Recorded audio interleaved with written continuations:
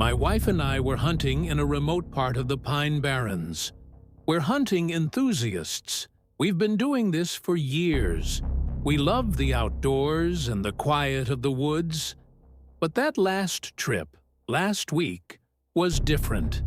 It was our final outing, and I can honestly say it was the strangest experience we've ever had. Like I was saying, we were deep in the woods, just like we usually do. We had our camp set up nearby, and we set out early in the morning to hunt. That day, we hadn't seen or heard a single thing. No wildlife, no sounds, nothing. It was an eerily quiet day, almost unnatural. We kept searching until the sun started to set, but still, no luck. It was getting late, and we decided it was time to head back to camp, start dinner, and rest up for an early start the next day. As we began walking back through the woods, I swear on everything I hold dear, just as we were nearing our campsite, my wife suddenly told me to stop. I immediately knew she had seen something. I followed her lead, and we slipped behind some thick bushes to hide.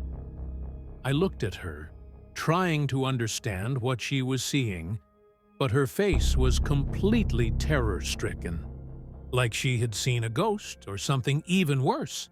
She was frozen, staring at something in the woods. I asked her what she saw, but she couldn't speak. She was just paralyzed, eyes wide with fear. For a moment, I didn't see anything unusual, but then, after a few seconds, I started to notice it too. What we saw still haunts me to this day. It was unlike anything I've ever encountered or even believed in. Some people have told us it was the Jersey Devil, but I've never been a believer in supernatural creatures or cryptids. I always thought those stories were just folklore. But this thing, I don't know what it was. It had massive wings, like those of a bat or a dragon. And it walked on 4 legs, like a horse. Its body was huge, and it had horns protruding from its head. Its eyes glowed faintly in the darkness, and it moved with a strange, unnatural gait. We stood there for what felt like an eternity. Frozen in fear, the creature didn't seem to notice us at first. It just moved slowly through the trees, making no sound except for the faint rustling of leaves. Then, suddenly, it looked directly at us. Its eyes seemed to pierce right through us, and for a moment, I thought I was going to faint. My wife was trembling, clutching my arm so tightly I thought she might break it. We didn't wait around. We turned and ran back to our camp as fast as we could, not daring to look back. We packed up everything and left that place behind. The next day, we didn't go back into the woods. We just packed up and left. And I haven't hunted since. People say that the Pine Barrens are full of strange legends, ghosts, mysterious creatures, and all sorts of folklore. But what we saw that night, I can't explain it. I don't believe in monsters or supernatural beings, but what we encountered was real. It's burned into my memory, and I don't think I'll ever forget it.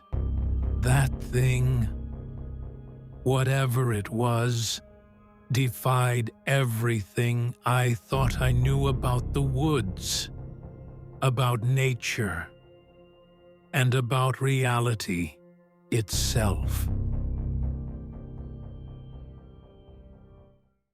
It started 3 nights ago.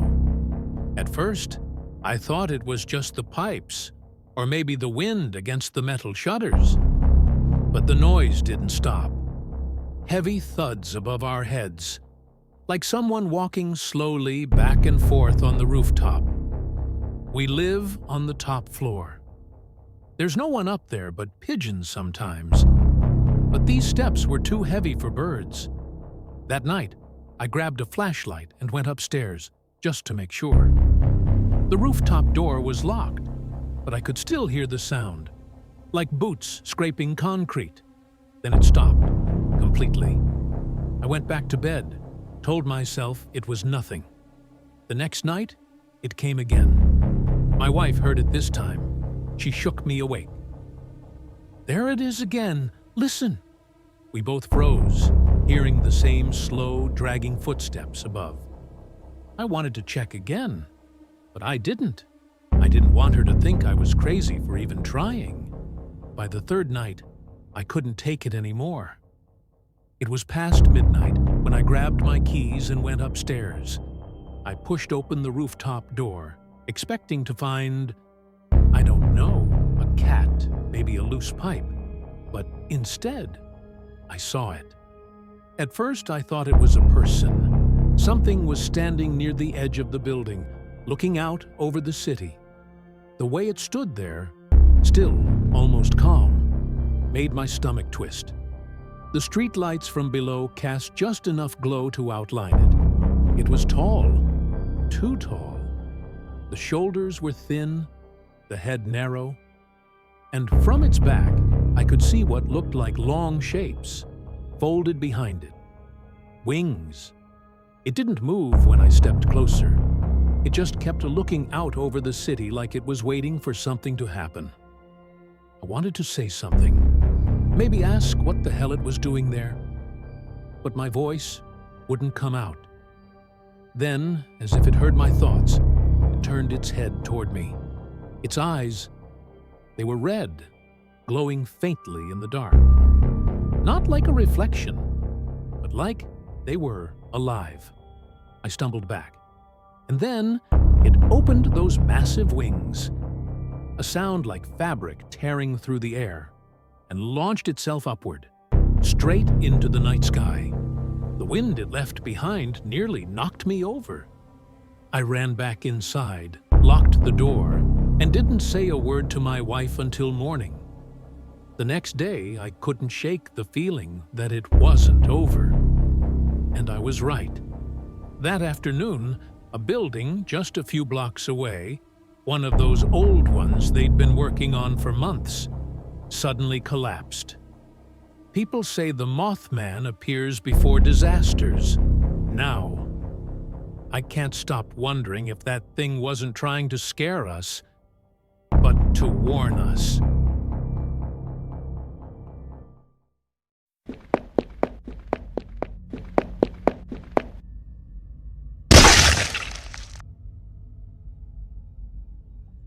Hello everyone, I hope you guys are doing well. Welcome to the channel, and I just wanted to share with you guys that today's story, it's 100% true because it happened to me. So I wanted to share this. I have been for a while wanting to share these stories that happened to me when I was younger. I never share this with anyone. Except with my girlfriend, that I've talked openly about this, but I wanted to share with you guys as well. Try to describe in as much detail as I can, so you guys can see if you know what was it, or if you had something similar happening to you. You guys will let me know. Okay, so thank you and enjoy the video. The dark corners of my house. To tell you this story, I have to go back many years, back when I was a child. I think I was about 7 years old when it happened for the first time. So as I was saying, I was 7 years old, and I was in the kitchen with my mother when I felt the need to go to the bathroom. We lived in an apartment on the second floor, I still remember. As I was reaching the bathroom, just as I was about to enter, I saw in the corner of the bathroom, right by the door, the shadow of someone with their back to the door. Now, I say shadow because natural light didn't reach that bathroom if both window shutters were closed at both ends. Upon seeing the shadow, I remember letting out a scream that I think could be heard throughout the entire building, pure panic. My mother came running to me, and I told her, "There's someone in the bathroom." I remember her making an expression as if she didn't believe me, but she indulged me and went to check. When she got there, she found nothing, And of course, she told me I was imagining things. Several years passed until I had a similar experience again. I've always been afraid of the dark. I don't know if that's why I'm subject to such experiences. But as I was saying, this time I was 12 years old, and we were in our family's shared countryside house with uncles, aunts, cousins, etc. This time I was lying in bed and started looking at one of the corners of the room, the darkest one. Very slowly, I began to notice a silhouette emerging in the darkness. It wasn't a complete silhouette, but I started to notice the left arm and the left half of a face appearing. Instead of screaming, I froze, pure and simple. I didn't know how to react, and I was in absolute panic. I wanted to scream for help or for my parents, but I couldn't. I kept my gaze fixed on the silhouette, shadow or whatever it was. It was only a few seconds of terror, but as soon as I saw it appear, I also saw it slowly disappear into the darkness of the dark corner. This was the second experience. The third experience took less time to appear, just a 1-year difference from the second one. This time I was finishing brushing my teeth before going to bed. The bathroom is at the other end of the hallway, so I have to cross it, and I almost always do it with the light on, but for some reason I didn't this time. As soon as I finished brushing my teeth and started to go to my room, when I reached the door just before entering, I saw in the corner of the room the same silhouette I saw when I was 12 years old. It was all the same, but this time I managed to see a bit more of the face and noticed a few things despite the terror and sense of panic I felt at that moment. Its face was extremely deformed and the eye sockets didn't exist. They were just 2 black holes. I stood at the door of the room staring until the silhouette once again began to slowly disappear into the darkness of the corner. Since that day, I avoid being in dark rooms. I always sleep with a nightlight, and whenever I have to pass by a dark corner, I avoid looking at them because I always have the feeling that there's something there. Want to be part of the stories? Join my Patreon, and I'll draw you or 2 characters of your choice as part of the horror universe I create. With exclusive rewards like shoutouts and custom art, you'll directly support the channel while becoming a unique part of the content. Check out the tiers and join the community today.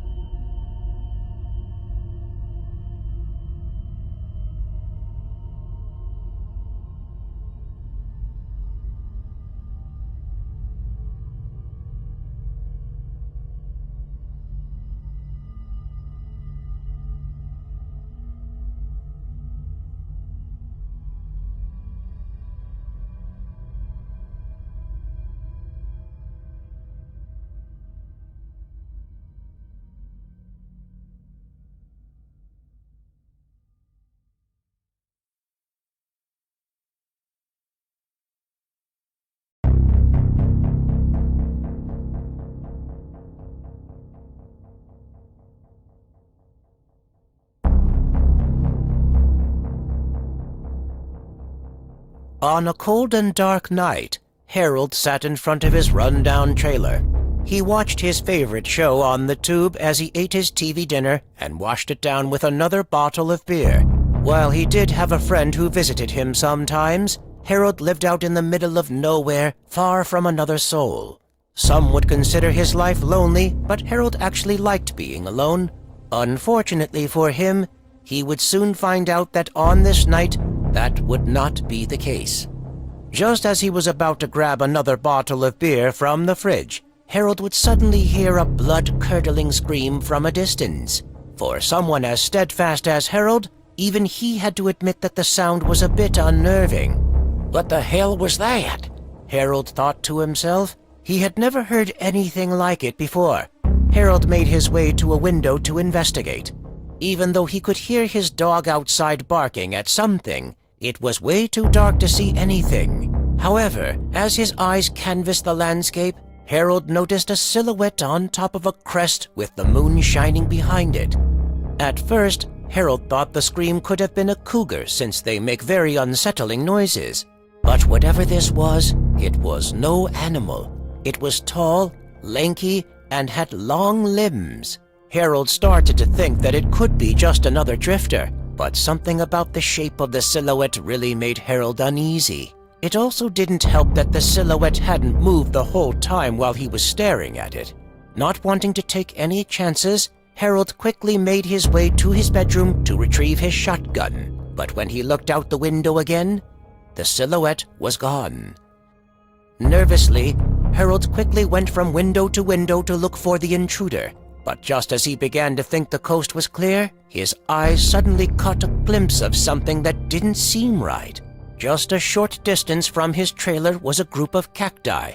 However, something seemed to be off. There seemed to be an extra shape in the cluster, and just before Harold could give it another thought, one of the shapes he thought could be a cactus suddenly moved. Harold jumped backwards in fear, tripping over a beer bottle on the ground. He tried to gather himself, but that's when he heard the sound of something large scampering towards his trailer. His dog, on the other hand, could be heard running away. Harold braced himself, thinking whatever it was might crash into the exterior wall. However, it suddenly started encircling his home instead. Harold's heart raced as his eyes followed the sound. He had no idea what the intruder could be, but he was beyond terrified at the possibility of finding out. Suddenly, the intruder outside scaled the trailer and began to walk on the roof. Even though Harold could hear his own heart thumping against his chest, the sounds of the creature's claws scraping against the roof was even louder. And just as Harold began to think he couldn't get any more frightened, the unseen intruder suddenly let out another ungodly scream. The sound shook Harold to his very core. He aimed his shotgun at the ceiling and squeezed the trigger. He heard another scream, followed by silence shortly after. Did I kill it? Harold asked himself. He carefully inched his way to the hole in his roof. But just as he was about to look through it, a long arm covered in dark fur shot through the hole and right at Harold. A large hand with claws at the end of long fingers tried to grab at Harold. Even though he was able to evade capture, Harold was wounded by the razor-sharp claws swiping at him. Harold chambered another round and shot at the ceiling again, hoping his attempt would be a lot more successful. The creature screamed. Its arm retreated back into the hole, followed by the sound of steps jumping off the roof and running away. Harold was in so much shock that he hardly noticed the deep claw marks on his chest and shoulder. His mind was racing, thinking about what the creature could be. It was at that moment he started to ponder if the thing could possibly be a skinwalker, a creature that is able to shapeshift and do other things using black magic. He'd heard about them before from his native friends. He just never thought in his wildest dreams that the legends were real. But regardless, Harold realized that the most important thing at the moment was to figure out how to survive. After a few moments passed by without incident, Harold began to think that it was over. But it was right then and there that something large rushed against one of his windows, breaking the glass. Oh God! It's gonna get in! Harold thought to himself in despair. Harold grabbed the keys to his truck and ran to the bathroom. He knew his only chance of surviving was to get to his truck and drive away. He figured once the creature broke inside the trailer, he could jump out of the bathroom window and make his way to his vehicle. With his adrenaline pumping, Harold carefully listened to what was happening. He heard something finally break into the trailer. Harold tried to muffle his heavy breathing as the large footsteps eventually made their way outside his bathroom door. And without warning, the bathroom door started to break as the creature tried to push through. Harold didn't hesitate. He jumped out of the bathroom window and ran for his life. When he eventually got to his truck, he hopped inside and quickly started the engine. Dirt kicked up into the air as he drove away. Harold sped through the desert, not daring to look back. He was just a few minutes away from the highway when all of a sudden he caught something in his peripheral vision. Running towards the truck was his dog. Harold stopped the truck as he was relieved to see his old friend. After his dog jumped into the car, Harold proceeded to step on the gas again. A few minutes passed by and the highway was finally in his sights. It was at that moment Harold decided to stop and catch his breath. He still couldn't fully comprehend everything that had happened, but just as he was about to start up his truck again, a human hand grabbed at the steering wheel. Harold was stricken with fear when he realized that the hand belonged to what he thought was his dog. But his terror only got worse when he saw that the dog's face slowly started to take the shape of a human being. Harold's blood-curdling scream echoed into the dark desert night. The next morning, one of Harold's only friends arrived to pay him a visit. Unfortunately, he didn't spot the damages to the trailer since it was kind of dark. After there was no response despite the knocks on the door, Harold's friend assumed that he just had a few too many beers the previous night. He figured he'd just wait outside for a little bit. But in the meantime, Harold's friend had a strong urge to pee. He made his way to the group of cacti nearby. But just as the sun began to brighten everything up, Harold's friend was horrified at what he saw just a few feet from his face. There, somehow perfectly stuffed into one of the cactuses, was Harold's corpse, grotesquely staring back at him.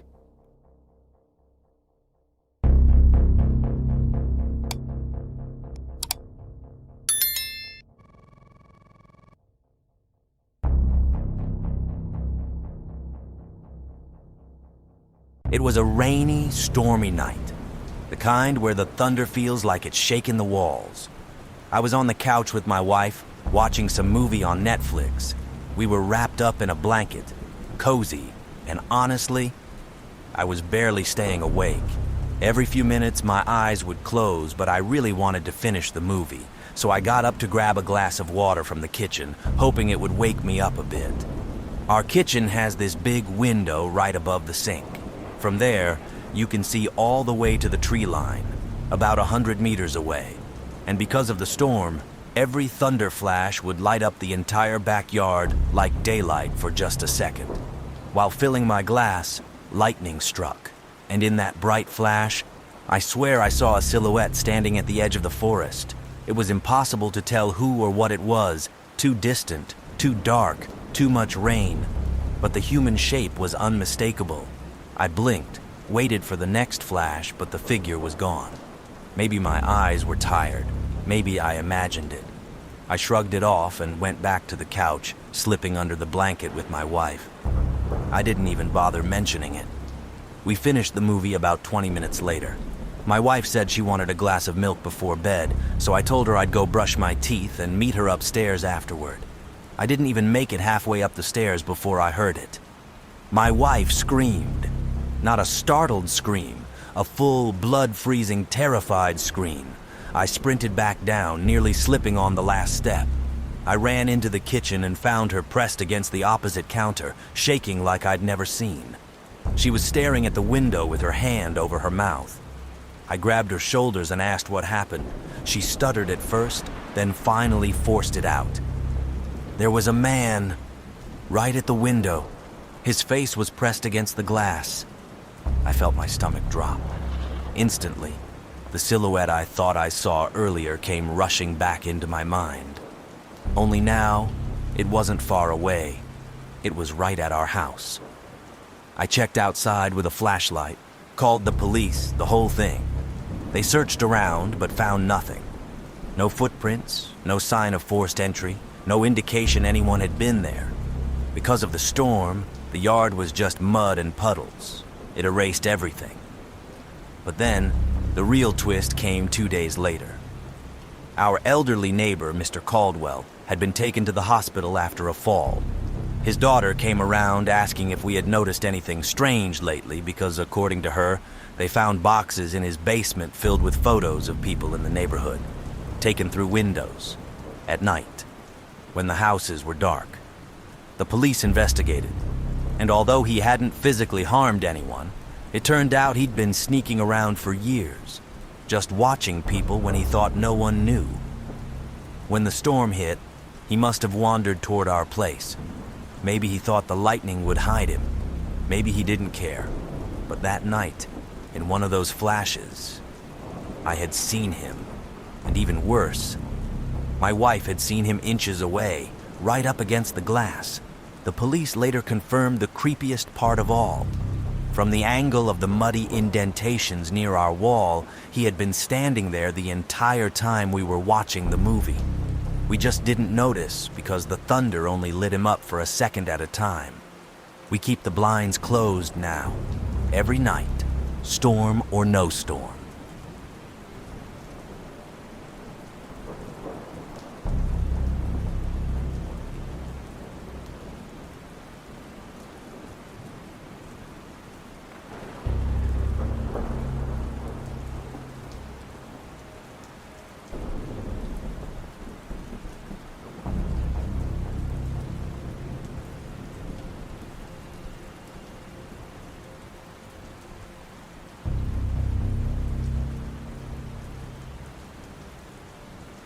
My name's not important for this story. What matters is what I saw last night. It was around 11 o'clock, and I was sitting in my living room watching TV. Usually, by that time, all my work is done and I can finally relax a bit. I'm a farmer, been one all my life. Hard work, long days, and quiet nights. My land stretches far, mostly cornfields, thick and tall this time of year. The nearest neighbor is miles away, past a tree line that looks like a black wall once the sun goes down. Like I was saying, last night I was half asleep in front of the TV when something caught my eye. A flash of light through the window. It came from behind the cornfields. Not lightning. It was steady, glowing white with a strange green tint, almost like a welding torch, but softer. Silent. At first, I thought maybe a tractor's headlights, but no one should be out there that late. I muted the TV and listened. Nothing. No engine, no wind. Just the low hum of the fridge behind me. Then I noticed the dog, Rex, standing by the door, growling. His fur was stiff, and he kept looking toward the backfield. I grabbed my flashlight and went to the window, pulling the curtain just enough to peek outside. The light was gone, but the corn was moving, like something was walking through it, slow and deliberate. I felt that pressure in my chest, the kind that tells you you're being watched. I opened the back door and stepped onto the porch, shotgun in hand. The air was dead still, but I could hear faint rustling between the rows. Then I saw it. Two small figures moving between the stalks. Not animals. Their heads were too big, their limbs too thin. When my flashlight hit them, they froze. Their skin, it was pale, almost metallic. And their eyes, huge, black, glassy, didn't reflect the light at all. I stood there, frozen, trying to make sense of it.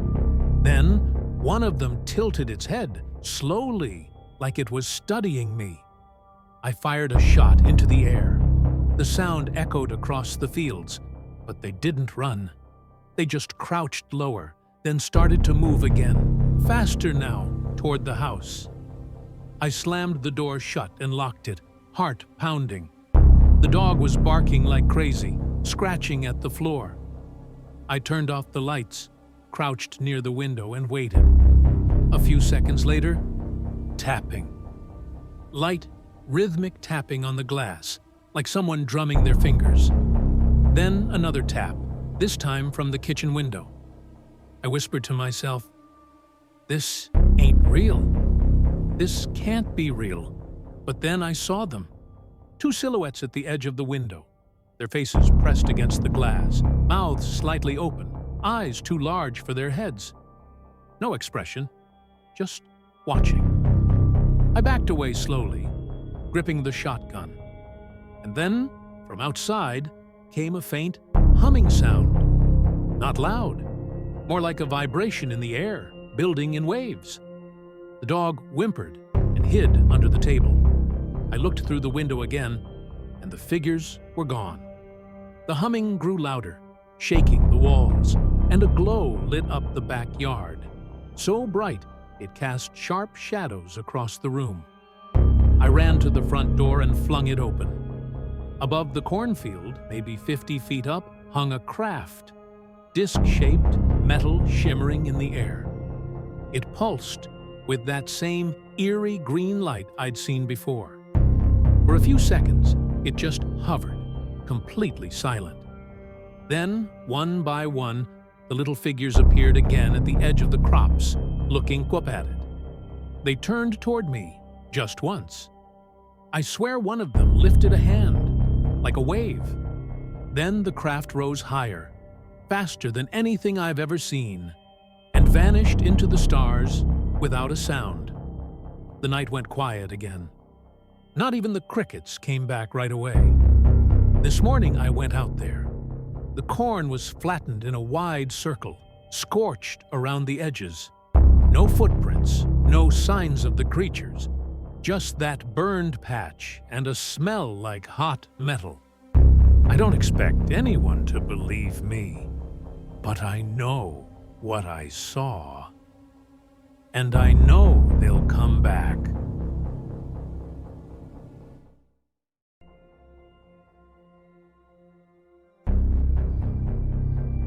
My name is Peter, and recently I moved into a 2-bedroom condo with another guy named Marco. Unfortunately, I couldn't afford living on my own, so I had to take this opportunity.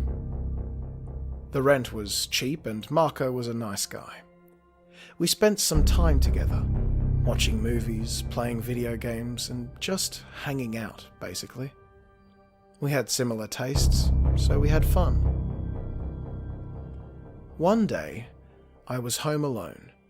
Marco had gone out on a beer run, so I was just chilling, watching Netflix on the couch. As I was watching, I heard a noise coming from under the door. I looked at it, and I saw a paper or an envelope of some kind being slipped through under the door. Could it be the mailman? But it was so late in the evening. No, it couldn't be. I got up, went to the door, and asked if someone was there. Slowly, I opened it, but I didn't see anyone, just an empty corridor. I went back inside, picked up the envelope, and opened it. Inside, I found a paper with the words, "Your roommate is a killer." What? Who gave me this paper? At first, I thought it could be a joke from my roommate, but I was afraid this wasn't a prank. I waited for Marco to arrive home. He came around 15 minutes after I received the envelope. I decided not to say anything to him. I wanted to make sure whoever wrote that note had made a mistake. But once he saw me, he asked if I was okay. He said I looked as if I had seen a ghost. I told him I was fine and that I'd just seen something scary on the television. Night continued as usual. We drank some beer, played some games, but I was paying close attention to Marco. I couldn't tell if he was the one responsible for the paper note. The next day came, and I prepared myself to go to work. By the way, I forgot to mention what I do for a living.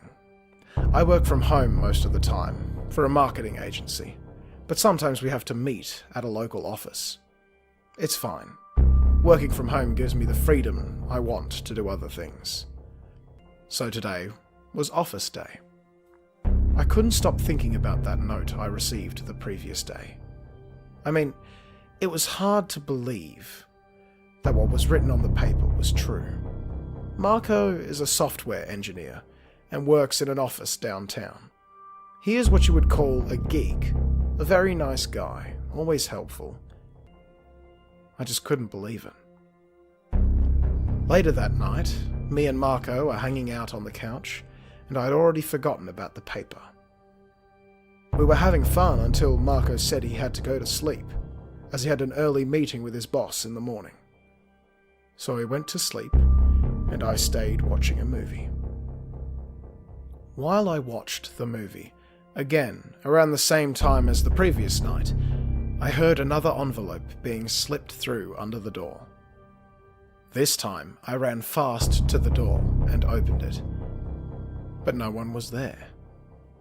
I looked down and saw the envelope. I picked it up and read the note inside. It said, "You need to leave that house. He will kill you." This had gone on for too long. I waited for the next day to come. I still didn't say anything to Marco. Now I was sure it wasn't him. He was sleeping at the time the note was delivered.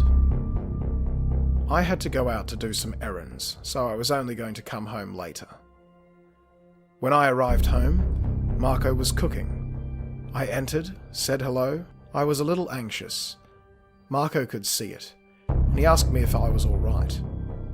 I responded, "Yes, I'm fine. Just a little tired." As I said this, another envelope came under the door. This time, Marco saw it and went to the door, finding it odd that mail was coming at this time. At the same time, I tried to pick up the note before Marco, but he got it first. He opened it and read it. I asked him, "What does it say?" He made a nervous face and showed me the note. It said, "He killed his last roommate." Marco was petrified, looking at me. I looked back at him. Marco was unable to move. Feeling paralyzed, I could see the fear on his face. I told him, in a very calm voice, "Someone knows my secret. And now so do you." And I smiled.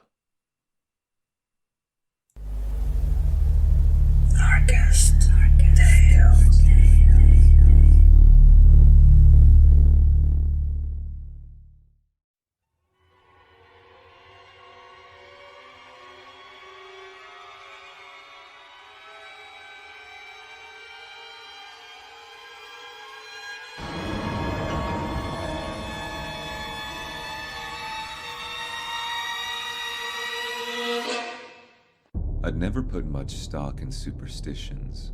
The stories of creatures stalking the woods, it all seemed like nonsense to me. I respected the land, sure, but spirits and monsters? I was never one to buy into that. It started earlier during my usual hike through the forest. It was quiet. Too quiet. No birds singing, no rustling of leaves from small creatures scurrying about. It was like the entire forest was holding its breath, waiting, and every step I took felt heavier, as if something unseen was watching me. I tried to shrug it off, telling myself it was nothing, but the feeling only grew stronger. Every time I looked over my shoulder, expecting to see someone or something there, I found only empty woods. I'd never hurried home from a hike before, but today I did. Now, as I sat in my living room staring at the flickering fire, I couldn't shake the sense that something was watching me, like I wasn't alone, as if something had followed me back to the cabin. It's hard to put into words. Suddenly, there was a knock on the door. I froze. Nobody came to my cabin unannounced. I lived too far from town for visitors and I hadn't invited anyone. I stared at the door, half expecting another knock, but the only sound I heard was the wind whipping around the cabin. My heart was pounding now, and that feeling of being watched was stronger than ever. Another knock. I stood up, my legs feeling like lead as I moved toward the door. My hand hovered over the knob for a moment, hesitating. I had no reason to believe something was wrong, yet every instinct in my body screamed at me to not open that door. I swallowed hard and turned the knob. The door creaked open, revealing nothing but the dark expanse of my front porch and the forest beyond. Nobody. I stepped outside, the cold air biting at my skin. "Hello?" I called out into the night, my voice trembling despite my best effort to stay calm. There was no response, just the rustling of leaves and the occasional gust of wind. I was about to turn back inside when I saw something. At the edge of the clearing, where the light from the cabin barely reached, a figure stood. I squinted, trying to make out details, but it was too dark. The figure didn't move, didn't make a sound, just stood there, watching. A strange mix of fear and curiosity welled up inside me, and I stepped off the porch, walking toward it. "Who's there?" I called again. The figure took a step forward, moving just enough into the light that I could see it clearly. It was me. I stopped dead in my tracks. I don't know how else to describe it. It was me, down to the clothes I was wearing, the stubble on my chin, the way my hair curled at the ends. But the eyes were all wrong. They were black, empty pits, soulless and cold. I took a step back, my mind racing, trying to make sense of what I was seeing. This had to be a trick, a prank, something. But deep down, I knew better. I'd heard the stories, the ones always dismissed as myths, shapeshifters, creatures that could wear the skin of a man to lure in their prey. A skinwalker. The thing tilted its head, mimicking me, almost as if it was mocking me. My breath came in short gasps now, and I instinctively backed away, retreating toward the safety of the cabin. I took another step forward, this time matching my retreat. I turned and bolted inside, slamming the door behind me and locking it. My hands were shaking, adrenaline surging through my veins. I stumbled backward, putting as much distance between myself and the door as possible. I could hear it now. Footsteps on the porch. Slow, deliberate. It was right outside. Suddenly, the doorknob rattled. The sound sent a shockwave of fear through me, and I braced myself, half expecting it to burst inside at any moment. But it didn't. The rattling stopped, and everything went quiet again. Too quiet. Then, I heard my voice. "Let me in." It was speaking, mimicking me perfectly, right down to the inflection and tone. It sounded just like me, but I knew it wasn't. My hands clenched into fists as I stood frozen in place, trying to figure out what to do. I couldn't let it in. No matter what, I knew I couldn't open that door again. "Please, let me in," it said, this time sounding more desperate, as if it was pleading. "I'm cold." I squeezed my eyes shut, hoping that when I opened them it would all go away. But it didn't. My voice came again, more insistent now. "Let me in. It's cold out here." I backed into the corner of the room, trying to block out the sound.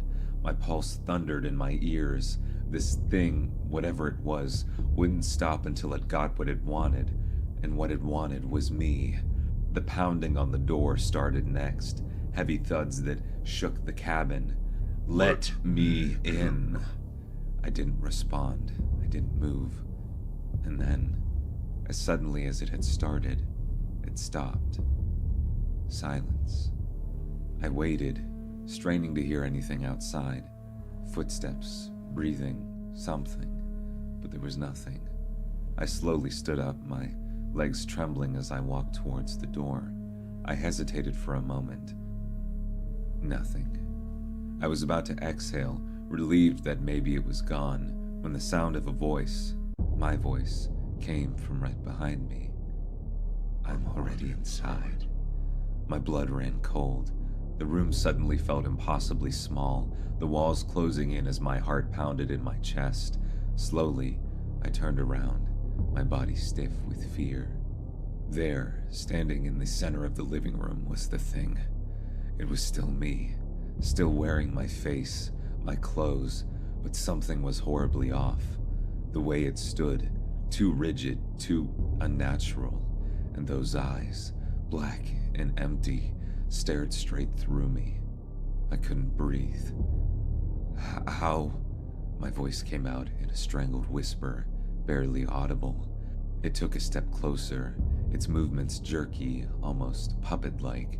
I backed away, but there was nowhere to go. My back hit the wall and I was trapped. I'm already inside, it repeated, this time with a twisted smile that looked out of place on my face, a smile I'd never make. Every instinct screamed at me to run, to do something, but my body wouldn't respond. I was frozen, helpless as it inched closer. Then, the smile faded, replaced by something darker. "I've been waiting for you," it said, its voice shifting, deeper now, more guttural and less human. "For so long."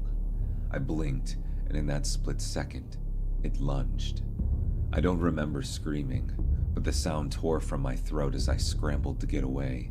It was faster than I could have imagined. In an instant, it was on me, pinning me to the floor with inhuman strength. I could feel its breath on my face, cold and rancid. I kicked, I clawed, but it was no use. It didn't flinch. Its grip tightened, and the world around me started to spin. I was losing strength, my vision blurring as I fought against the crushing weight of its body. And then it whispered in my ear, "You'll make a perfect skin." I don't know how much time passed before I woke up. The cabin was still, the fire long since gone out. I sat up slowly, my head pounding. Everything felt off, wrong. I glanced around, expecting to see the creature still lurking, but the cabin was empty. Except it wasn't. I stood up, my legs unsteady, and moved toward the mirror hanging on the wall. My reflection stared back at me, just as it should have, but something was different. My eyes, they were black, empty. I am an outdoorsman. Always have been. Also, there isn't much to do where I live, besides going into the wild. Don't get me wrong, I love it. But it would be nice to have some other options. Anyway, as I was saying, last week, I was having beers with my best friend in our backyard, having fun and telling jokes to each other. Then, on a more serious note, he asked me if I knew about the Dogman. I told him yes. I have heard about it, but it was a local legend. He then tells me it was not a legend and that he could prove it to me. We had a few beers. I was sure he was just trolling me, but I decided to say yes. Why not? He told me he would meet me tonight with hiking gear ready. I asked him why we had to go at night. He answered, "There's no other way to see the Dogman. Also, get your rifle ready. We might need it." I said yes. I also didn't want to sound afraid. We were probably not going to find anything. Night came. We started the hike directly from my backyard, as it leads directly into the woods and connects into the massive forest area.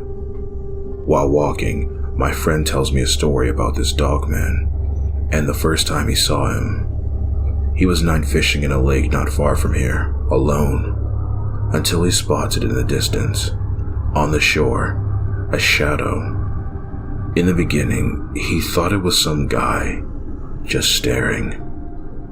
But it couldn't be. It was too big, and the shape didn't look like a man.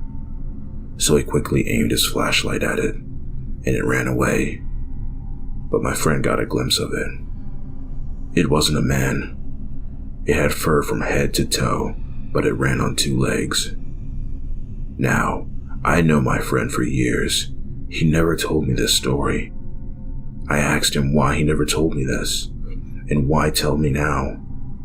He said he didn't know how to tell me this, and he didn't want me to think of him as crazy. But also, he couldn't hold this much longer. He needed to tell someone. I told him it was a story hard to believe, but I think he was right. He did see something on that shore, but it could have been a bear or something else. The night can play tricks on you. Anyway, we arrived at the lake area where he saw this creature. We put the gear down and waited behind some bushes. We tried to move very little. Every noise could scare animals off and reveal our position. But after 1 hour of nothing, my friend tells me it is time to change our position. But this time, each one of us in a different place. I didn't think it was a good idea to separate, but I agreed. He was the more experienced hunter from both of us. I slowly moved to a different place. When I reached my new position, I could see my friend also relocate. He was now on the far side, opposite to me. I was the one closest to the lake, and he didn't have to wait long. When I started to hear something from behind me, footsteps approaching. Slowly and closer, I kept hearing them, passing right in front of my bush. I knew it wasn't my friend. He was too far away. But all of a sudden, the footsteps stopped, right in front of me. Those were a few seconds of horror. I didn't know if I should have peeked and see what it was, or just stayed in hiding. The choice was done for me, as I felt an arm grab me and throw me in the air. When I landed on my back, I was sure something was broken, because I couldn't move, except my head and right arm. I tried to get up, to look forward and to see what it was, and here it was. A creature standing on 2 legs, looking at me with terrifying eyes. I was for sure gone now. Couldn't move. I was easy prey. The creature got close. This was it. The end. But, from nowhere, I heard shooting. My friend, of course, was shooting at the creature. I raised my head to see it, and it was gone. My friend quickly came and helped me. He stood guard till morning and went for help. After a few hours, we were rescued by park rangers, and they took us to the hospital, where I was treated for a broken leg and a twisted ankle. That was the last time I was in the woods, and I don't think I could come back again. Also, I'm afraid of the creature caught on my scent. It will be back to finish the job.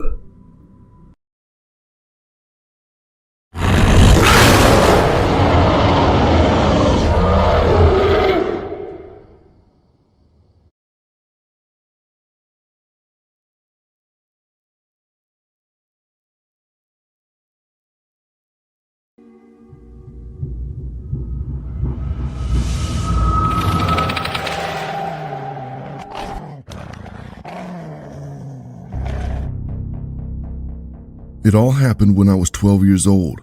I'm now a grown man, but I will never forget that night.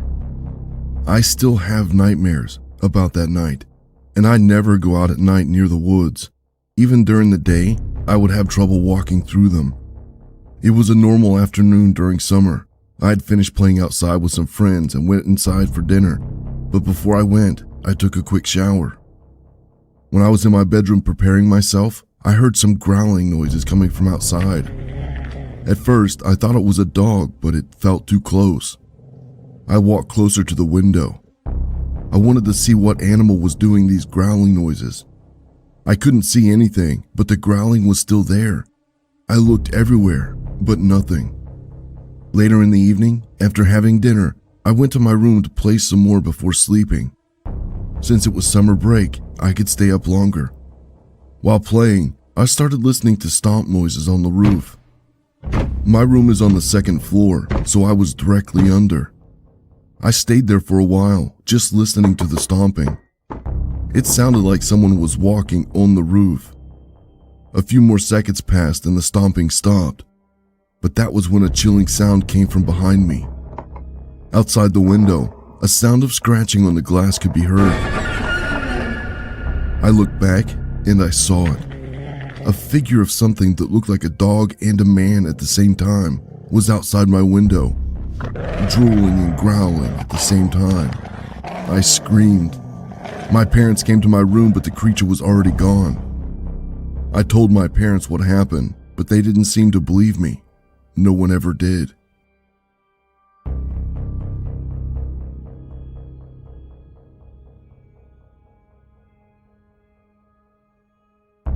I love running in the night. No one is in the streets. I can run and appreciate the silence around me. Sometimes I run through town, other times I run in the woods. Close to my place, there are a few trails that go through the woods. It might be creepy for some, but I always enjoyed it very much. So this night, as I'm running on these trails, I started listening to running footsteps behind me. Because I wasn't listening to music while running, I stopped to check behind me to see if someone was there. I looked around, but I saw nothing. Dead silence. I continued running. After a few seconds. Same thing happened. Footsteps again. I stopped and asked out loud if someone was there. In my head, I thought it could be an animal or something like that. I waited a few more seconds until I listened to another noise. A growling, like a dog or wolf. It was the first time I'd felt afraid on my night runs. The growling was getting closer. A few seconds later, in front of me, coming from behind me, in some bushes. A creature, no, a man or a dog, started running towards me. Frozen in terror, I looked at it for just a second, right before I started running as fast as I could. I think I've never ran so fast as that day. Luckily, I managed to get to the main road before it got me, but I didn't stop there. I kept running until I was home. When I arrived home, I couldn't believe in what I just saw. I tried to sleep as best as I could, and the next day, I did some research on local wildlife, but I couldn't find anything. Not until I'd looked for cryptid encounters. It looks like where I live, there are others that have seen the same creature I saw that day, the Dogman. I never again ran at night. I was riding my e-bike through a road a few miles from my house. The road was surrounded by forest on both sides. Everything seemed fine until I heard a sound coming from the tree line. Even though I had no idea what it was, my worst fear had always been possibly getting attacked by a wild animal. So I sped up the e-bike to make sure I wasn't in any danger. But I was horrified to see that whatever made the sound was actually running behind the tree line alongside the road. What I thought was an animal at first would actually alternate from running on all fours to running on two legs. I started to freak out because it looked like a bear or a wolf was running like a human as well. I'm thinking it's just some weirdo in a costume, but what really concerned me was even though I was going almost 20 miles an hour on the e-bike, whatever this thing was keeping up with me. I was just hoping I could make it to the gas station a few miles away to get some help. However, I was worried I'd run out of juice on the e-bike before I got there. By now, I was going full speed and this damn thing was still chasing me. The whole time I could hear something sprinting and grunting through the forest. Also, I could see it in my peripheral vision. And just a few seconds after that, that's when I finally hear it emerge from the tree line and chase me from behind on the road. It was too dark to probably see anything. I just leaned down on my e-bike and basically prayed. Thankfully, the lights of the gas station soon emerged from the distance. It wasn't until I rode into the parking lot that I finally looked behind me. But when I did, I saw nothing. None of the other customers looked like they saw anything either. I called my mom soon after to pick me up. I haven't ridden my e-bike around the area since then. I have made attempts with friends to look for whatever it was though, but we haven't had any luck finding it. I don't know what day it is anymore. The sun rises, the sun falls. But it's always the same. Blue above me, blue beneath me, and this tiny boat in between. My coffin, rocking the waves. At first I counted the hours, minutes, the number of times I did my hand over the edge, desperate for something, anything. Something to remind me I was still alive. But no, it doesn't matter anymore. My lips are cracked, my tongue feels like sandpaper. Every breath tastes of salt. The wood beneath me burns by day and freezes by night. And the silence? God, this silence. It chews at me worse than hunger. I'm not afraid of dying. I'm afraid of dying alone. That no one will see me go. That I will vanish in the endless horizon and the world won't even notice. Sometimes I talk to myself. At first, just for survival, I was listing all the things I had left, making plans. But somewhere along the way, I started answering back. Two voices, bouncing around my skull, keeping me company in this floating tube. I close my eyes and I see things. A kitchen table, a glass of water, sweating in the heat. My mother's like calling me from the yard. But when I open my eyes, it's only sky and the sea, and nothing else. Once I thought I heard birds. Their wings, their cries, circling over him. But I know better. Birds mean land, and out here, there is no land, just me, in the ocean. And the tricks my mind plays when I'm starving. Last night, I swear I wasn't alone. I look up to a sound, soft, gentle, like someone was brushing their hand along the hull. I leaned over the edge and I saw him. A figure, floating, just above the water, pale, still, watching me. I whispered. I begged to him. Please, help me. He didn't move, didn't blink, just stared with eyes too calm, too wide, and then he was gone. A ripple on the waves, nothing more.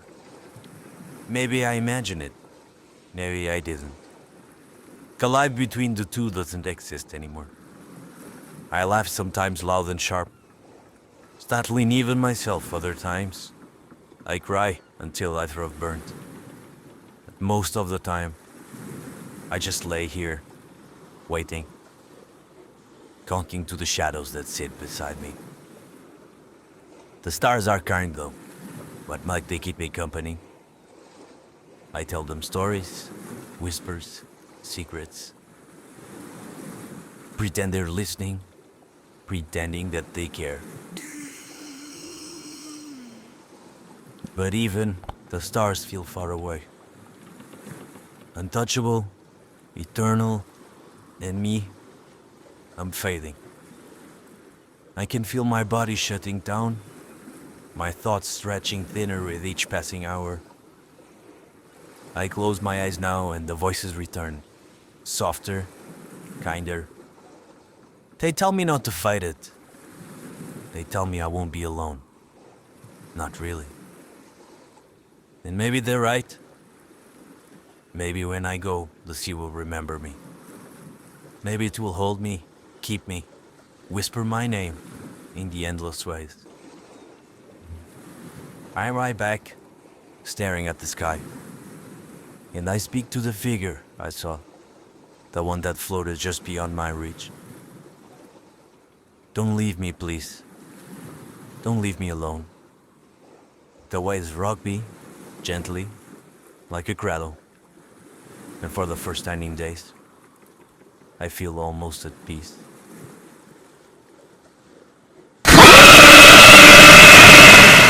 I want to start this by making something very clear. I won't be giving you my name or the city where I live.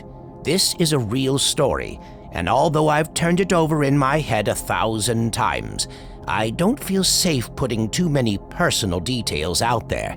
I still work at the same law firm, I still live in the same house, and I still run those same trails every morning. Or at least I try to. Some days I freeze at the door and can't make myself go. In my mid-20s, I live alone. I've always been ambitious, early mornings, long hours, never waiting for someone else to do what I can handle myself. My morning runs were part of that rhythm. They cleared my head, gave me time to think before the demands of my day came crashing in. I never thought much about the fact that I was usually alone out there, jogging at 5 a.m. while the neighborhood still slept. My house backs right onto a series of little trails people carved through the woods. Some dog walkers, some runners like me. They don't go far, but they're secluded enough that it feels like another world when you're in them. I always left through the back door, the one that opens straight onto the yard and just beyond the trees. That morning, the one that changed everything, was no different at first. I laced my shoes, tied my hair, grabbed the reflective band I always wear on my wrist, and stepped out into the dark. The air had that damp bite it gets just before sunrise. My neighborhood was silent, except for the soft hum of someone's air conditioning unit kicking on 2 houses over. I started jogging, body slipping into autopilot. My feet knew the trail, every curve and dip. I thought about work, the brief I had to finish, the partner I wanted to impress. Everything was ordinary, until it wasn't. It happened maybe 10 minutes in. At first, I thought it was someone's flashlight breaking through the trees. But it wasn't that. It was brighter, whiter, cleaner than any flashlight beam I'd ever seen. It didn't waver or bounce. It just glowed, steady and impossibly strong, deep in the woods off the main path. Most people would have just turned around. I know that. I even told myself I should just ignore it. But that's not me. I've never been the type to let fear make decisions for me. Ambition doesn't only apply to work, it's a part of who I am. So I slowed, then left the trail entirely, pushing through brush and branches, jogging toward the light. The closer I got, the more unreal it seemed. It wasn't like the glow was lighting up the trees. It was more like it pushed against them, like the forest itself bent away from it. My chest should have been tight with panic, but instead, I felt calm, curious, like I was meant to be walking toward it. That's when I saw them. 3 figures standing just beyond the tree line. Humanoid, but wrong in ways I couldn't explain. Their proportions felt off. Not grotesque, just different. Tall and slim, with long arms that seemed to hang lower than they should. They didn't step forward. They didn't call to me. They just waited, bathed in the impossible white light. I should have screamed. I should have run. But I didn't. I felt no fear, no hesitation. Just this strange certainty that everything was fine, that I was safe, that I had been expected. And then, this part I still can't piece together clearly, the light seemed to swallow me. I didn't walk into it. It came for me, lifted me, pulled me. One moment the earth was under my shoes, the next there was nothing at all. When I opened my eyes again, I was laying flat. Not on the ground, not on a bed, just lying in a place I couldn't describe. There were no walls I could make sense of, no ceiling, no floor I could identify. Only the sensation of being supported. The figures were there, the same tall, slim shapes moving around me. They didn't speak, not with words. Their faces, if you could call them faces, were unreadable, but I felt watched, observed, examined. My heart should have been pounding in my chest, but it wasn't. I was calm, completely calm. It was as if they were doing something to me, some influence that washed away panic. My arms and legs didn't fight, even though I wasn't restrained. I just lay there. One of them leaned close, tilting its head as if studying my eyes. Another touched something near my temple. Not a hand exactly, but something softer, like pressure without weight. My vision blurred for a second, then cleared again. There were sounds, but not mechanical ones, more like faint tones, humming, resonating in the air around me. I couldn't tell if they were speaking to each other or doing something else entirely. At some point, I realized I wasn't breathing fast anymore. My body felt weightless, but not in a floating way, more like I was part of something else, like the boundaries of where I ended and where the world began had thinned. And then, nothing. The next thing I remember clearly is waking up in my own bed. The clock on my nightstand read 6:47 a.m. My running clothes were still on, shoes and all. Dirt on the soles, leaves stuck to my shirt. My back door was unlocked, standing wide open. I didn't go to work that day. I sat on my couch, wrapped in a blanket, staring at the walls, trying to make sense of it, telling myself it must have been a dream, even though I knew better. Since then, I haven't told anyone in my life the full story. Who would believe me? Even saying this much feels dangerous. But every morning, when I step to the back door at 5 a.m., I feel them, watching, waiting. I still run, some mornings anyway, because I refuse to be afraid.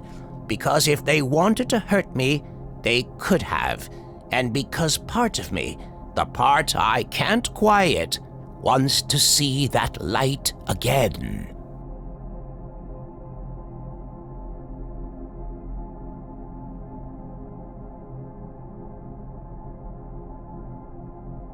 My name isn't important.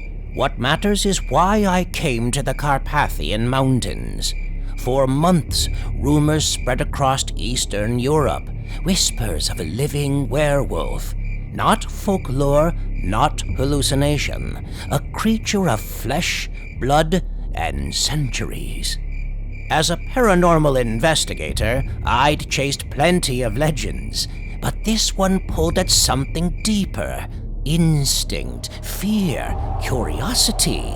And so I followed the trail into the forest, straight into a gypsy village lit by a dying fire.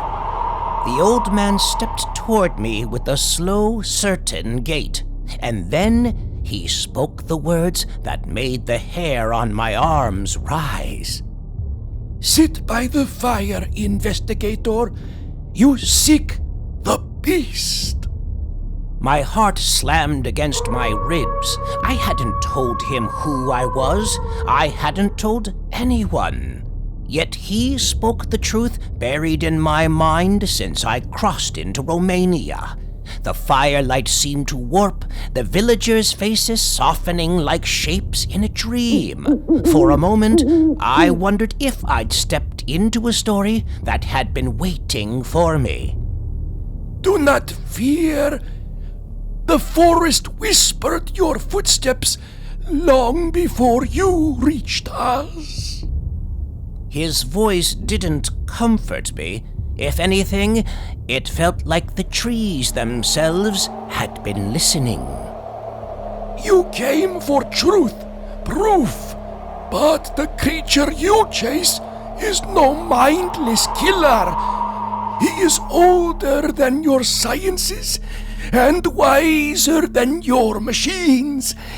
We raised him, loved him, and when evil men tortured him as a child, he returned changed. But he kills only the wicked, never the innocent."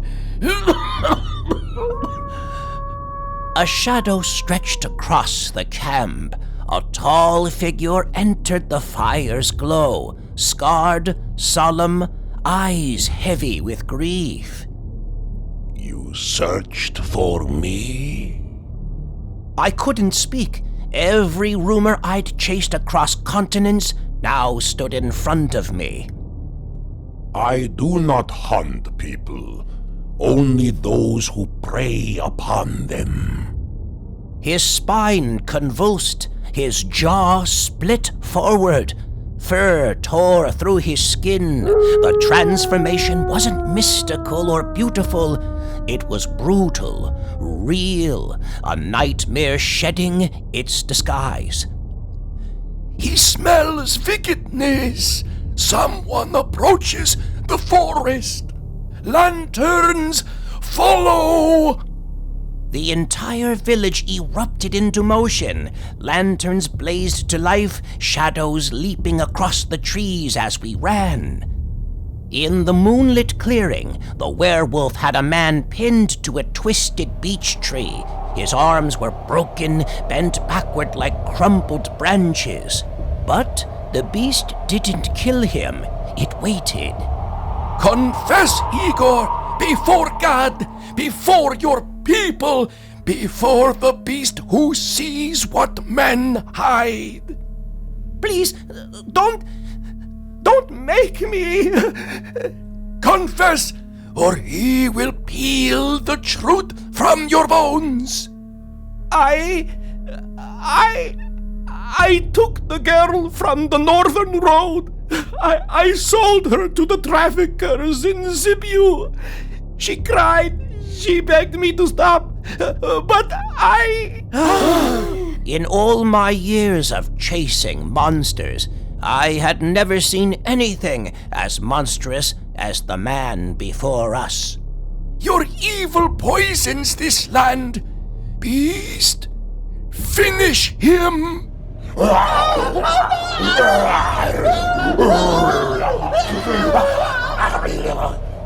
It was fast, merciful even. No savagery, no unnecessary hunger, just judgment. The werewolf collapsed to his knees as the transformation unwound. Soon the man emerged, trembling, weary, human. Now you understand. I do not hunt men, only what men choose to become. You sought a monster, investigator, but you found a reckoning. I had come searching for a legend. Instead, I stepped into a dream, one written long before I ever arrived. And as the villagers carried the body away in solemn silence, one truth settled into my bones. Some monsters are necessary. I'll be the first to admit it. I was a bit of an asshole in my 30s. Me and Brian both were. Two finance guys, unmarried, throwing our money at stupid toys. Boats, cars, expensive watches we didn't need. We weren't bad people, at least I don't think so. We were just selfish. Thought the world owed us a good time. That's how we ended up on the water that weekend. Brian had just bought a used cabin cruiser. Not a yacht, but a slick little boat with a kitchenette, a cramped sleeping cabin, and just enough shine to impress dates. He called me up on a Thursday and said, "Let's take her out for the weekend, just the two of us. Good bourbon, good food, and no chicks nagging us." I didn't have to be asked twice. The forecast said clear skies, warm nights, perfect weather for drinking whiskey on deck, throwing out some lines, maybe even jumping into the dark water once the sun went down. And at first, that's exactly how it went. We spent the day laughing, cooking steaks on a little grill, and tearing through Brian's expensive scotch. By the time the sun dropped behind the trees, the world was warm and quiet. We leaned back in the deck chairs and told each other the same dumb stories we'd been laughing about for years. But sometime after midnight, the rain started. Not a storm, not thunder or lightning, just sheets of heavy rain slapping against the water and pelting the deck. At first, we sat it out under the little awning, smoking cigars and waiting for it to blow over. But the rain kept coming, thicker, heavier, and the wind picked up just enough to rock the boat side to side. Brian frowned, pouring himself another drink. "Forecast said nothing about this," he muttered. "Forecast is bullshit," I said. "Think we should head back?" He hesitated, then nodded. Neither of us wanted to admit it, but the rain made the night feel wrong. The air was heavy, the water black as ink. There was no moon, no stars, just the glow of our little cabin lights reflecting the sheets of rain. Brian started the motor, and we began the slow crawl back toward the marina. The water slapped harder against the hull, and the sound echoed in the dark, like something knocking. Only it wasn't just water. The first hit came from below, a dull thunk, strong enough to make the deck shiver under our feet. Brian's head snapped up. Did we hit a log? No, I said. Water's too deep here. Then came the second hit, harder. The whole boat tilted, sending my glass sliding off the table and shattering on the deck. Brian cursed and throttled forward, but the motor strained like we were dragging something behind us. We both stumbled to the side, leaning over the railing. And that's when we saw it. A pale ridgeback breaking the surface of the water. Not for long, just a second. Long enough to know it wasn't a log. It wasn't a fish. The thing was massive. White-gray skin, scarred and barnacled, rolling like the body of something ancient. My stomach dropped. Jesus Christ! I whispered. What the hell was that? Brian's face was pale in the rain. Some kind of catfish, right? Like a big one? But even he didn't believe it. Not when the back alone was wider than the beam of the boat. The next hit almost knocked us off our feet. The hull groaned, wood straining under the impact. Brian slammed the throttle and the motor roared, but the boat only lurched forward a few feet. It was playing with us. I swear to God, it circled the boat. Every few seconds a ripple, a glimpse of pale hide, the faint glow of two round eyes just below the surface. Eyes too big, too human. Then, from the corner of the deck, I saw it rise. A head, or something like a head. Long, ridged, with whisper-like tendrils trailing from its jaws. It rose just enough for me to see the gaping, lipless mouth before it sank again. "Brian," I said, backing away. "Get us out of here! Now!" He didn't argue. He threw the throttle forward, and this time the boat surged. The creature slammed us once more, hard enough to rattle the cabinets inside the cabin. Water sloshed across the deck. For 20 minutes we were chased. Every time we gained a little distance, it rammed us again. Never hard enough to capsize us, but enough to remind us it was there. Enough to keep our hearts hammering in our throats. The rain blurred the shoreline, but when we finally saw the faint lights of the marina through the downpour, I almost cried. We pushed the boat as hard as it would go, and for the first time all night, the water behind us stayed still. No ripples, no paleback, no eyes. We didn't speak as we docked, too afraid the thing was still listening. It wasn't until we were on dry land, dripping wet and shaking, that Brian finally said it. "You know what that was, right?" I nodded, though I didn't want to. I'd heard the old stories. Everyone around here had. The White River Monster, a creature that fishermen swore had sunk boats that locals claimed had been haunting the waters for more than 100 years. A myth, a joke, something you laughed about over beers, until it hit your boat. We never took that cruiser out again. Brian sold it a month later, muttering something about maintenance costs. But we both knew the truth. That thing is still out there, waiting in the dark water just beneath the surface.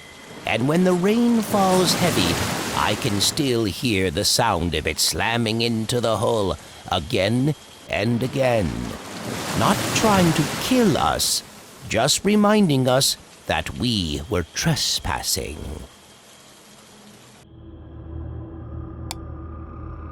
Ho, ho, ho.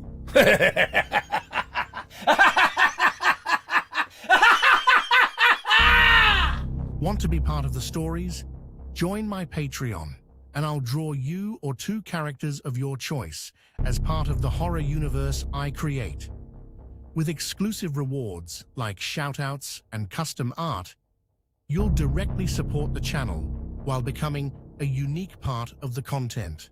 Check out the tiers and join the community today.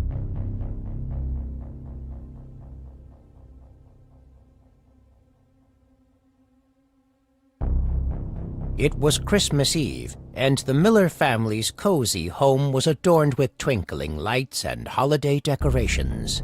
The aroma of freshly baked cookies wafted through the air, and the family gathered around the fireplace, sharing stories and laughter. Little did they know, uninvited guests were lurking outside, waiting to ruin their festivities. As the clock neared midnight, the Miller family settled in for a long winter's nap. Unbeknownst to them, a group of sinister intruders, their faces obscured by grotesque masks, silently approached the house. They moved with eerie precision, avoiding security cameras and sensors. The leader of the group, a figure in a nightmarish Santa mask, carried a large sack over his shoulder. His eyes gleamed with a malevolent glint as he led the way inside the Miller residence. With a sudden crash, they broke into the house, shattering the serenity of the night. The family awoke to the sound of shattering glass and muffled voices. Panic set in as they realized they were not alone. The masked intruders spread out through the house, hunting for their prey. One by one, the family members were confronted by these terrifying figures, their gleeful laughter echoing through the halls. The Miller children tried to hide in their rooms, but the intruders always seemed to be one step ahead. In the dimly lit living room, the sinister Santa-masked leader approached Mr. Miller, who stood his ground, protecting his family. "What do you want?" he demanded. The leader of the group leaned in close and whispered, "We've come to take something precious from you, something you hold dear." With a chilling smile, he reached into his sack, revealing an assortment of ominous presents. Each present contained the essence of a stolen memory, a cherished moment of the Miller family's life.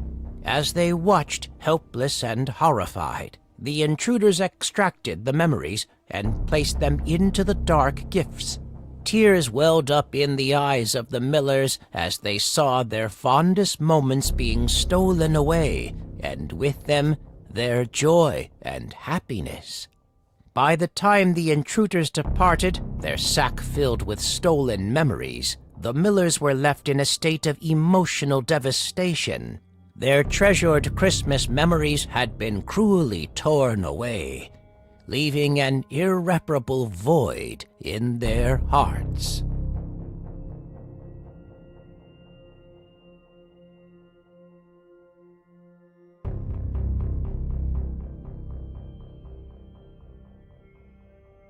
The Andersons were known for their extravagant Christmas celebrations.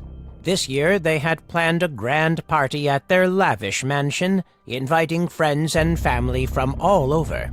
But as the guests gathered in the opulent halls, they soon discovered that this Christmas would be unlike any other.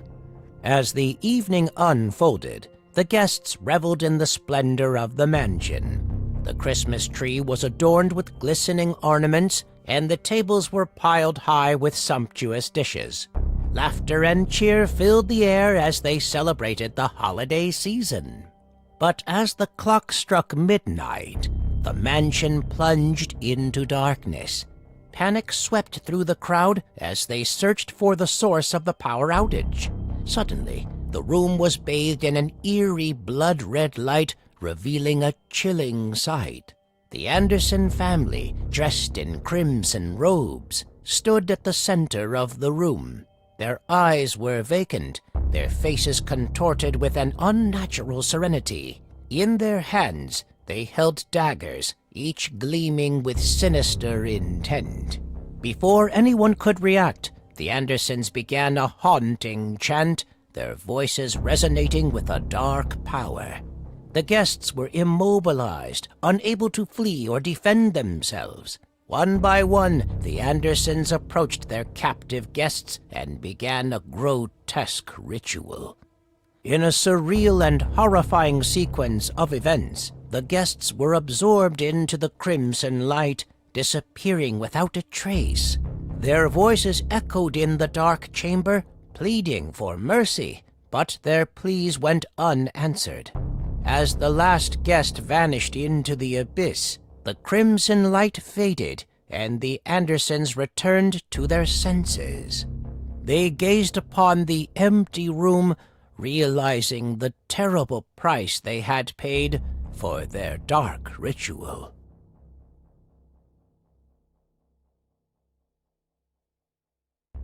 In a small snow-covered town, the cold winds carried with them an eerie tune every Christmas Eve. The song was known as the Melody of the Damned, and it was said to be a harbinger of death. The story began with a cursed music box hidden away at an abandoned house at the edge of town. Decades ago, a composer had crafted the box to play a haunting melody, one that would ensnare the souls of those who heard it. On one fateful Christmas, a group of curious teenagers decided to explore the long-forgotten house. Ignoring the warnings of their parents, they ventured inside. As they entered the dark cobweb-covered room, they discovered the music box. Intrigued, one of the teenagers wound up the box, and the haunting melody began to play. The air grew frigid, and shadows danced on the walls. The friends realized too late that they were trapped in a malevolent enchantment. The melody compelled them to dance in macabre and increasingly frenzied movements, their bodies contorting unnaturally. With each passing moment, their strength waned, and the room's chilling atmosphere grew more oppressive. Their pleas for help went unheard, and the melody continued to play, driving them to the brink of madness.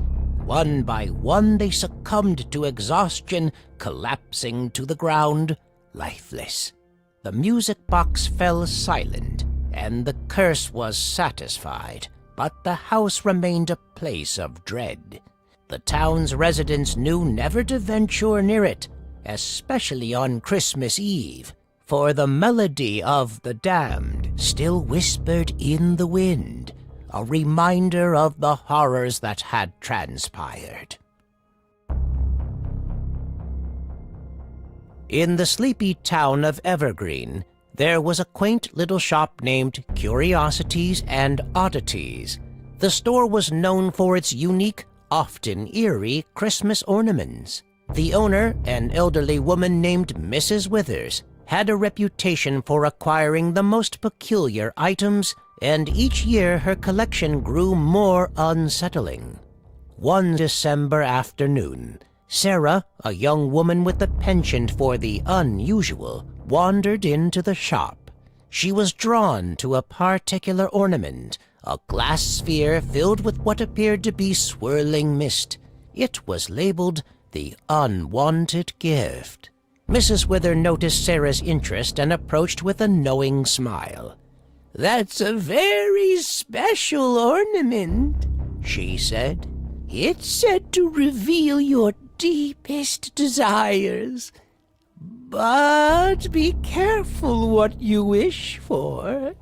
Intrigued and undaunted, Sarah purchased the ornament and hung it on her tree that evening. As she admired its eerie beauty, she whispered, "I wish for a love that consumes me." With a shimmer, the mist within the ornament swirled faster, and Sarah felt a wave of warmth and desire wash over her. She knew that something unnatural had been unleashed. Over the next few weeks, Sarah's life took a disturbing turn.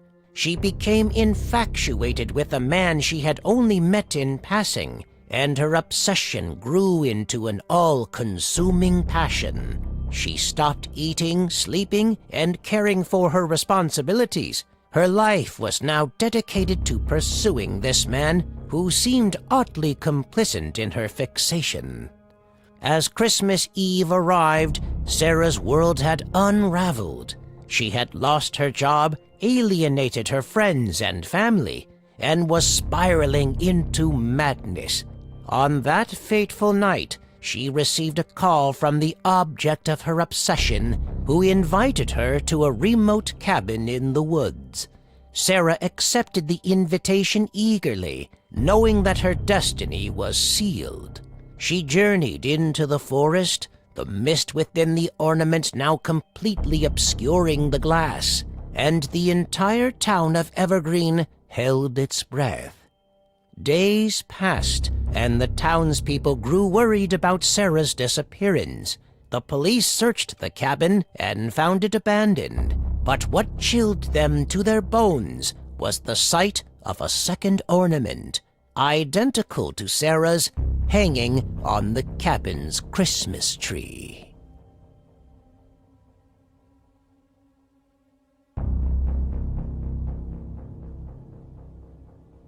The Mason family had a peculiar tradition they upheld every Christmas Eve, a gift exchange with a mysterious stranger they had never met. The tradition was passed down through generations, and it was said that whoever partook in this exchange would receive a gift that fulfilled their darkest desire. This Christmas Eve, the Masons gathered in their old home. The fire crackled in the hearth, and the room was adorned with festive decorations. The anticipation was palpable as they prepared for the arrival of the enigmatic guest. At the stroke of midnight, a knock resounded at the door. The atmosphere grew heavy, and the family exchanged uneasy glances. Mr. Mason, the patriarch, went to answer the door. There stood a stranger, shrouded in a tattered cloak, with piercing eyes that seemed to see straight into their souls. Without a word, the stranger handed Mr. Mason a gift wrapped in dark ornate paper. The family exchanged nervous glances as they gathered around to open the package. When the gift was unveiled, gasps filled the room. It was a book filled with names, dates, and sinister illustrations. The book seemed to throb with malevolence, and they quickly realized that each name within was one of their own. The stranger's voice cut through the silence, a chilling whisper. Each of you has been granted a dark desire this Christmas Eve. In exchange, I require a name to be added to the book. Choose wisely. Terror swept through the family as they grappled with their innermost desires. The temptation of their darkest wishes was overwhelming. One by one, they succumbed to their desires and whispered a name to the stranger. With each name added, the book seemed to absorb a piece of their humanity. The sinister atmosphere in the room deepened, and the stranger's presence grew more menacing. The Masons had unknowingly unleashed a darkness upon their family. As the stranger departed, the Masons were left to grapple with the consequences of their choices. They had received their dark desires, but at what cost? The room grew cold, and the malevolent book now bore their names. Their once joyous Christmas had become a nightmarish exchange that would haunt them forever.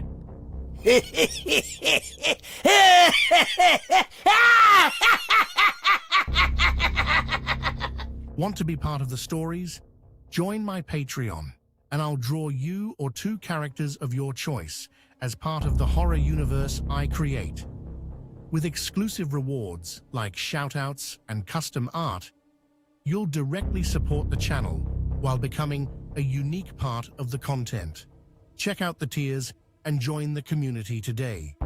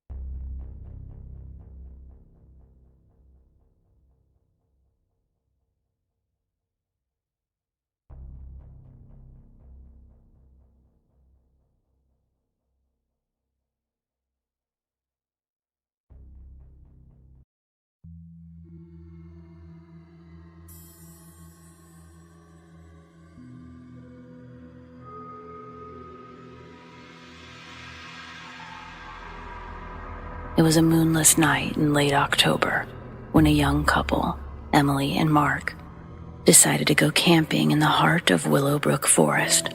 The crackling campfire was their only source of light as they sat beside their cozy tent, roasting marshmallows and sharing stories under the starry sky. As the night grew darker, the surrounding forest seemed to come alive with strange sounds. Leaves rustled, owls hooted, and the chilling wind whispered through the trees. Emily wrapped her arms around herself, feeling a sudden unease. Mark noticed her discomfort and attempted to soothe her nerves. "Don't worry, Em," he pulled her closer. "It's just the forest playing tricks on us. There's nothing to be afraid of." Emily tried to smile, but something deep within her told her otherwise. Just then, a distant howl echoed through the woods, sending shivers down their spines. Mark brushed it off as a coyote, but Emily couldn't shake the feeling that they were being watched. An hour passed, and the forest's eerie ambiance intensified. The couple decided to retreat into their tent, zipping it tightly to ward off the creeping dread.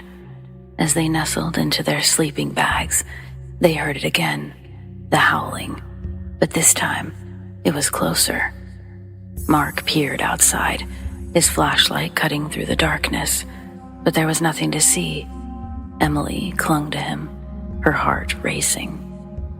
She wanted to leave, to abandon their camping trip, but Mark insisted it was just their imagination running wild.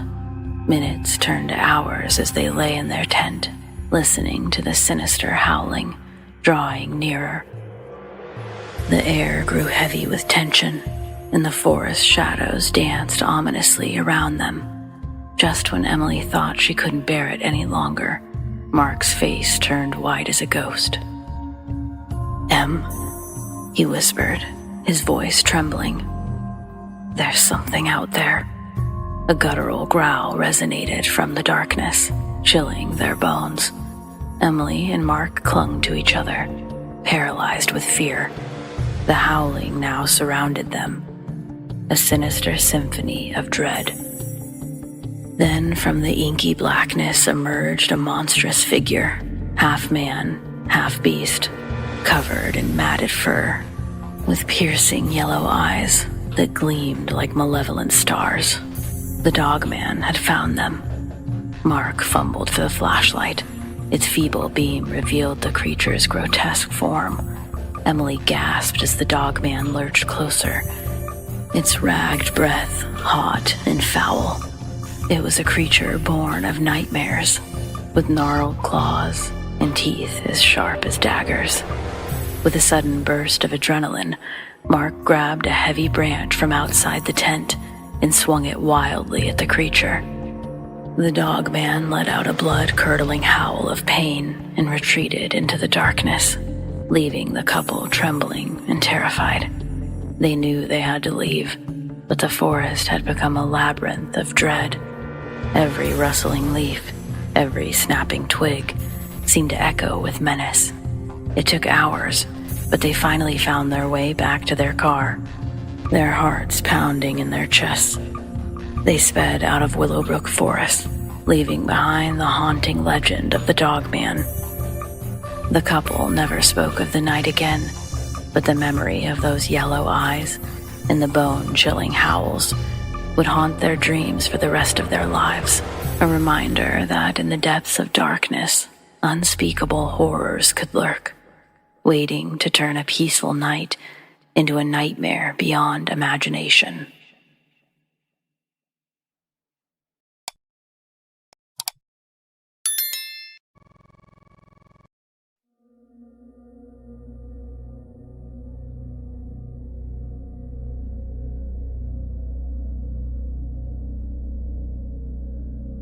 A lot of people don't know this, but you can actually rent one of those retired ranger towers. Since I love doing adventurous stuff, I decided for my vacation that I was going to spend a weekend renting one out. When I arrived at the ranger tower, I was greeted by the caretaker who gave me the keys. He also gave me a short tour of the place regarding how to use some of the amenities. After thanking him, he left a few minutes later, finally leaving me alone with the place. And man, was I glad I decided to rent the place out. The area was beautiful. I was surrounded by nothing but trees, mountains in the distance. It was really peaceful. The first night and day after went without a hitch. I'd relax and enjoy the views from atop the tower. Just as the weekend was coming to a close, that's when something happened. As I was getting ready to turn in for the night, I heard a howl from a distance. I figured it was about time that I heard a wolf or something. I hadn't seen so much as a deer the whole time since I had gotten there. But just as I was about to doze off, I heard the howl again, and this time it was even closer. Even if a wolf was getting closer, I figured there was no way it was getting up here anyway. I wasn't even going to bother taking a look outside until I started to hear something running along the trees outside. Now, I have no idea how big wolves get, but the footsteps I was hearing sounded really heavy. That's when I actually became concerned. If it wasn't an animal, then it could be a person, I thought to myself. And with my car parked at the bottom of the tower, I was concerned about my property being messed with. So I got out of bed and took a look outside. But after a few attempts with my flashlight, I wasn't able to spot anything. I did work up the courage to yell, "Hey, you're on private property. If you don't leave now, the cops will be on their way. I also have a firearm." That was a lie. I don't own a firearm since I'm not a hunter. But also, the only thing this place is equipped with is bear mace. I was just hoping my bluff would scare away any possible intruder. But even after my threats, there was still no sign of anything. I thought maybe either he had left or it was an animal after all. But just as I was thinking of going back inside, that's when I spotted a large dark silhouette running from behind a row of trees. But every time I would try to catch it with my light, it would disappear behind another group of trees. The same thing would happen again a few minutes later, and that went on for what felt like an hour, even though I'm sure it was only several minutes. This is when I became seriously worried. Whatever it was either messing with me or testing my defenses. And as much as I wanted to call for help, I was too embarrassed at possibly having authorities come out here, only for them to realize I was scared by a run-of-the-mill forest animal. After a few minutes of silence, I started getting a sense of relief that maybe the thing had finally left. However, just as I started to relax, that's when I would see the most shocking thing I've ever seen in my life. Right by the outhouse that was located near the bottom of the tower, I saw something peeking from behind it. I didn't even need my flashlight to get a sense of what it was. It was definitely something that looked like a wolf because of its snout, but its body was large like a bear. It was also tall. The outhouse, if I had to guess, was over 6 feet tall. But whatever this thing was, it was crouching over it in an attempt to hide behind it. As soon as I saw it, for some stupid reason, I threw the bottle of bear mace that I was holding right at it. I had no idea if I hit it or not, because I was too busy running back inside. And even then, I still didn't call for help. For the rest of the night, I didn't do anything but hide inside the top of the tower. I cowered in a corner while gripping a flare gun for protection. The whole time, all I could do was listen closely, hoping whatever that thing was wouldn't start walking up the steps located on the lower levels of the tower. After a terrifying couple of hours waiting, the sun finally came up. I worked up the courage to finally take a look outside again, and when it looked like the coast was clear, I got the hell on out of there. I told the caretaker about what had happened, but upon checking, he said he didn't find anything unusual. I did end up paying a small fee, though, for the damaged bottle of bear mace that I threw. Maybe it did hit its target after all.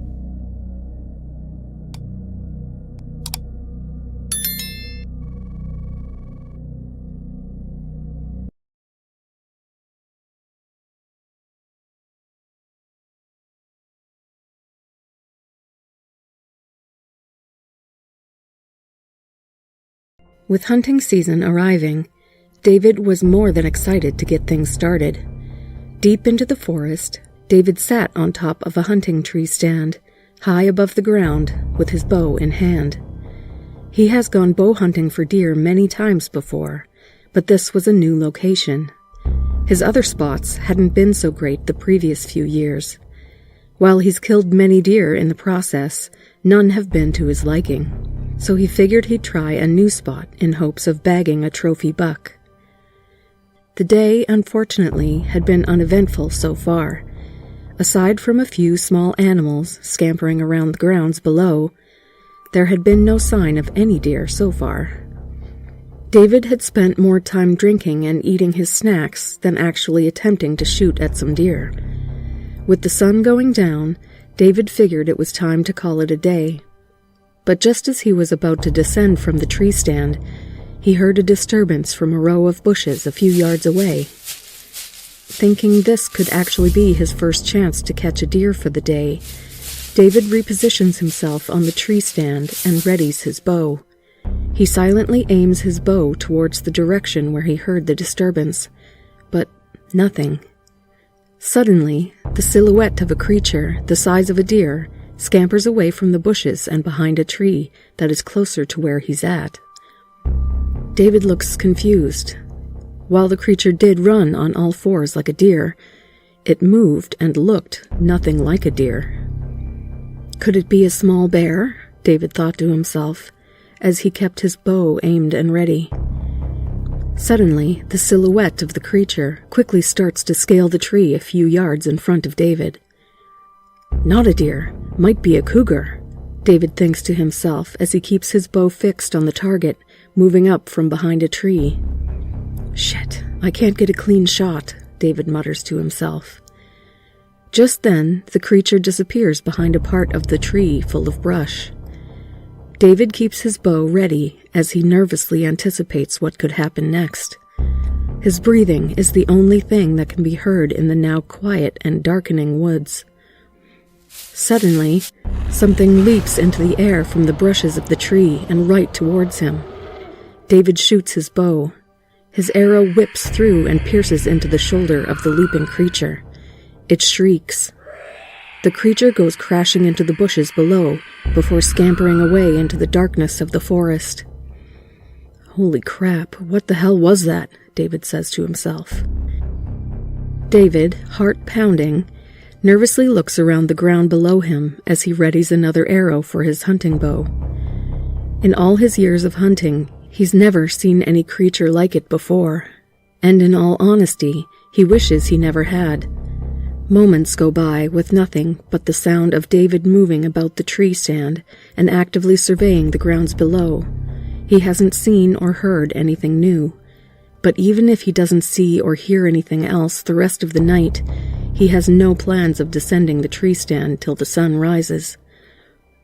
But just as David thinks the rest of the night might be uneventful, the creature scampers right towards David's tree and starts to climb it. David has a hard time aiming at it since it's climbing the backside of the tree, almost clear of David's aim.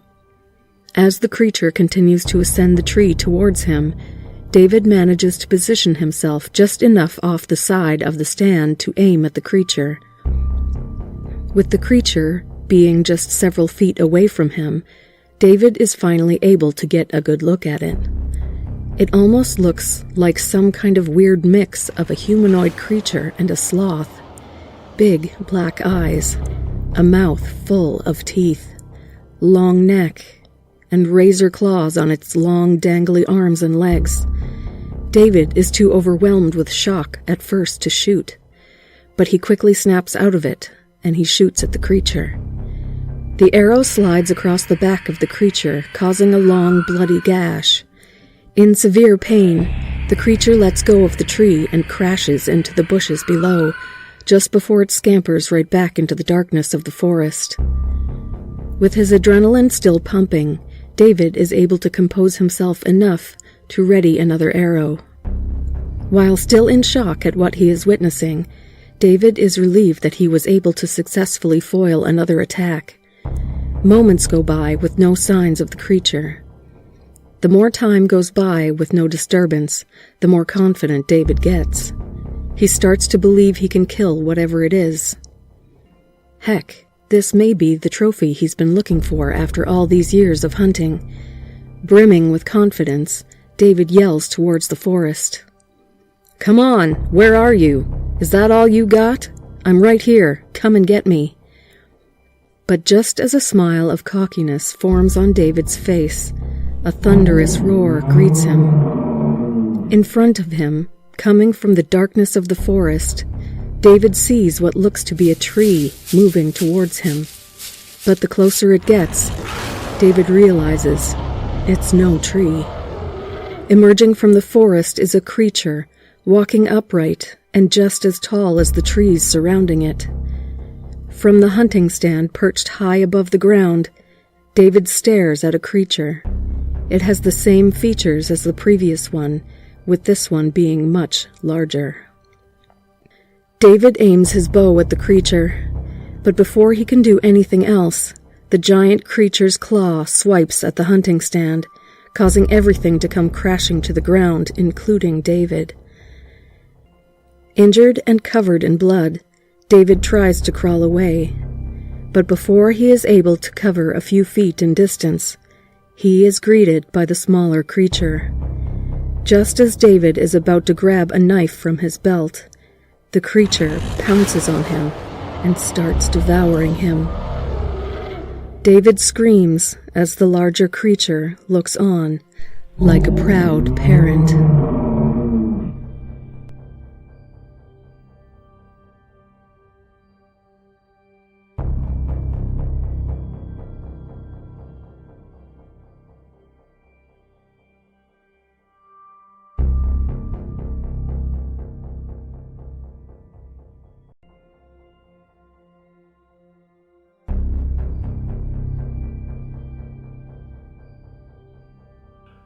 I was home with my wife and son, watching a movie. I remember it being in animation, since our son loved cartoons. He never got tired of watching them. Me and my wife, a few years ago, found out we couldn't have kids of our own, so we went for adoption. We really wanted to have kids, and that seemed like a good idea. A lot of kids are born and have no families that can take care of them. So we went on with it. Our son Jack was adopted 2 years ago. He was 8 when we saw him. It was love at first sight. He behaves extremely well and is highly intelligent. The perfect son. But today I am here to talk about my wife and what lately has been happening around the house. Very strange things have been happening. Some people may think me crazy, but you will be the judge of that. It was a normal weekday. I was awoken. My wife had already left for work. It wasn't normal for her to go before me, but I didn't care, and just carried on. As I leave my bedroom, already dressed and preparing to go downstairs, I slipped on the first stairs step, but I quickly managed to grab myself into the railing, preventing what could have been a very hurtful fall. I didn't understand why the stairs had been waxed, but the funny thing was, it was only the first 3 or 4 steps. I could feel the difference on the remaining steps. maybe it was nothing. And still needed to get breakfast and go to work, so I did. I didn't tell my wife anything about the stairs incident, and a few days had passed. I was home having a bath in the tub. To better explain what happened, I need to tell you how the spacing in my bathroom is organised. On top of the tub, near the shower, there is a small shelf where we keep shampoos and other related things. On this day, while I was in the tub, I saw a screwdriver falling in, and I got alerted and looked at the shelf. My heart almost stopped beating when I could see that the blow dryer was on that shelf. It's never there, but today it was. And not only that, but it was connected to the power. I start getting up when I see the shelf leaning towards the tub, and it falls inside the tub, creating an immediate short circuit. Luckily I got out of the tub, but almost died of a heart attack after. How close to dying was I? This couldn't be a mistake.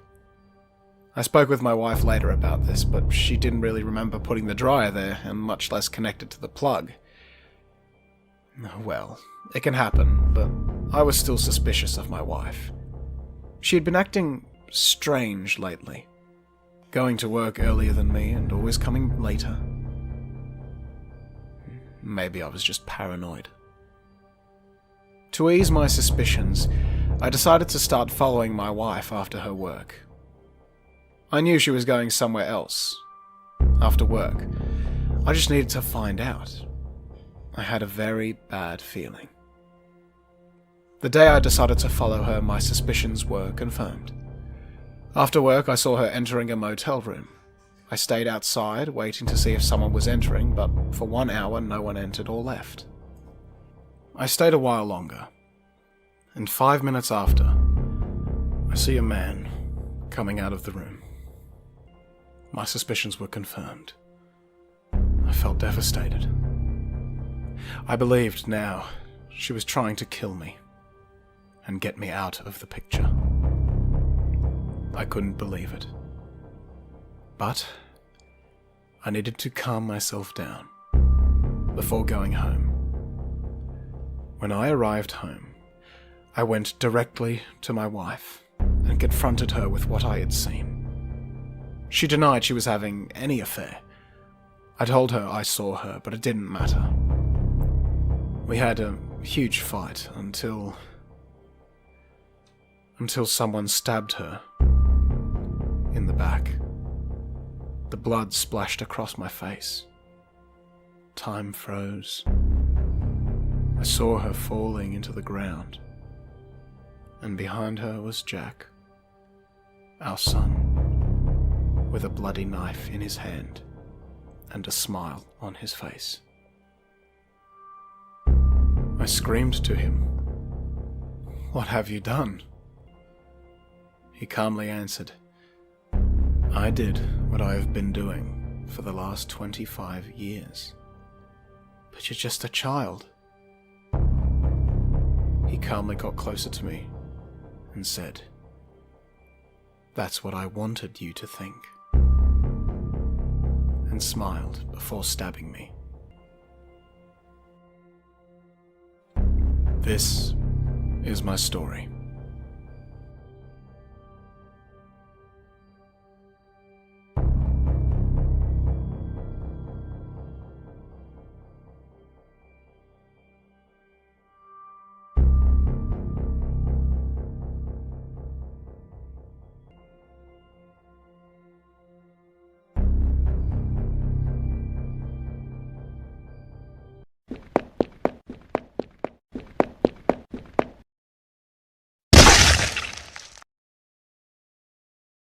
It was Halloween night, and the streets were alive with the flicker of jack-o'-lanterns and the hum of laughter.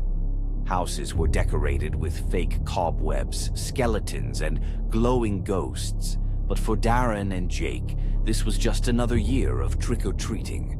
At 16, they were a little too old to be knocking on doors for candy, but tradition was tradition, and the small town of Glenmore always went all out for the holiday.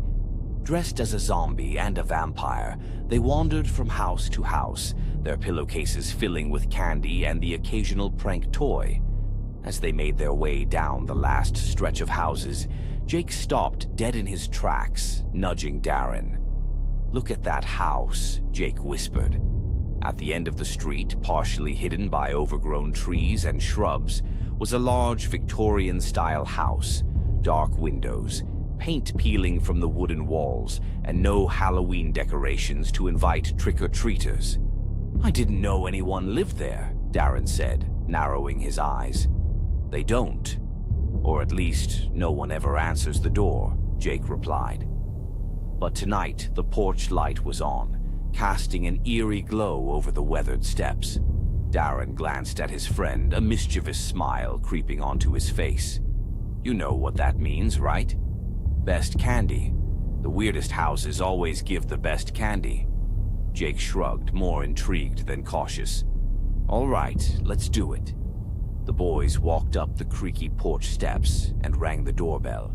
For a moment, nothing happened. They were about to turn and leave when the door slowly creaked open. Standing in the dim light of the foyer was a man neither of them recognized. "Trick or treat," Darren and Jake said in unison, forcing a cheerful tone despite the sudden unease they both felt. The man smiled, but it didn't reach his eyes. "Ah, Halloween. Come in, boys. I have something special for trick-or-treaters like you." Jake and Darren exchanged quick, uncertain glances. Every instinct told them not to step inside, but curiosity and maybe a hint of defiance pushed them forward. They followed the man into the house. Inside, it was just as unsettling as the exterior. The air was musty, the furniture looked antique, and the walls were lined with faded portraits. A large staircase wound up to the second floor, but what caught Darren's eye was the bed in the room adjacent to the hallway. It seemed out of place, as if someone had recently slept in it. The man gestured to the bedroom. "Wait here. I'll go get the candy." He disappeared downstairs, leaving Darren and Jake standing awkwardly. Darren couldn't help but glance around, noticing the odd creaks in the floor and the silence that filled the house. His eyes wandered back to the bedroom where the bed stood in the middle of the room. "Man, I don't like this," Jake whispered. "We should bail." "Yeah, this is weird," Darren agreed, his voice low. "But let's grab the candy and get out of here." Before they could decide to leave, the man returned, holding a large glass bowl filled with strange wrapped candies. "Here you go, boys. Take as much as you like," he said with that same unsettling smile. Darren reached for a candy, but as he did, he noticed something strange. There was a large, rectangular shape on the floor, right next to the bed. A rug barely covered it, but he could see the outline of what looked like a trap door. He froze, his mind racing.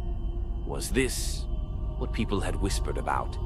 The rumors that the man had a hidden basement where something terrible happened. He pulled his hand back, his voice barely a whisper. "Jake, we need to go." But before they could make their exit, the man's demeanor changed. He moved quickly, faster than they could react, and the next thing they knew, he shoved them both toward the trap door.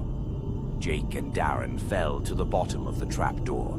The man stood at the top, his smile now completely gone, replaced with a twisted expression of hunger. "You boys shouldn't have come in." As the trap door slammed shut above us, I could still hear the man's chilling words echoing in the dark. "You boys shouldn't have come." Jake and I lay at the bottom of a damp, cold basement. My heart raced as I squinted into the darkness. A metallic scent filled the air.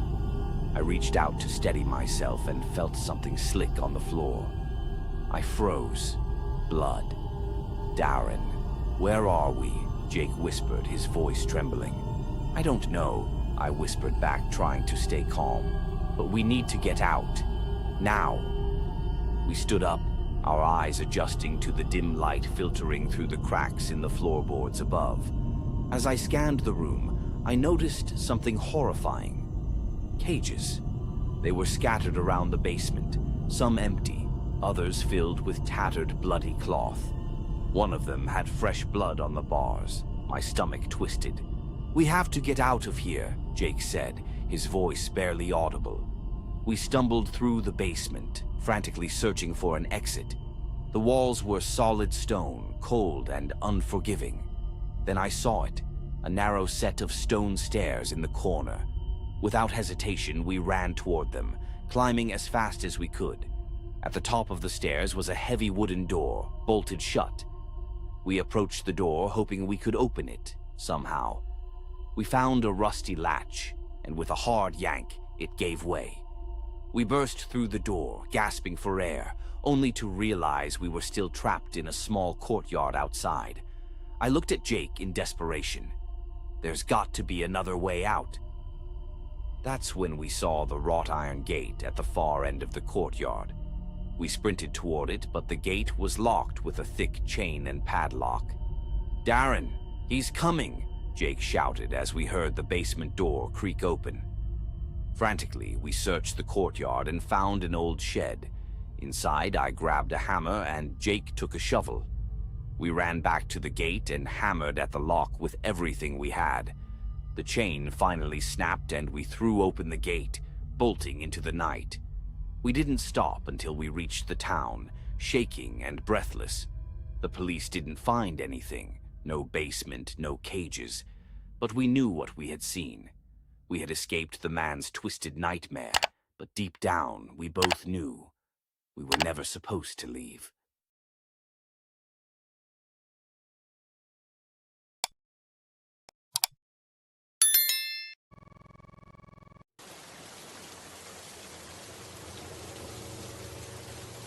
It was 2 weeks ago, 3 nights before Halloween, when my life changed forever.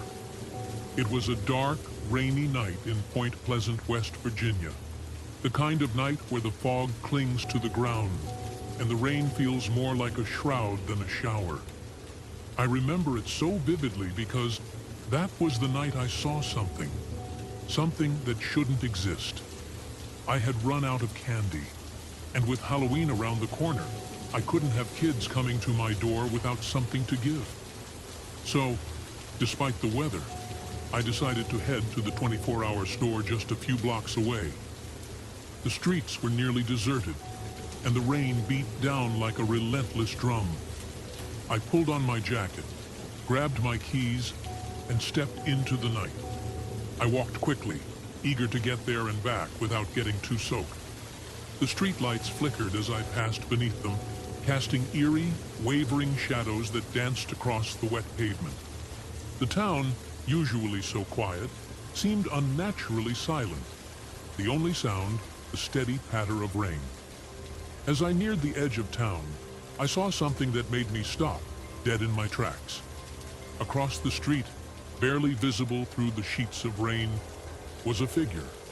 It was tall, too tall to be human, and its wings, folded against its back, were massive. At first, I thought it was a trick of the light, maybe some weird illusion caused by the rain. But then, it moved. It wasn't a normal movement, not the kind you'd expect from any animal or person. It was jerky, unnatural, like it didn't quite understand how to move in this world. I stood there, frozen, my mind trying to make sense of what I was seeing. The creature's eyes, glowing red like embers, were locked onto me, and I could feel its gaze boring into my soul. I wanted to run, to scream, to do anything, but my body refused to cooperate. I was paralyzed, trapped in that moment. The figure took a step closer, and then another, its eyes never leaving mine. Every instinct in my body was telling me to flee, but I couldn't. I was rooted to the spot, a deer caught in the headlights of something beyond my comprehension. Just as suddenly as it appeared, the creature stopped. It tilted its head, as if studying me, and for a brief moment, I felt a wave of cold wash over me, colder than the rain that soaked me to the bone. And then, without warning, it spread its massive wings and took off into the night, disappearing into the darkness above. I don't know how long I stood there after that, staring into the empty space where the creature had been. Eventually, I forced myself to move, my legs trembling as I stumbled back toward home. The rain was coming down even harder now, but I barely noticed. My mind was racing, trying to make sense of what I had just seen. I didn't sleep that night. Every time I closed my eyes, I saw those glowing red eyes staring back at me. The next morning, I did some research, trying to figure out what it was I had encountered. That's when I found stories about the Mothman, a creature said to haunt this area, a harbinger of doom. People claimed to have seen it before the Silver Bridge collapsed back in '67, and some say it still roams the skies of Point Pleasant. I didn't want to believe it. I still don't. But every night since, I've been afraid to go outside after dark. I keep my windows locked, my curtains drawn, and I jump at every little sound. I can't shake the feeling that it's still out there, watching, waiting. The worst part is, I don't know what it wants. Is it a warning? A curse? Or something far worse that I can't even begin to understand? All I know is that since that night, I've been living in constant fear, trapped in a nightmare that I can't wake up from. Halloween came and went, but I didn't hand out any candy. I couldn't bring myself to open the door, to face the darkness outside. The children's laughter echoed through the streets, but I sat in silence, my heart pounding in my chest, praying that I wouldn't see those red eyes again. Now, every night feels like a countdown, a ticking clock that I can't stop. I don't know what's going to happen, but I can feel it. Something is coming. And when it does, I know it will be too late to run.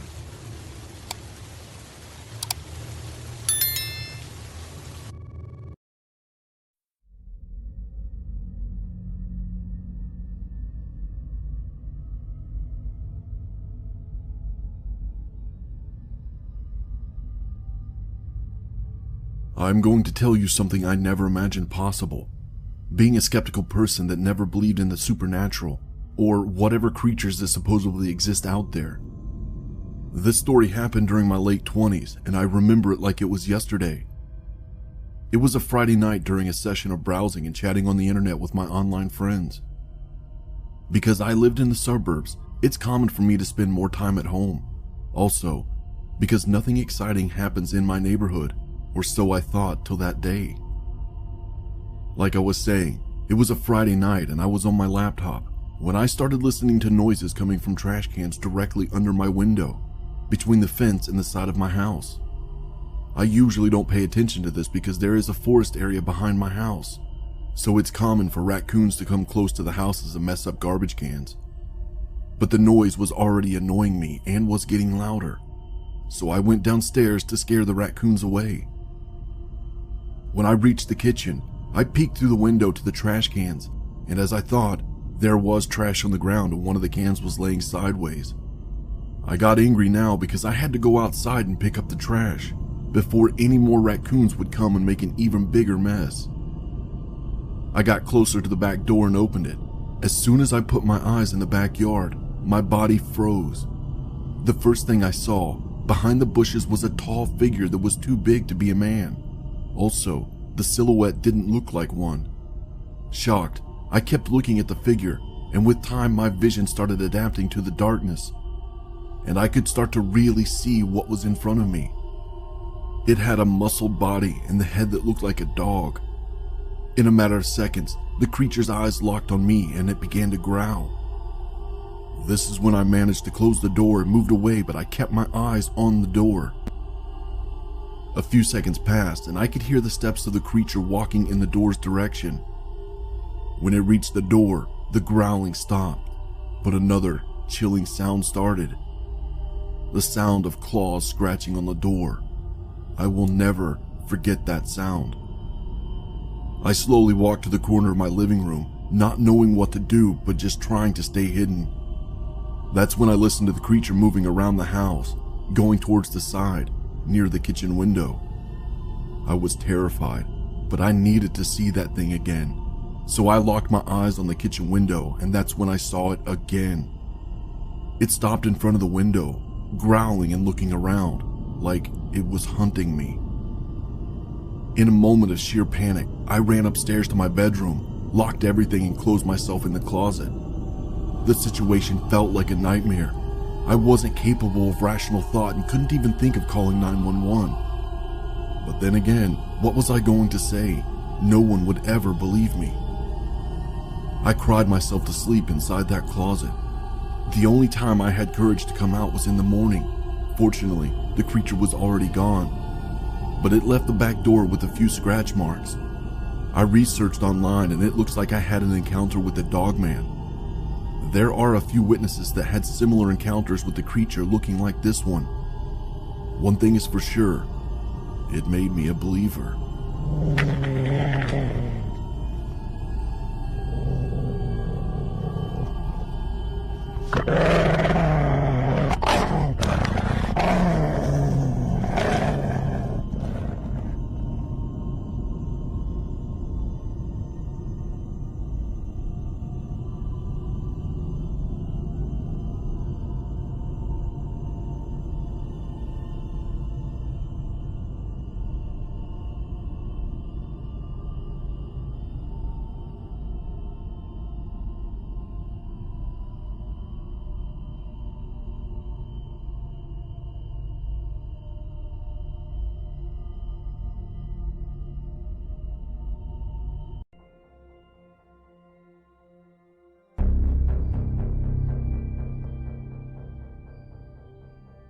Ever since I was younger, I've heard people call my name, whether it be somewhere rural or in my home. It's constantly happened, and it's starting to freak me out. Let me give you a bit of context. I am a 17-year-old female. I live in Florida and have always been aware of my Native American culture, even though I'm not of that heritage myself. This all started when I was very young. The first instance of this happening was when I was living with my grandmother. Her and I were very close. I was wide awake in bed, unable to sleep with her to my right. There's no doubt in my mind that she was deeply asleep, only a few inches from me. Every television in the house was off, and the only other person in the house was my grandfather asleep in his room. Then very clearly and loudly I heard my grandmother call me from the kitchen. Almost how you'd call someone for dinner. I know it's common to hear your name being called mistakenly, but I did more research on this as a teen, and apparently when you hear your name being called this loud, you're supposed to reject it. Not knowing this, I just huddled closer to my grandmother and kept my eyes locked on the open door. The second instance was around 13 or 14 when my father took me on a trip to Las Vegas. We visited some part of the Grand Canyon, and while my family were waiting in line for a skywalk bridge, we paid for a tour. I wandered around the edge a good distance away from my family, and decided to yell my name into the canyon to hear my echo. When it came back to me, it sounded distorted, almost like my grandmother had yelled my name back. It might have not been my grandmother, but it was very similar. Nonetheless, just the fact that it was distorted was enough to scare me a little. I don't put much weight into this experience, as it could have just been my own voice coming back weirdly. The next event happened when I was 13. It was the most terrifying one I've ever had. This is the closest I've ever been to whatever this thing is, and proves my point that it's mimicking people. I was on a vacation with my family in Key West and had rented a home. I invited my best friend, called Ash, to stay with us. On the third day, we decided to skip out on a boating trip and mooch off the house owner's Netflix all day. At about the 5th episode of whatever we were watching, we decided on a snack refill and bathroom break. We paused the television and make our way to the kitchen. I believe that Ash had followed me into the kitchen and leaned on the island while I prepared some chips with my back turned to her. I held a full-on conversation with whatever the thing was and even looked back at her on the phone. I fully had no doubt in my mind I was talking and looking at Ash on her phone. She even held it in this specific way that Ash does. I turned my back for a split second to pick up the bowls and suggested we head back to the couch, when I see Ash, or the real Ash anyway, walk out the bathroom, which was a solid 30 feet away. My body immediately went cold, and the first thing I asked her was how she got to the bathroom in and out without me hearing. She gave me the strangest look and told me she's been in there the whole time since we got up. This is where I start freaking out and insist that I had just been talking to her and even physically saw her. She joked about doppelgangers and how she was going to die. I quickly suggested we get out of the house and walk around the neighborhood. She then informed me she had gotten her period while she was in the bathroom, at the same time I was talking to whatever it was. We walked around until my mum called me that she was back in the house. We're still best friends to this day and have been for 11 years. And I've asked her about it, and she said she didn't even hear me speaking with anyone at all. Now at this point you might think I'm crazy, but for this next one I have witnesses. I was on a vacation near the Great Smoky Mountains, just a little west in Surreyville, Tennessee. We had our previous reservations cancelled, so we took this little rundown cabin owned by a local woman. Now we got there late at night, and during the moment we all stepped out the car, the first thing we heard was a man's voice, "Hey neighbors," coming from one of the cabins to our left, that was higher up on the mountain than we were. We couldn't see the cabin really, just a road that led further up, and we all assumed he could see us, but we not him. Probably some guy on his balcony, we thought. My friendly stepdad yelled, "Hey," and waved up towards the direction the sound came from. It wouldn't have been weird if this didn't happen every time we stepped out the cabin or car. My family completely wrote it off as some type of hospitality we were not used to in Miami. Retelling it, my brother and my friends agreed it was weird. I did hear constant footsteps around the cabin at night and some outside my window. But I didn't give it much thought since wildlife is a thing in the woods. Just something I thought I should mention. The thing that really propelled me into researching what the hell was happening to me was when I was having a photo shoot in the woods behind the cabin, and both my brother, sister, and I heard something calling my name deeper in the woods. Since I was with my younger siblings, I went into a full big sister protection mode and almost threw them back down the little slope we had to climb to get to the woods. We were all crapping ourselves from how clear it was and how we all pinpointed it was coming from the deeper woods and nowhere near the cabin. This was during the day, and we were all so thrown by this that we stayed in for the rest of the trip. We all agreed it was a woman's voice, and the first thing I asked my mum when we went outside was, "Did you call me?" She had been lounging in her room with my stepdad all day, trusting that I could take care of the younger ones just outside the cabin. She saw how freaked out the kids were, and we didn't really go outside at night for the rest of our trip. I think I reacted to this quite badly, because I had kids to take care of and I can tell that they were terrified out there. The voice sounded like someone was looking for me or calling me back somewhere. With no knowledge of what this could have been, I finally decided to look into things when I turned 17. I had no previous knowledge of Wendigos or Skinwalkers or anything cryptic, only ghost investigation shows. I'm desperate for answers, because at this point I'm constantly thinking about it and driving myself into rabbit holes of information, myths, and legends.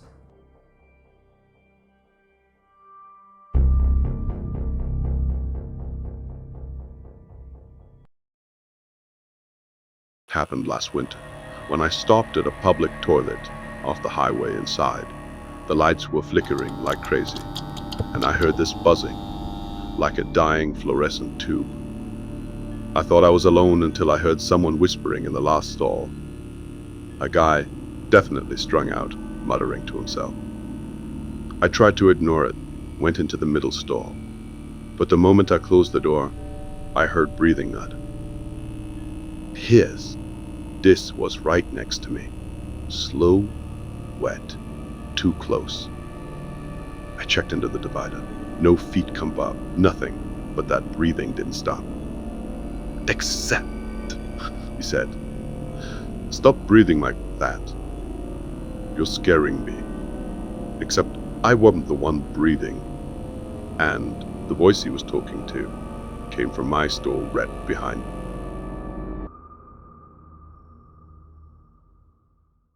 It happened back in 2008. I was driving through this old road near Clifton, close to midnight. There was this small bridge ahead, the one people say you should never stop on. I slowed down because I saw someone standing in the middle of the road. A man, or at least I think it was a man. He was wearing a bunny mask, but it was filthy, matted with mud and something darker. At first, I thought it was some dumb prank. Then he raised his arm, and I saw a hatchet glint under the headlights. There was someone else behind him, kneeling, crying, and before I could react, he swung. I floored it, and in my rearview mirror, the bunny man waved at me. I know this is going to sound insane, but I think one of the AI images I generated last week is haunted. I make digital art for fun, nothing serious. But I was trying a horror prompt, something like show me what watches me when I sleep. The image looked normal at first, just a dark figure with no face. But that night, when I went to bed, I swear I saw the same silhouette standing in the corner of my room. I thought maybe my brain was just tired. Until the next morning when I checked the image again, it had changed. The figure was closer, and now it had eyes. I didn't touch the file, didn't edit it, didn't regenerate it. Every night since, I've been seeing that same shape in a different corner of my room. And every morning, the AI picture updates, without me opening the app. Last night, I finally deleted it from my computer, but when I woke up today, last night, around 2 in the morning, I heard something scratching at my backyard gate. It sounded like a dog slow dragging claws across the wood. I grabbed my flashlight and went out to check. The gate was covered in long claw marks. Fresh ones. I did have the nerve to yell, so I just pushed it open. Nothing. Just an empty yard and the sound of wind. I turned to go back inside, and the gate creaked shut behind me. My flashlight flickered, and when it came back on, something was staring at me from over the top of the gate. A massive head, pointed ears, yellow eyes, locked on mine. The thing dropped out of sight, and then I heard it. Heavy footsteps sprinting straight at me from the dark. I didn't wait to see it. I ran.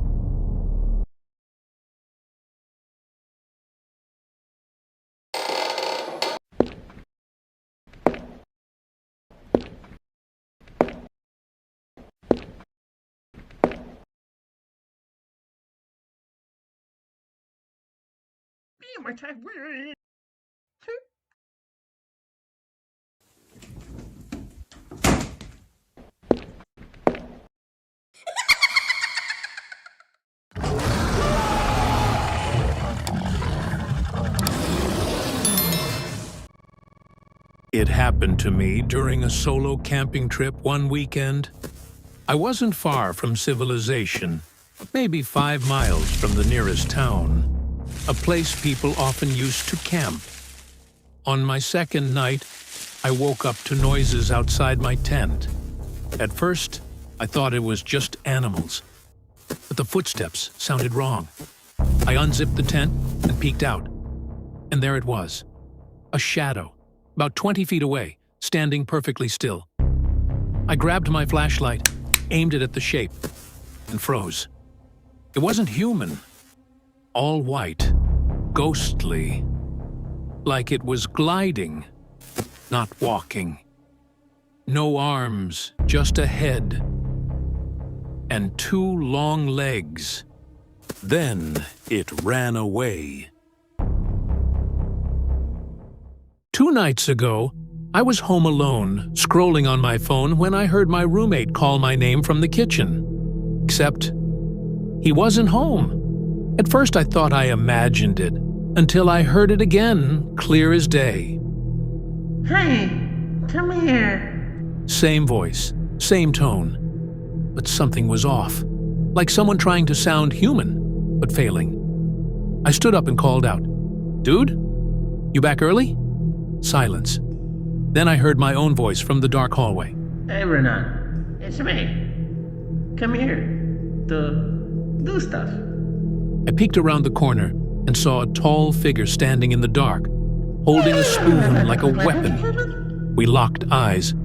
I screamed, yeeted a bag of chips at it, and ran outside. I slept in my car. Next morning, I came back. The spoon was on my pillow.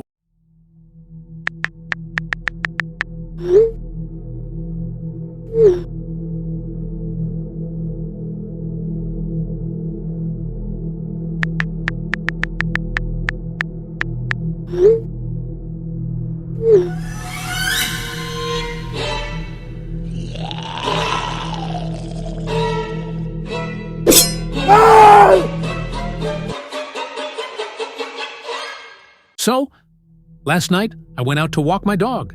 It was around midnight. Quiet street, foggy. I'm strutting in my pink jacket, earbuds in, living my best life. Then I hear it, rustling behind the garbage cans. At first I'm like, okay, probably a raccoon or my ex. But then, two big red eyes stare right at me. And honey, I swear, they were snatched, winged, tall, creepy, like a demonic drag performer from hell. So naturally, I said, "Who did your eyeliner, boo?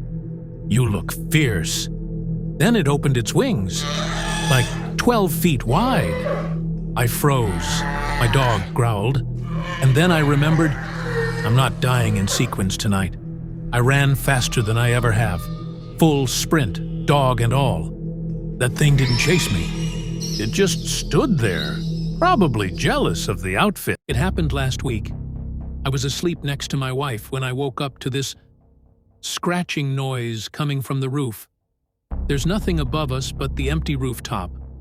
At first, I thought maybe a bird got trapped up there, but the sound was heavy, like footsteps dragging. It just kept going, slow, steady. So I got up, grabbed my flashlight, and went upstairs. When I opened the rooftop door, the air felt wrong. And then I saw it. At the far end of the building, a tall, dark figure standing at the edge, looking over the city. It looked human, until it turned. Two red eyes locked on me. Then, massive wings unfolded. It lifted off the roof, flew straight over me, and vanished into the night sky. I don't know what that thing was, but ever since that night, I still hear the wings sometimes.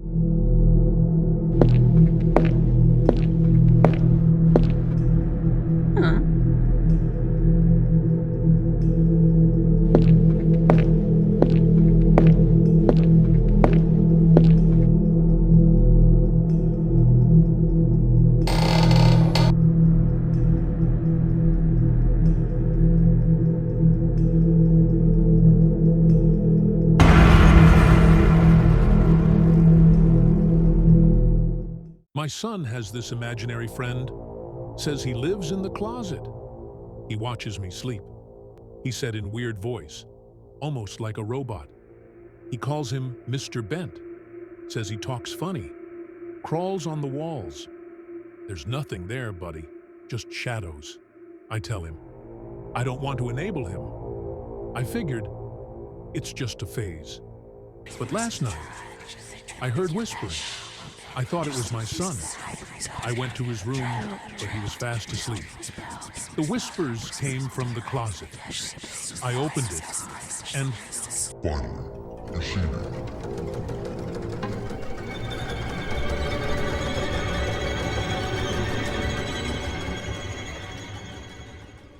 All my life, I dreamed of having a place of my own, somewhere I could finally belong. But life never gave me the chance. Then I saw it, a house for sale. From the outside, it looked perfect, almost too perfect. She welcomed me in. Something about her felt wrong, like she was hiding something. Every room, it felt staged, like a trap waiting to snap shut. But the truth is, I was the one waiting for her. Now, this house truly belongs to me. I was taking a massive dump one night in the woods. Yeah, I know, weird place. But man, there's nothing like feeling the cold breeze on your balls while you think about life. Anyway, I'm there, mid-business, when I see something move about 30 feet ahead. It's standing, not walking, standing. Looked like a mix between a dog and a guy in a farsuit. But something was off. I squinted. It tilted its head and then started sniffing the air. And that's when it hit me. Oh no, it's sniffing me. I didn't even wipe, man. I just ran. Last thing I heard was that thing howling behind me. Probably wondering what the hell I'd eaten.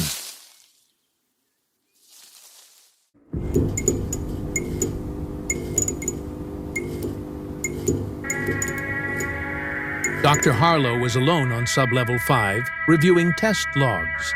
Then came footsteps, slow, deliberate. He turned and froze. The plague doctor stood inside the lab. No alarms, no broken doors. It was just there. "Do not be afraid," it said, raising a gloved hand.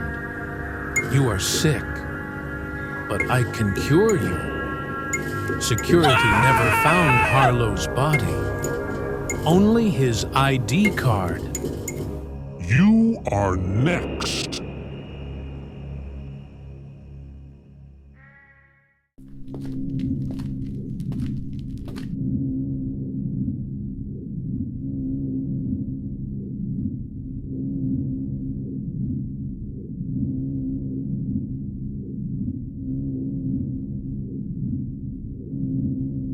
Containment is holding, but it's not stable.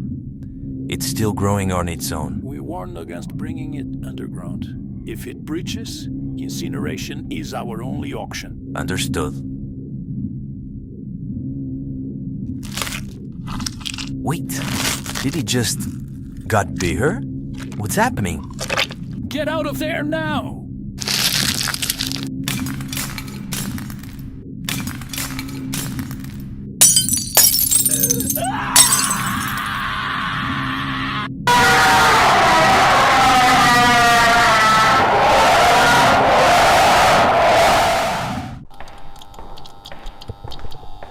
Remember, SCP-939 is a predatory creature.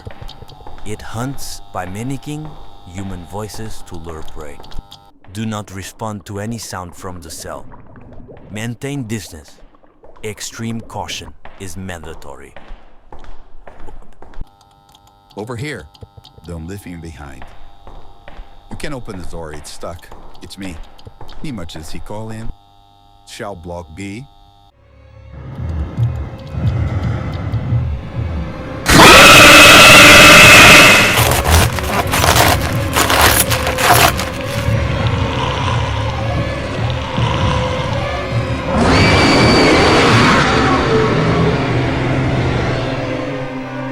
The experiment was a success. Advance to the next trial. This past week, every single night, I've been suffering from sleep paralysis. At least that's what people keep telling me it is. I'm sharing this because I honestly need help. If anyone knows what this might be or how to stop it, please tell me in the comments. For the last 7 nights, I've been waking up in the middle of the night completely frozen. The only thing I can move are my eyes.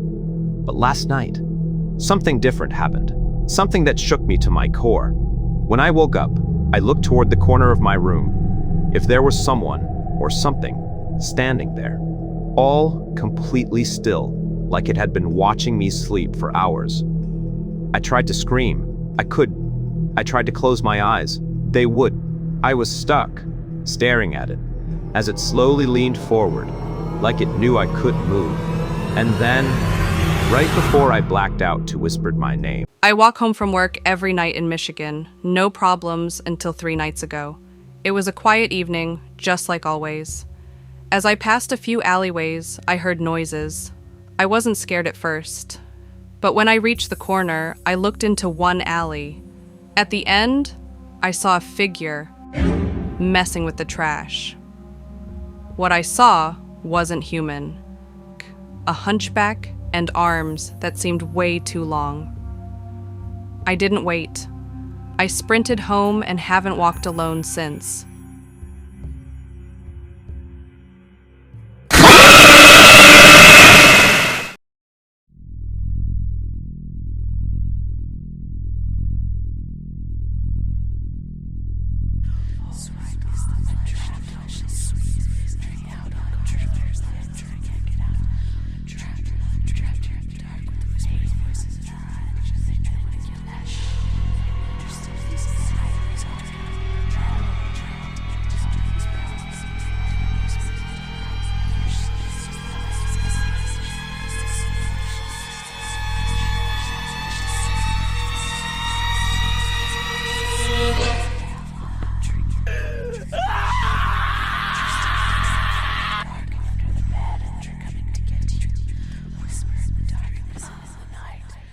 There's an urban legend in my hometown. People say there's a man who moans in the dark corners of movie theaters. No one knows who he is. He just stands there, half hidden in the shadows, moaning in this slow, horrible way. Some say that if you disturb him, if you look at him for too long, he attacks you, and when the lights come on, he's gone. Every time, I never believed it. Not until yesterday. I went to the movies, sat down, and before the trailers even started, I heard it. This low, trembling moan coming from the corner of the room. When I looked, there was someone there, a dark figure, standing perfectly still. But the weird part, nobody else there reacted. Nobody even turned their head. It felt like I was the only one who could see him. Hear him. Tell me, have you ever seen him? This started about 2 weeks ago. My hallway camera picks up motion. Same time, every night. At first, I thought it was a glitch. Just a shadow at the far end of the hallway. Not moving. Not walking. Just there. But then it happened again. And again. Same time, same place. He never moves. Never comes closer. I asked the building manager to check it out. That floor? Supposed to be empty, under construction. No one should be there. But last night, he was right at my door. He's always closer.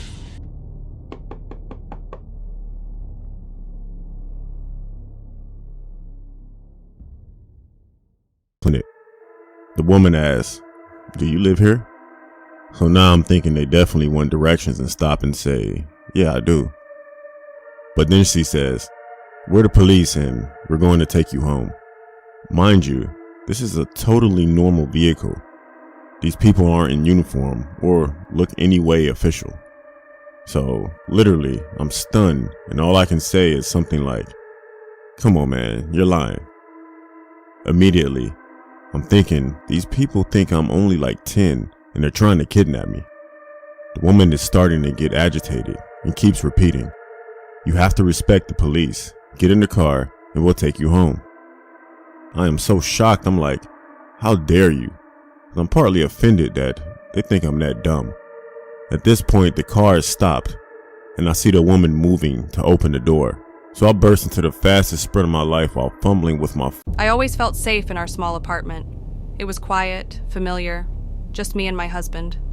But one night, something changed. He was on the couch watching TV, like always, when I heard something in the hallway. A whisper, faint, but clear. I thought maybe it came from outside, but then I heard it again, coming from inside. And it said his name. I muted the TV. We both looked at each other. The bedroom door was slightly open. We always keep it shut at night. He got up to check. I followed behind him, slowly, and when he opened the door, there was a second toothbrush in the glass. Shoes neither of us recognized. And on the bed, the shape of someone who had just gotten up. He looked at me in shock, but I already knew. We weren't alone. We had never been alone. Floor. I then called for immediate assistance. I said shots were fired, suspect is down, and I told my location. I asked for medical attention. Blood kept dripping down my face and onto my hands a lot, but it wasn't rapid, which was a good sign. Responding officers then came shortly after, and I was transferred to an area hospital. As I was in the hospital for most of the day, I was treated for the injury. I was satisfied that it was non-life-threatening injuries, and I would be okay. Sydney Wilson, the woman that I had the encounter with, was taken to an area hospital and she was pronounced deceased. All my years working as a police officer, I had never shot anyone before. Each day for quite some time after that incident, I would shake up a little because I actually killed a person, but it was in self-defense. I'm just glad that I'm alive to tell you folks this story.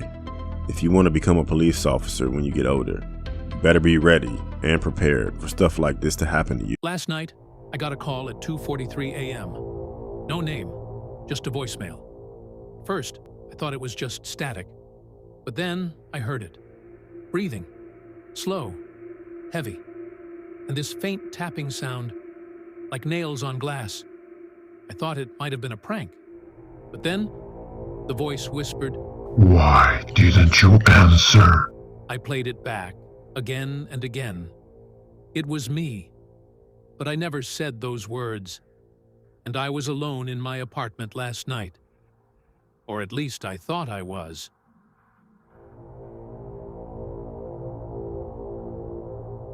With her hands up, but she wouldn't listen. We were able to see the woman in the room with an open door, and one deputy officer named Jason. He kept shooting warning shots to the wall for her to obey and not to do this the hard way. Right in an instant, we saw the woman charging at us with a knife. We were backing up and out into the hallway, and Jason kept trying to shoot her, but he kept missing. When this didn't work, the woman swung the knife at us, which happened to land on my chest for a second or two, and then it was taken out. This prompted one of the other officers to shoot the woman. She was struck at least once, and she immediately was killed on the scene. I could barely move now. I was in so much pain. I screamed out that I got stabbed, but it seemed like no one acknowledged me just yet. Then like 5 seconds later, an officer asked if anyone was hurt, and I yelled out that I got stabbed once again. I was immediately rushed to the hospital, and I knew I wasn't going to die. I was fortunate enough to get treated for my stab wounds, and not too long after I was released for medical.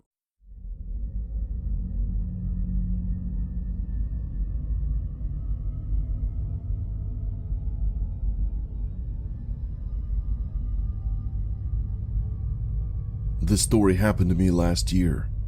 It's the first time I can speak about it, and has given me nightmares since then.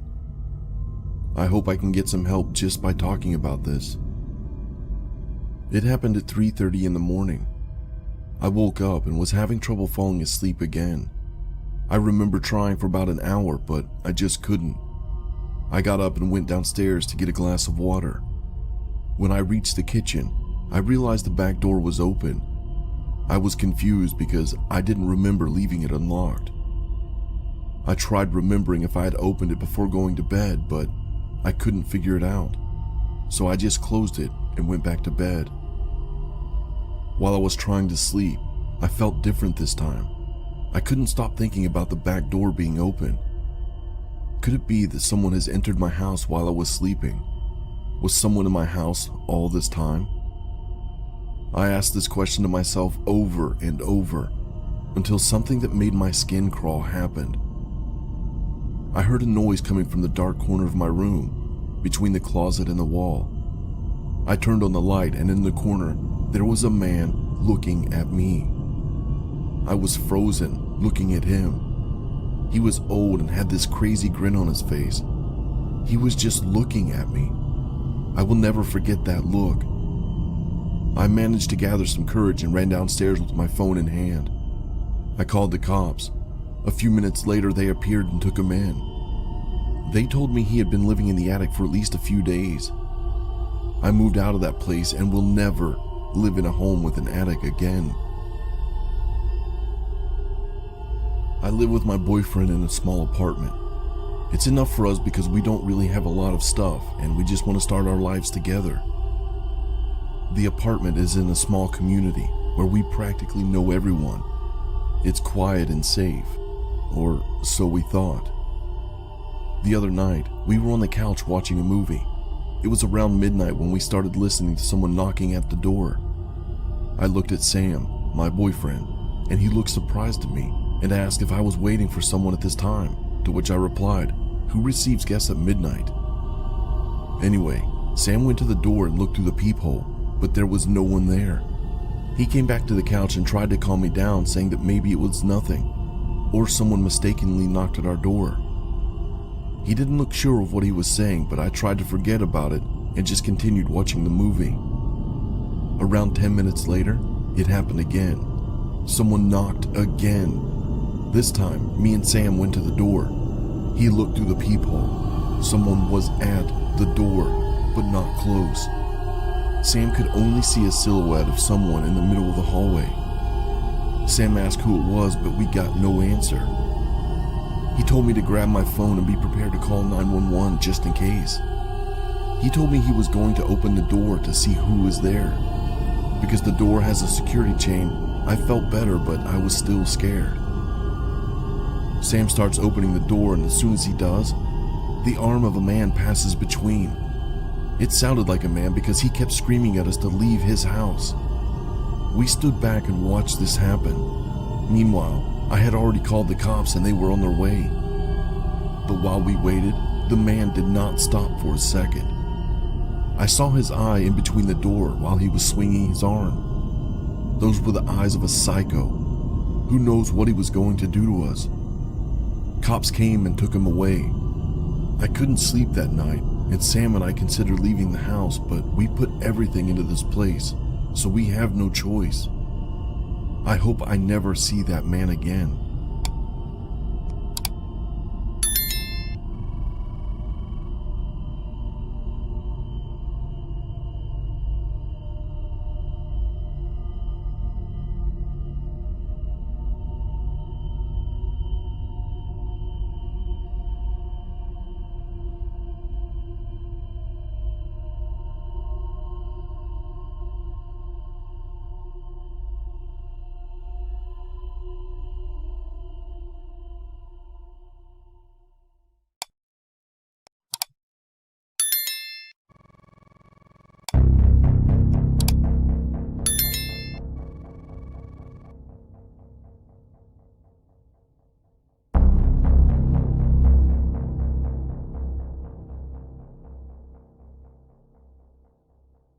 Stacy and her boyfriend Tommy loved going on long rides at night on his motorcycle. Tommy would choose new paths and roads for them to travel, while Stacy enjoyed the sights. She loved the feeling of holding tightly onto her boyfriend as the wind would rush up against them. Tonight, they were speeding through a road she had never seen before. As the ride continued, the lights from the city slowly faded more and more into the background. But that was fine with Stacy, since it made it easier to see the stars. But most of all, she thought it just made the mood more romantic. But without any warning, Stacy felt the bike slow down. Not knowing the reason why, she asked Tommy what was going on. But instead of getting an answer, he simply just directed a spotlight towards a tree that was a little farther away from the road. Stacy, still confused, took a closer look at what Tommy could possibly be trying to show her. She attempted to ask her question again. She paused. Her eyes widened as she sees exactly what it is he wanted her to see. A body hanging from a noose. But as gruesome as the sight already was, it wasn't until she realized what exactly she was looking at that would horrify her. There, hanging from the tree, was the dead and bloodied body of her boyfriend Tommy. Stacy screamed. But before she even had a moment to process the situation any further, the motorcycle sped away. Instinctively, Stacy held on to prevent herself from falling off. But as the initial shock eventually wore off, she realized the true horror of the situation. Not only was the mystery biker not her boyfriend Tommy, but he was most likely also responsible for his gruesome murder. Even though Stacy wanted nothing more than to get as far away as possible from the mystery biker, she knew she couldn't let go. At the speed they were going, letting go would most likely result in her getting severely injured or possibly dying. The tears streaming down her cheeks were being wiped away by the wind as the motorcycle continued to speed faster and faster. Stacy watched as the surroundings became more of a blur. How could this have happened? Stacy asked herself, and that's when she thought back to earlier that night. She had only responded to a text from Tommy's phone, and when the mystery biker picked her up, he didn't even lift his visor to greet her before they both sped away into their nightly journey. He may have had Tommy's motorcycle and gear, but there was something strange about the way he was acting, Stacy recollected. How could I have been so stupid, she asked herself. Even though she wanted to grieve for Tommy, she knew now wasn't the time. She was currently in an unimaginable predicament. Even though she was frightened beyond belief due to the fact that she was currently holding on to a maniac, she knew letting go was suicide. The lights from the city soon disappeared into the background as the mystery biker drove the motorcycle deeper towards an unknown destination. But just when Stacy didn't think it could get any worse, the mystery biker's head started to slowly twist around. She couldn't believe her eyes as she watched his head completely turn 180 degrees. The mystery biker's head was now directly looking at her. It was at that moment that Stacy, completely overwhelmed with fear, decided to let go. But just as she did, the mystery biker grabbed both of her hands to prevent her from escaping. He then pulls her body against his. Stacy screams. She squirms and kicks in an attempt to break free, but it's no use. The mystery biker is too strong. An already horrific situation has just turned into a living nightmare. Not only is Stacy in the grasp of some unknown monster, but the motorcycle is now going at full speed without anybody controlling the handles. Scared out of her mind, Stacy screams and pleads for her life. It's at that moment that the mystery driver uses one of his hands to slowly lift his visor. Stacy wants to look away, but her eyes are transfixed on what is right in front of her. Under the helmet, just a couple of inches away from her face, is the ghastly sight of something that looks to be not of this world smiling back at her. The motorcycle speeds into the darkness as Stacy's blood-curdling scream fills the night air.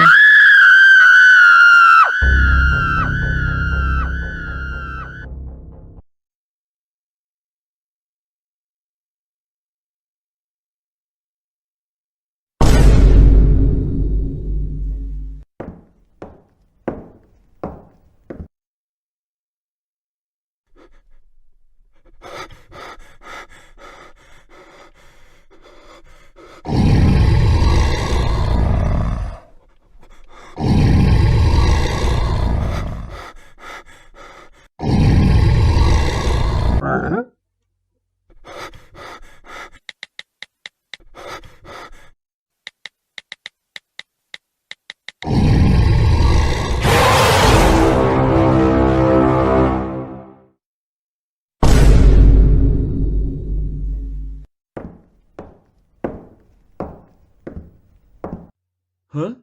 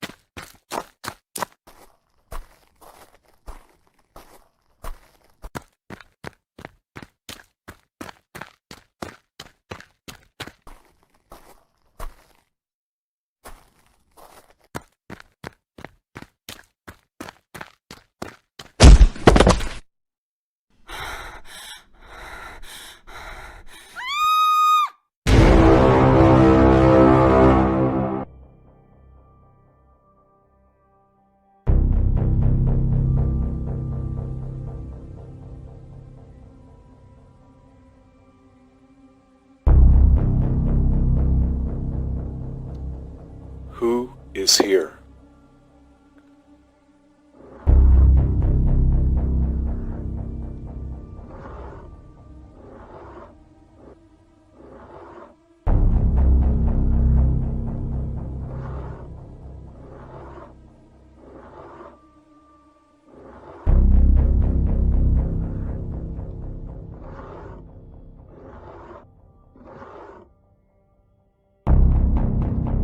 All your victims are here?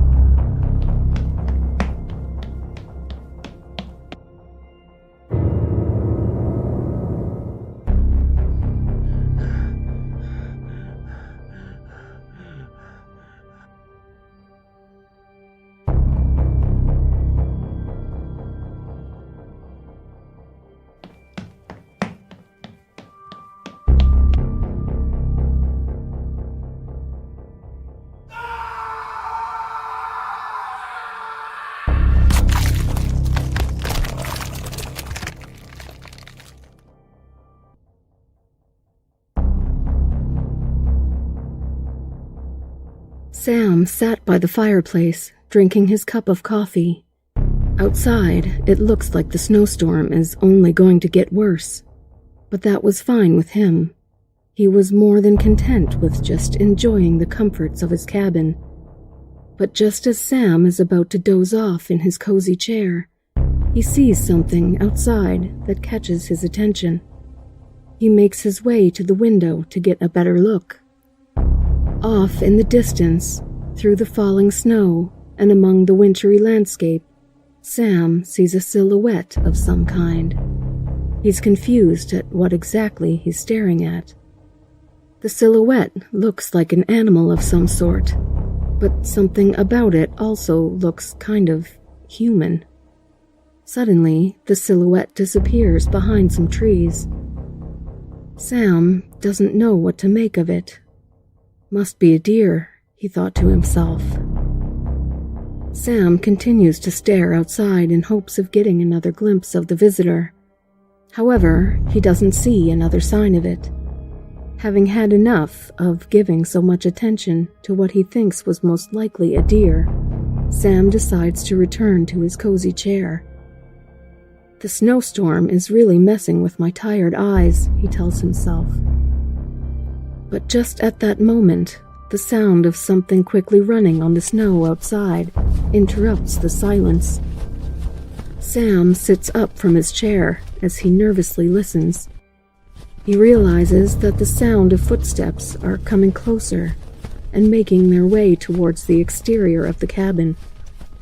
To his horror, whatever it is, suddenly scales the cabin and makes its way onto the roof.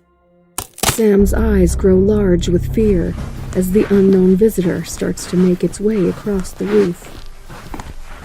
What the hell is that? He thinks to himself. What animal could do that? Even though he tries to convince himself it's an animal, it's hard for Sam to ignore the fact that the footsteps on his roof sound like they're being made by something walking on two legs. Sam gathers the courage to grab his shotgun. He storms out through the front door, ready to confront whatever is on his roof. With his shotgun aimed and ready, he carefully surveys the roof. Nothing.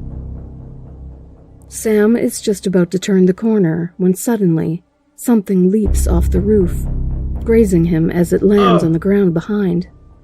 Sam falls into the snow, but quickly recovers. He hastily gets to his feet and turns around with his shotgun aimed.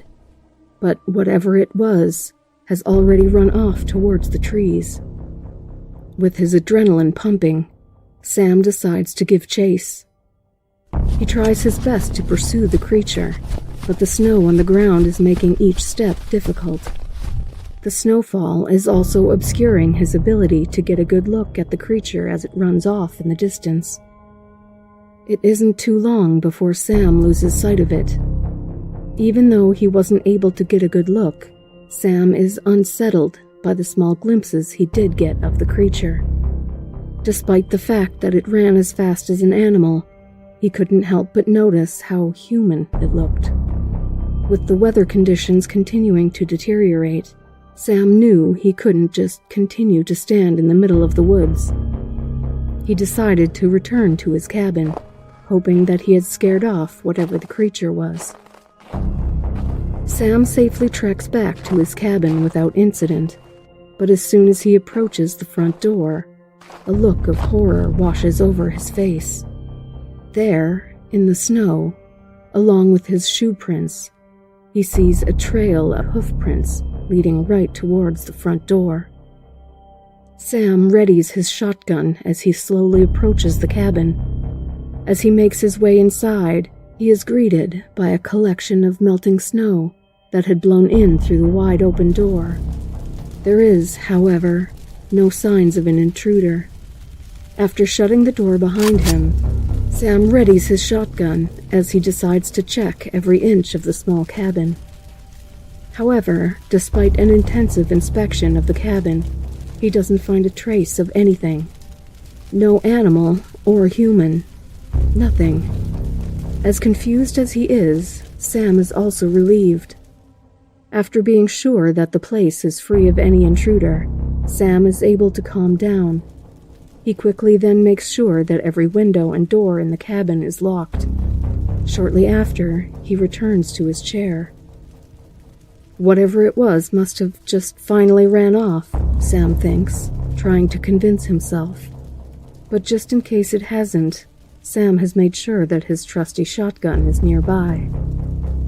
With his nerves starting to settle, Sam's eyes begin to grow more and more tired. Eventually, he falls asleep right in his comfy chair. It's a peaceful scene inside the cabin as the snow outside continues to fall. And just at that moment, the demon slowly emerges from within the fire.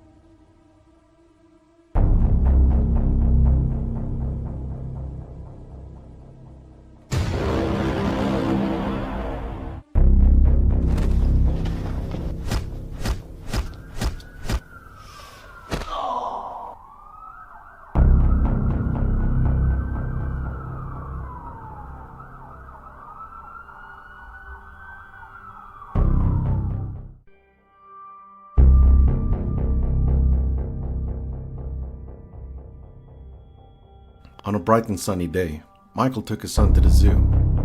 They were having a great time looking at all the different animal exhibits as well as eating different snacks and treats. Eventually, they would end up in front of the lion exhibit. There, along with a small group of people, they surveyed the entire enclosure, hoping to get a glimpse of the majestic big cats. But the lions were nowhere in sight. However, something did catch everybody's eye. Behind the tree, there seemed to be something that looked out of place. After a few moments, it would slowly emerge for everybody to see. To the crowd's horror, they realized it was a man in torn and blood-drenched clothing. Gasp and other sounds of shock resonated from within the crowd. They figured he was just some visitor since he wasn't wearing a uniform. Michael covered his son's eyes with his hand to shield him from the bloody sight. Others in the crowd took their phones out to call 911. However, others took out their phones just to record. But as horrific as the man looked, he had a peculiar smile on his face.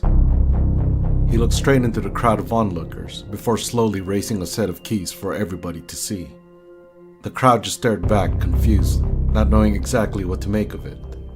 Unfortunately, they were too preoccupied to notice the pair of newly freed lions slowly sneaking up from behind.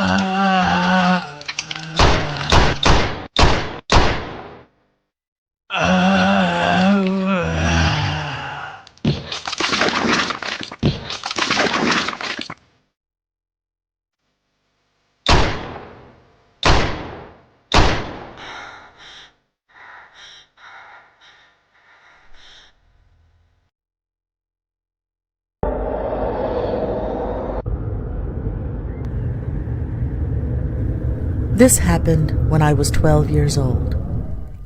I was living with my father in a small place in India. There weren't a lot of houses nearby. We were pretty much isolated and surrounded by wilderness. One rainy night, me and my father were watching TV on the couch when we heard a knocking at the door. That was very odd, because not only we didn't have a lot of visitors, but it was nighttime. Anyway, my father got up and went to the door. I quickly followed him but stayed behind him. Before he opened the door, he asked who it was, and we heard a voice of a woman. She said she was just trying to find shelter from the rain and that she got lost in the woods. My father, being a good man that he is, decided to open the door. As he opens the door, we could start seeing the woman outside. She was soaking wet, and her clothes were torn apart. My father quickly told her to get in and found her some clothes to put on. My father told me to go to sleep, but I was curious with that woman being there, so I pretended I went to sleep and stayed watching them both. My father sat close to her and started speaking to her. He asked questions like what she was doing there at that time of the night, or if she was alone, but to no avail. Once she got inside and by the fire, she was just silent, facing the fire. A few minutes go by, and my father gave up on trying to speak to her. So he gets up and prepares himself to leave the room when she starts mumbling something. He stopped and looked at her. I couldn't really understand what she was saying, but I believe she kept repeating the words, "I lost him." My father sat down again by her side and tried to speak to her, but she kept looking at the fire, emotionless, and kept mumbling what I think was the same words. I had a bad feeling about this. Something was off about that woman, and I was worried with my father's safety. The mumbling continued a few more seconds. My father then tried to touch her shoulder, to have her attention, and as soon as he touched her, she quickly turned her head to him. This time, she had a different look. Her eyes were bloodshot red, and she started getting up, and to this day, I swear what happened next is true. When she got up, her feet weren't touching the ground. She was levitating, and that's not all. Her face was completely different from before. She looked like a witch. Her hair turned gray and old, and her face wrinkled. I ran to my father, and together we ran out of the house, leaving that creature alone there screaming. I remember running that entire night with my father, looking for a safe place to stay, and after many, many miles of running, we encountered a local village. My father and I never spoke about this with each other, and I sincerely hope we never encounter that thing ever again.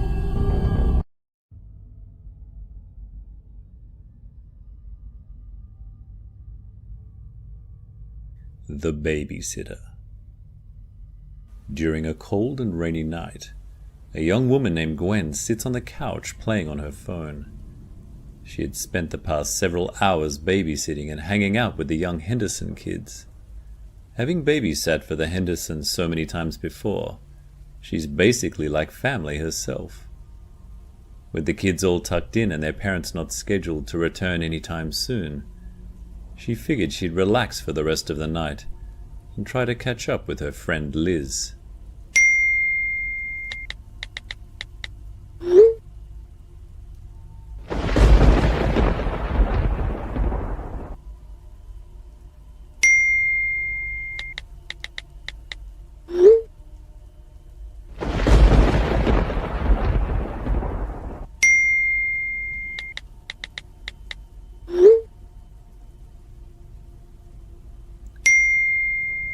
Just as Gwen is about to respond to her friend, she suddenly hears footsteps coming from upstairs.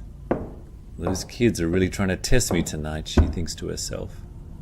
Wanting to make sure the children aren't doing anything foolish, Gwen reluctantly gets off the comfy couch to corral whoever is still awake back to their bedroom. But as she checks their rooms, she finds that both children are sound asleep in their beds. Strange, Gwen tells herself. I guess the storm is making me hear things. Gwen happily returns to the comforts of the couch shortly after. Even though she had intended to text her friend back, she is momentarily transfixed by the storm going on outside. Suddenly, Gwen hears the bone-chilling scream of one of the Henderson kids. "Molly?" Gwen yells out. She quickly hops off the couch and runs up the flight of stairs. But when she opens Molly's door, she finds that the little girl's bed is empty. Gwen rushes to check on Danny, but he too has disappeared from his bed. In the midst of her panic, she had failed to notice just how wet the floors were, and it isn't until she almost slips that she finally sees the trail of shoe prints everywhere. "What the hell?" Gwen says to herself. But her confusion quickly turns to horror when she realizes that the shoe prints look like they belong to an adult. And it's just at that moment that Gwen sees somebody in a black raincoat standing at the doorway of one of the bedrooms down the hall. She is terrified, and she looks directly into a pair of eyes that are staring back at her through the holes of a mask. Without warning, the intruder sprints right towards her. Gwen screams. She quickly runs inside the bedroom, closing and locking the door behind her. She backs away as the intruder starts to forcefully kick the door. Without wasting a moment, Gwen makes her way into the bathroom that connects the two bedrooms. And just as she shuts the bathroom door, she hears the bedroom door burst open. Gwen realizes she has to make her way downstairs to where her phone is. She had foolishly left it on the couch when she initially thought Molly's scream was about something more benign. Never would she have imagined being caught in such a grave situation. Soon, the intruder begins to kick at the bathroom door as well. Gwen rushes into Molly's bedroom, closing and locking the door behind her. With the intruder still occupied, Gwen figures it's her best opportunity to make a run for it. She dashes right out of Molly's bedroom and makes her way to the stairs. But the intruder is right behind her. Before she can even reach the top step, the intruder grabs her. Thinking quickly, she reaches for a vase and smashes it right on the intruder's head. The blow causes the intruder to stumble backwards. Unfortunately, Gwen is taken down with him. They struggle on the ground as Gwen tries her best to break free from the maniac's grasp, but it seems to be futile as he's just so much stronger. It isn't too long before he's able to overpower Gwen. With his fingers wrapped around her throat, he begins to choke her.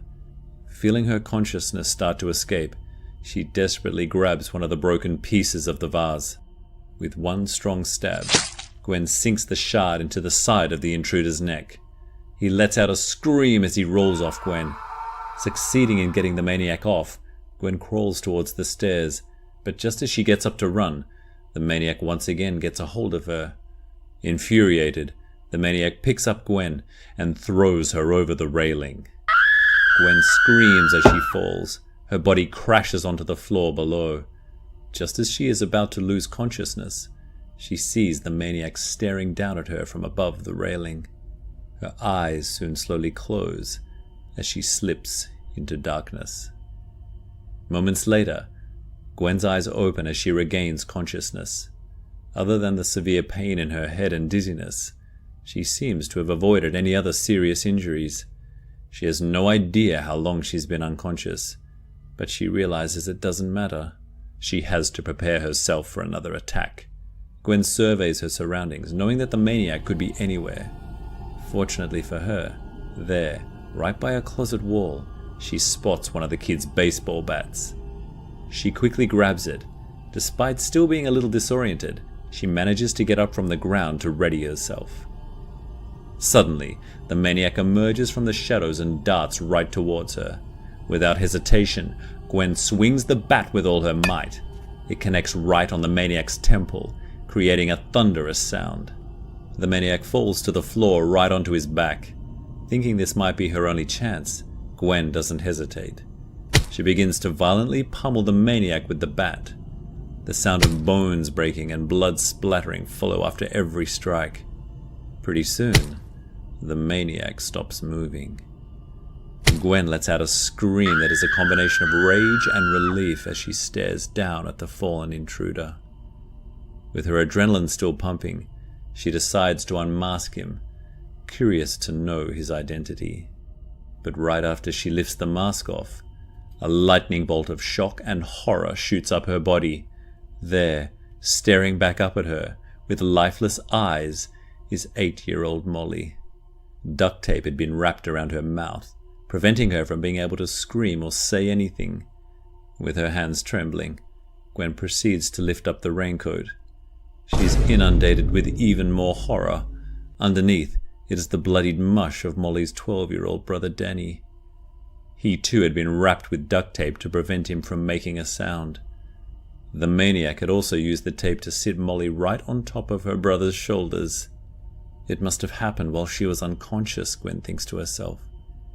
The ghastly sight is too much for her. She falls to her knees right next to the bloodied and lifeless bodies of the Henderson kids. With tears raining from her eyes, she lets out a scream of pure agony, devastated by what she's just done. Overcome with grief, Gwen fails to notice the maniac emerging from the dark right behind her. I live with my mother. For safety reasons, I will keep names and my hometown hidden. My story goes back to when I was 14. It all started one night while watching TV with my mother. I could hear whispers. I couldn't understand where they were coming from, but they were there. My mother wasn't listening, so I figured it was nothing. The next day, I was alone in the afternoon while my mother was at work, and I could hear the voices coming from the kitchen. This time, the voices were louder, and at the same time, I started having images in my head. I didn't know what they meant, but I was afraid. Paralysis took over my body while the whispers got stronger, until my mother arrived home and it all stopped. I tried speaking with my mother about this, but she didn't understand what I was talking about, and she brushed it off as nothing. Later that night, we were together watching TV when the whispers started again. With it came also the visions, this time more of them, and I could make out what they looked like. It was people, disfigured, until I fainted. When I woke up, my mother was standing in front of me, worried, sick, and trying to speak, but I couldn't listen. The whispers were too loud, and that's when it happened. My mother was raised into the air and tossed against the wall. I was still paralyzed, but I saw two figures in front of my mother. I could only see their silhouettes. My mother started screaming from the top of her lungs for help. Luckily, one of our neighbors listened and came running, and as soon as he arrived, the figures disappeared. We moved out that night and never went back to that house again. Till today, I haven't seen those dark figures again, and I hope it stays that way.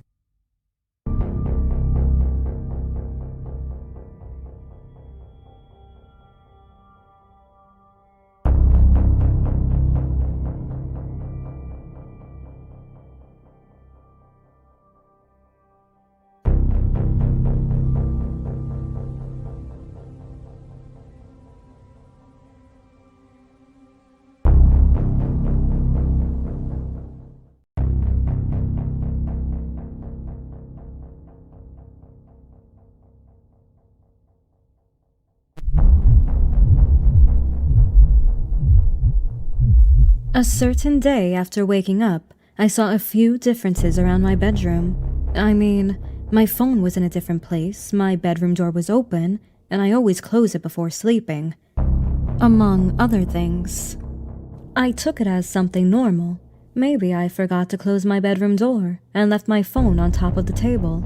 Still, I wasn't very sure of myself. At night, after dinner, I usually sit down to relax and watch some Netflix. Nothing happened, but I couldn't shake an eerie feeling of being watched all the time. Something was off. But I live in a small apartment, so it's almost impossible for someone to hide and not be seen. I live on the 3rd floor, so no one can watch me through the windows. I tried to forget about it and just watch the movie. Later in the night, I was already in bed. Still, couldn't shake that feeling of being watched. But I knew there was no one there. It was all in my head. This time, I made sure the door was closed and my phone was right beside me. In the morning, I wasn't going to forget about it. Not this time. Next day comes, and I look at my side to check my phone. It was there. I smiled in relief when I saw it, but when I got up, I looked at the door, and it was open again. I was in shock, because there was no way it happened accidentally. I mean, how? It was closed before sleeping. I got up and peeked through the door into the hallway that goes into the living room. I saw nothing, but that eerie feeling was still there. With much effort, I walked to my living room and checked around. Nothing was out of place, at least, at first. I dressed quickly and went to work. I needed to get out of there and just forget about it for a second. I kept telling myself there was something wrong with the door. I decided tonight I was going to lock it, and that way it was impossible to open. Night comes again. Tonight, I felt different, much more anxious, nervous and afraid, like I was expecting something to happen. I go to bed earlier and lock myself in the bedroom. This time, the door won't open, I tell myself. I go to bed, and after an hour or so of trying, finally I fall asleep. But it wasn't for long. 3 a.m. comes, and I wake up. Not because of noises or anything, I just woke up. That eerie feeling came back. I look around my bedroom, but I don't see anything. The door remains closed, and that's a relief. But as soon as I lay eyes on it, something happens that scares the living hell out of me. The door slowly starts opening, doing a terrifying creaking sound. At this point, I am in absolute panic inside, but at the same time, frozen on my bed. I get myself under the covers and stay very still. Maybe it's over. Maybe it's just an old door that keeps opening. There is nothing there. That's when things got worse. Another terrifying sound can be heard. Footsteps. I couldn't see who was walking, but I understood it was coming in my direction. I am crying under the sheets. The sound of the footsteps stopped right by my side in bed. I don't have the courage to lower the sheets, but I know someone or something is just by my side, looking at me.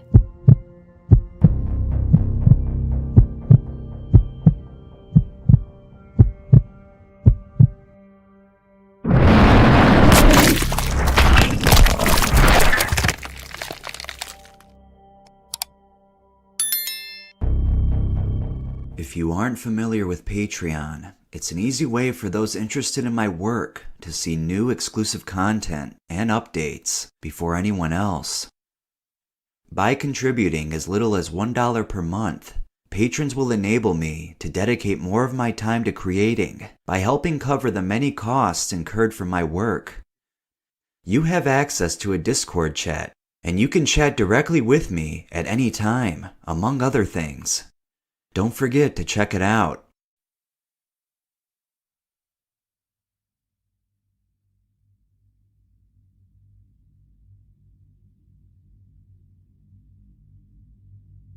It was like any other morning.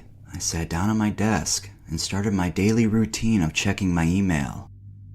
But among the various emails I had in my inbox, one caught my attention.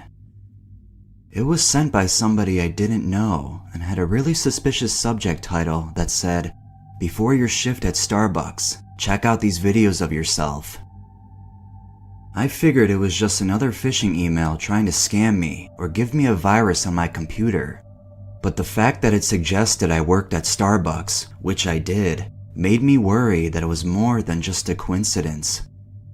And when I clicked on it, my worst nightmares were confirmed. I was able to see thumbnails of what were clearly videos of myself. But not only were they videos of myself, they were videos of me during my most private and intimate moments. I'm not even really comfortable describing in detail what I was doing in some of the videos, but let's just say there's something you would never want others to see. But here I was, staring at them, knowing somebody or many others have been watching me. They must have somehow hacked into the camera on my computer. How can I be so stupid? My family and friends had been telling me for years to cover the camera when I wasn't using it. But I couldn't believe the idea that somebody could just hack into my camera like that. I was so wrong. I just sat there, numb and beyond horrified. But after a few moments of frantically looking at some of the thumbnails, I eventually read the message in the email. Long story short, it was sent by a group of hackers, and now they were blackmailing me. They said that if I didn't send them $1,000 every month for a year, they would send the videos to all my friends and family. Right at that moment, I felt like throwing up. I've heard of something like this happening to others, but I never would have imagined it happening to me. My mind started racing. I was horrified at the idea of these videos being sent to all the people in my life. But I knew I couldn't give in to the hackers' demands. They would just demand more and more money until I couldn't pay. And they probably would release the videos anyway. I didn't waste any time after reading the email. I went straight to contacting the FBI, and they got on the case right away. I was so distraught at the consequences of my actions that I didn't even go to work that day. But surprisingly, the videos never ended up being sent to my friends or family. The FBI worked on the case for months, but never got any leads. I was very paranoid for a long time after. Sometimes I would look out my window and see a mysterious black car parked outside my house. But before my roommates and I were able to inspect the matter further, the car would leave. To this day, I still have no idea who the hackers were and why they didn't leak the videos to everybody I knew. But the FBI did tell me that the pictures were most likely on the deep web. I'm still going to therapy because of what happened. I've also made sure to tape over all my web cameras. But none of that is ever going to get rid of the extreme anxiety I have these days. Maybe that's why the hackers didn't release my videos to everybody I knew. They like knowing that I'll be paranoid about it for the rest of my life.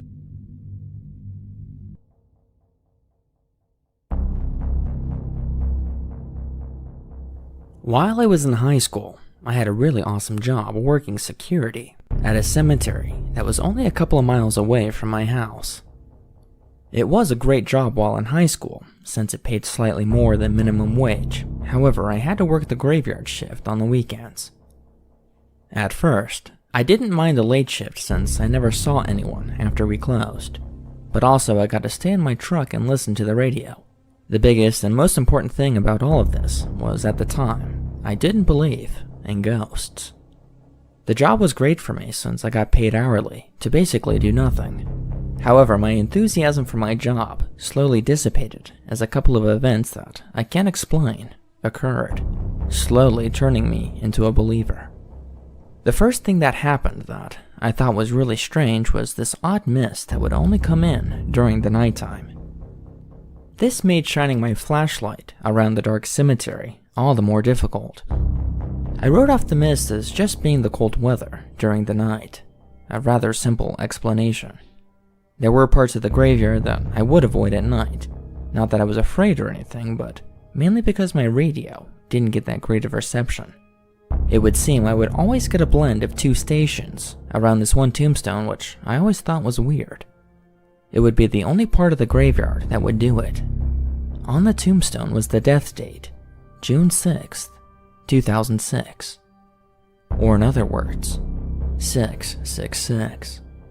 I am not a superstitious person, but I always thought that was weird.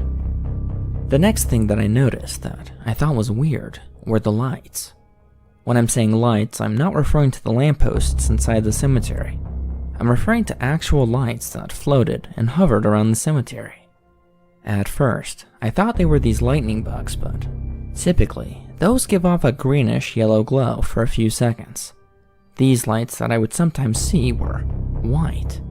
Rather than dissipating after a few seconds, they lasted for a couple of minutes and moved very slowly. I wrote off this experience as a mixture between the mist that hovered in the graveyard and the passing cars that would sometimes pass by the cemetery throughout the night.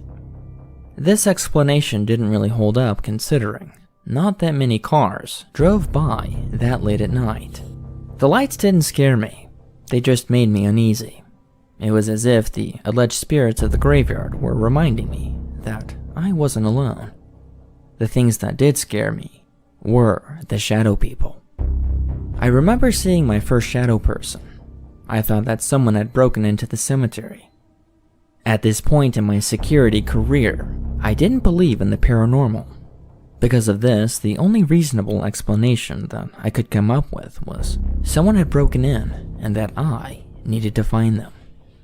I left my truck and chased after them, but I obviously ended up empty-handed, as well as a good distance away from my truck that I originally wanted to be. On my long and lonesome walk back from my frivolous pursuit, I thought I heard whispering all around me. Normally I would write this off as the wind in the trees, but I heard actual words, as well as my name. My full name. This obviously bothered me, and I spent the rest of the evening inside my truck.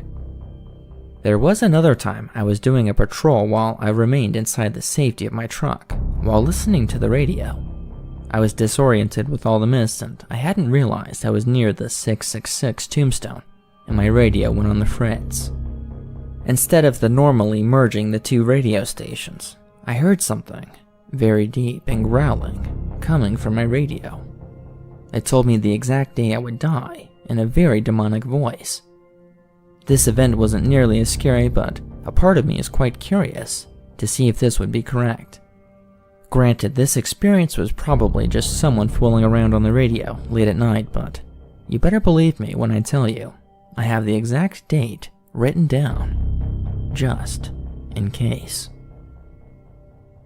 If you aren't familiar with Patreon, it's an easy way for those interested in my work to see new exclusive content and updates before anyone else.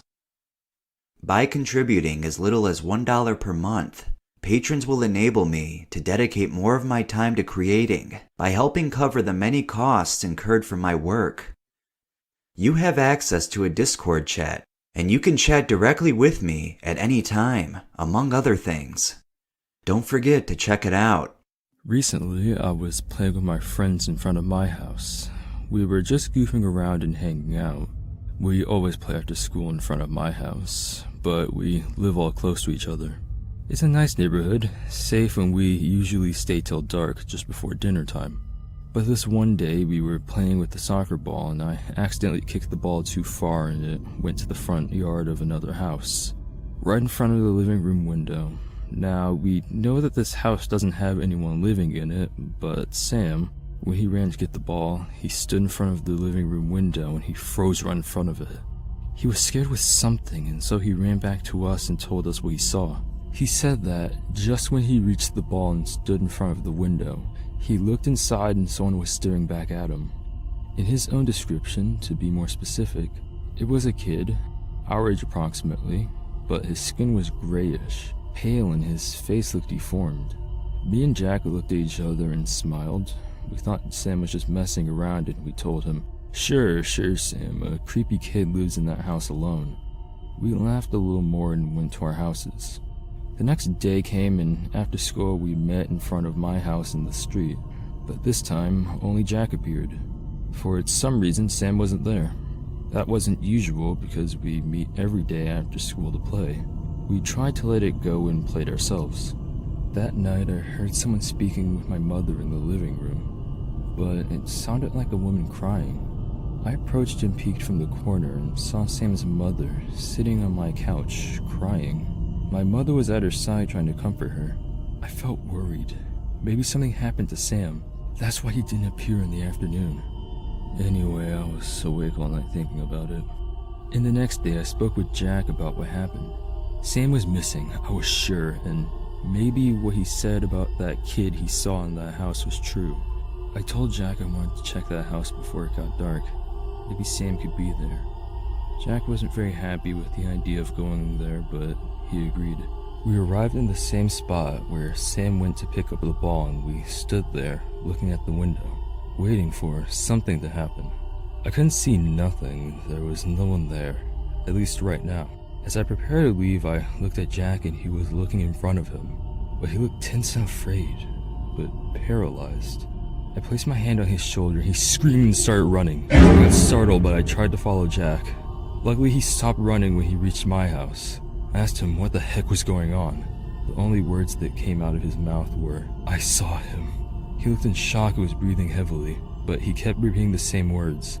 He said nothing else. It was getting dark, so we went back to our homes. But I couldn't shake the feeling that something was wrong. I think Jack saw that same kid that Sam saw just before disappearing. If that was the case, I feared for Jack's fate, but hope it wasn't related. Morning came, I looked at the alarm clock. 9 a.m. Because it was Saturday and we don't have school, I went immediately to Jack's house. As I got closer to the house, I saw the police car in front of the house. My heart dropped when I saw it. I immediately thought about what Jack and Sam told me. The kid they saw must have something to do with this. It had to! I decided to see it for myself, for my friends, for my own sake. Even if I wanted to tell someone, I had no evidence or anything to show. I had to do this myself. I went to the house where they saw this kid. Again, I got close to the window and stood there, watching and waiting. Nothing was happening. I decided to go inside. Maybe they were there. The main door wasn't locked, so I just opened it and entered. Inside, just an empty space. Nothing in the floors or walls. All normal. I explored a little bit more and found a door to the basement. I walked down the stairs. When I reached the bottom, I looked around, but also, the basement was empty and it looked normal as well. It had 2 small windows, so it had some light from the outside. It wasn't very dark, but there was something very weird about it. I had this feeling, I don't really know how to explain it, but it was like I could hear voices. I felt there were things around me in that basement, but there was nothing there. That was until I was struck with visions that came and go. Flashes of something in there, but in a different place, like a parallel world. The worst part was Sam and Jack were there, inside a cocoon of bloody guts. This world was blood red and it looked like something from a horror movie. My friends trapped there. The visions got stronger and my legs got weaker as they came, more and more. A few more seconds have passed and behind my friends I saw a shadow that slowly became clear. It was a kid with a deformed face and grayish skin. He looked like a kid, but he looked old at the same time. It was the kid Jack and Sam told me about. I was frozen looking at him. He had saw me and somehow had taken me into this world. I feared I was next. As I keep looking at him, slowly from behind him, a shadow starts appearing, like it was possessing that body. It's laughing manically at me and then it launches itself at me. All goes black. I wake up in my bed. I look at the alarm clock. It's 9 a.m. Saturday morning.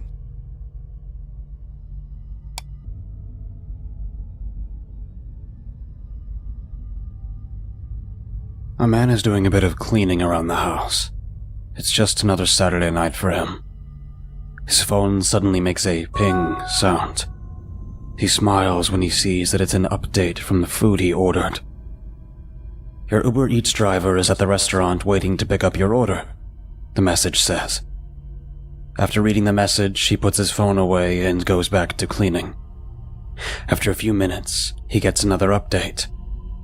Your Uber Eats driver has picked up your order and is on his way, the message says. The man smiles again, relieved. He's starving and can't wait to try the food from the new Chinese place. Several minutes go by before he gets another ping on his phone. Your food stork driver is about to arrive, the message says. Upon reading the latest message, the man starts to clean himself up just in case he has to meet with the driver. But just as he's in the middle of preparing, he gets another ping on his phone. He looks at it, thinking it's another update. However, this time, it's a message from the driver. Ricky. Hey, Greg, having a hard time finding your place. What's the front of the house look like? Greg quickly replies with, front of the house has a potted cactus, porch lights on. The driver responded shortly with, Found it. I'm here. See you real soon. With his food about to be dropped off, Greg takes a few dishes and silverware from the cabinet. But before he can finish preparing, the doorbell rings. Nice, Greg mutters happily. But as he looks through the peephole, he sees a man in a hoodie standing over the bag that contains his food. Why is he still here? Greg asks himself. As he continues to stare through the peephole, the driver proceeds to just stand on his porch. Trying to assess the situation, he looks at his phone again. There, on his screen, is the latest update. Your Uber Eats driver has dropped off your order, the message says. What else does he want? Greg thinks to himself. He looks through the peephole again, only to see the driver still standing there. Damn it, Greg scoffs. I'll just wait here till he leaves. But to his dismay, his phone makes a ping sound as he gets a message. Crap, Greg thinks to himself. That freak must know I'm by the door now. His worst fears confirmed when the hooded man outside starts to speak. Hey, sorry to bother you. I just sent you a message asking if I could use your bathroom. It was kind of a long drive and I really gotta go. There aren't any stores nearby and all the lights from the neighbors' houses seem to be off. Greg is caught off guard by the request, but he definitely has no intention of letting this strange man into the house. No, sorry, I can't help you. I'm actually in the middle of cleaning, Greg replies. And, there's a solution in the toilet that needs to soak for a while. Oh, come on. Please? I really have to go. The driver responded. Just piss in the bushes if you want. I don't mind, Greg replied. For real? I can't do that. I might get arrested. The driver said. Then, sorry, I can't help you, Greg replies. Greg hears the driver grunt from behind the door. Despite the fact that he angered the driver, there's no way he was letting him in the house. As Greg looks through the peephole, he sees the driver finally walking away. Breathing a sigh of relief, Greg waits a few minutes to make sure the coast is clear. Upon seeing that nobody is in his yard, he opens the door to retrieve his order. But just as he does, the driver suddenly appears out of nowhere. He walks with a fast pace towards Greg's porch. Seriously, just let me use your bathroom. I really need to go, the driver yells. Greg is momentarily jarred by the sight, but he gets himself together and hastily grabs his order before retreating back into the house and shuts the door right behind him. As Greg locks it, the driver once again lets out an audible grunt of frustration, and as he begins to walk away, the driver murmurs the word, asshole. It's followed soon after by the sound of footsteps leaving. To his relief, the coast is clear once again, but this time, Greg hears the sound of a car driving. Finally, Greg says to himself. He walks over to the kitchen with his much-awaited food in hand. He's irritated to see that the restaurant forgot the soy sauce. He opens the fridge and digs through it, looking for the soy sauce. Getting a bit frustrated, he asks, So, Greg, where do you keep the soy sauce? There, lying just a few feet away on the kitchen floor, is the mutilated and bloody body of the real Greg, wrapped in a plastic sheet. Where'd you say? The man asks, acting as if the corpse responded to him. Oh, there it is, the man happily says, as he grabs the bottle of soy sauce. He looks towards Greg's corpse again. Thanks, Greg, the man says. Oh, and thanks for letting me use your Uber Eats account again for dinner.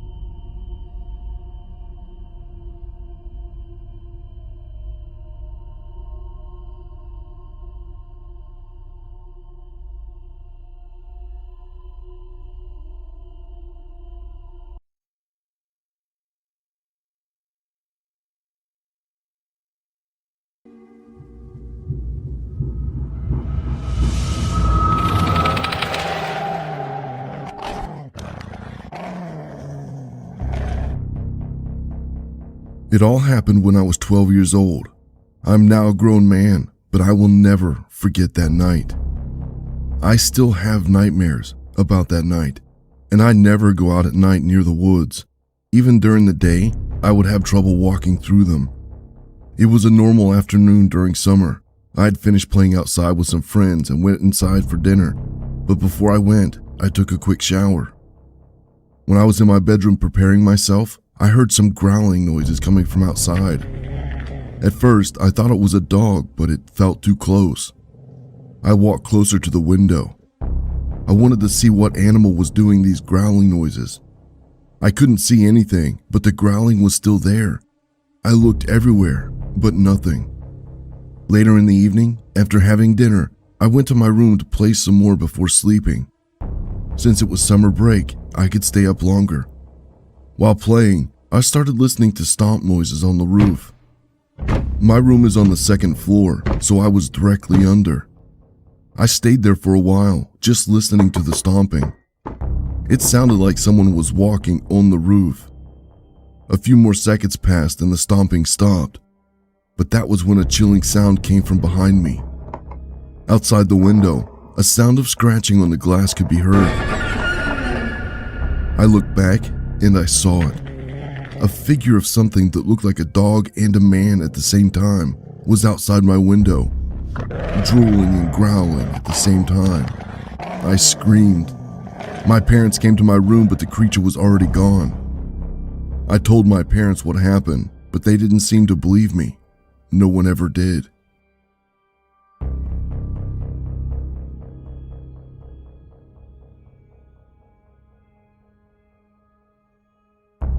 I love running in the night. No one is in the streets. I can run and appreciate the silence around me. Sometimes I run through town, other times I run in the woods. Close to my place, there are a few trails that go through the woods. It might be creepy for some, but I always enjoyed it very much.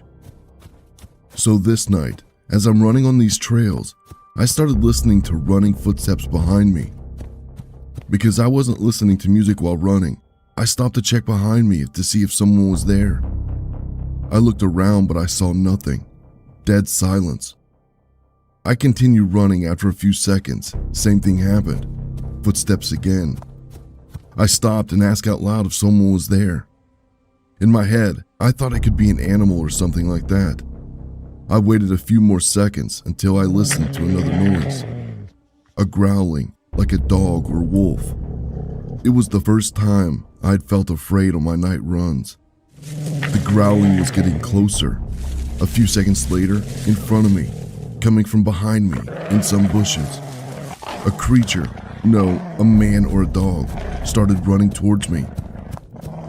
Frozen in terror, I looked at it for just a second, right before I started running as fast as I could. I think I've never ran so fast as that day. Luckily, I managed to get to the main road before it got me, but I didn't stop there. I kept running until I was home. When I arrived home, I couldn't believe in what I just saw. I tried to sleep as best as I could, and the next day, I did some research on local wildlife, but I couldn't find anything. Not until I'd looked for cryptid encounters. It looks like where I live, there are others that have seen the same creature I saw that day, the Dogman. I never again ran at night. I was riding my e-bike through a road a few miles from my house. The road was surrounded by forest on both sides. Everything seemed fine until I heard a sound coming from the tree line. Even though I had no idea what it was, my worst fear had always been possibly getting attacked by a wild animal. So I sped up the e-bike to make sure I wasn't in any danger. But I was horrified to see that whatever made the sound was actually running behind the tree line alongside the road. What I thought was an animal at first would actually alternate from running on all fours to running on two legs. I started to freak out because it looked like a bear or a wolf was running like a human as well. I'm thinking it's just some weirdo in a costume, but what really concerned me was even though I was going almost 20 miles an hour on the e-bike, whatever this thing was keeping up with me. I was just hoping I could make it to the gas station a few miles away to get some help. However, I was worried I'd run out of juice on the e-bike before I got there. By now, I was going full speed and this damn thing was still chasing me. The whole time I could hear something sprinting and grunting through the forest. Also, I could see it in my peripheral vision. And just a few seconds after that, that's when I finally hear it emerge from the tree line and chase me from behind on the road. It was too dark to probably see anything. I just leaned down on my e-bike and basically prayed. Thankfully, the lights of the gas station soon emerged from the distance. It wasn't until I rode into the parking lot that I finally looked behind me. But when I did, I saw nothing. None of the other customers looked like they saw anything either. I called my mom soon after to pick me up. I haven't ridden my e-bike around the area since then. I have made attempts with friends to look for whatever it was though, but we haven't had any luck finding it.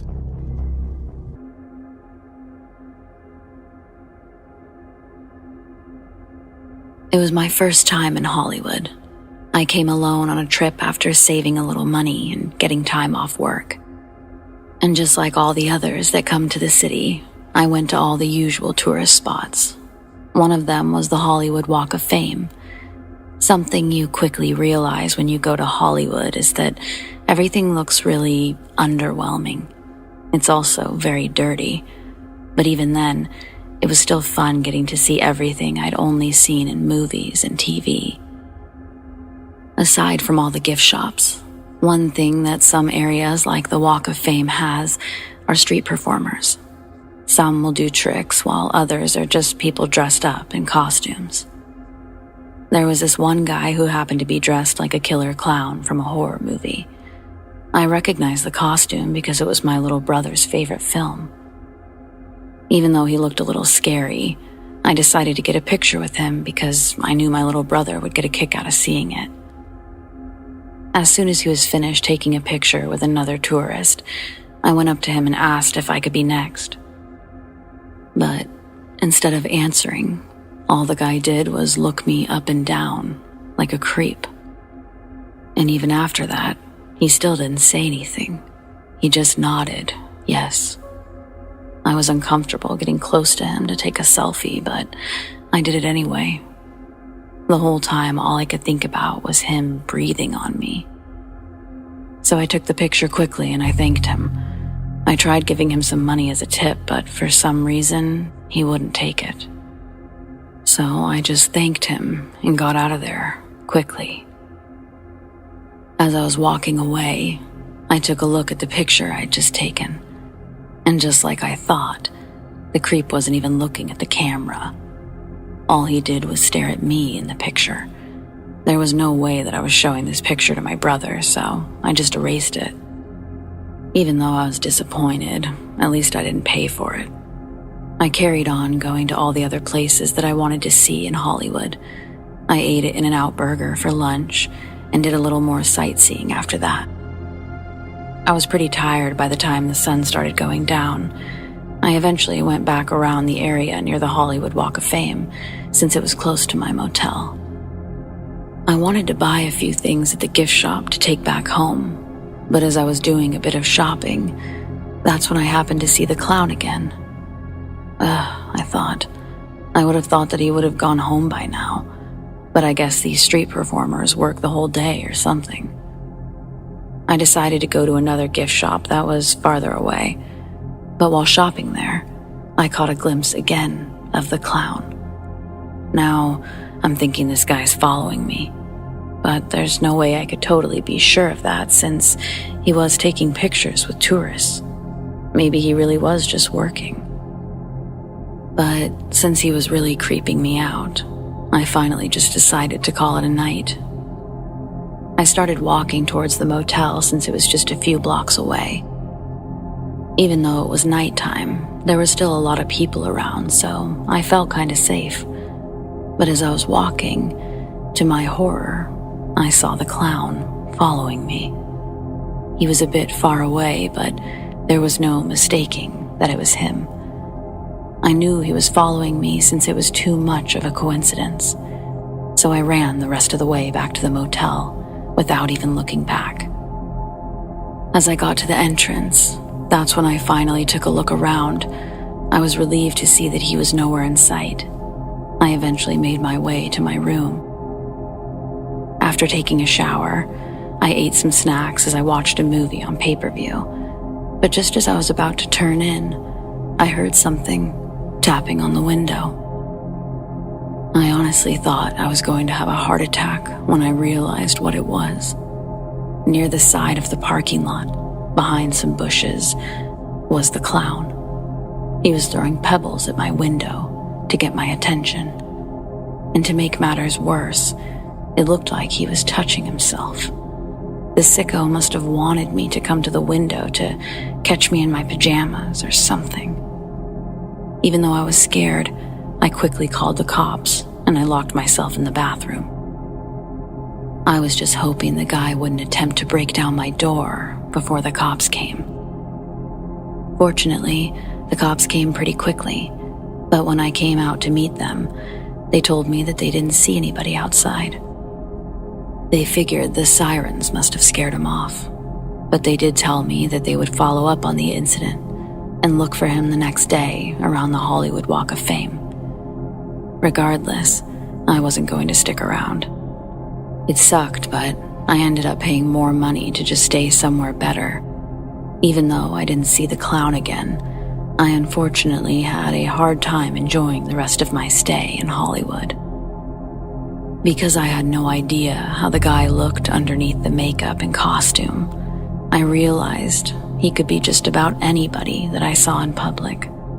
So I was pretty much paranoid the whole time. It wasn't until I got home that I was finally able to somewhat relax.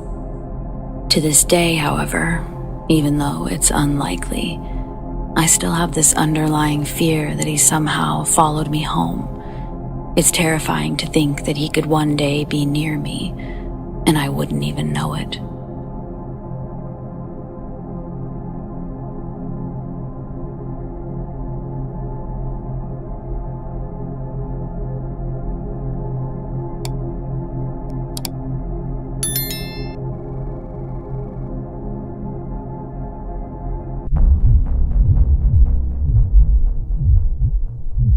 A certain day after waking up, I saw a few differences around my bedroom.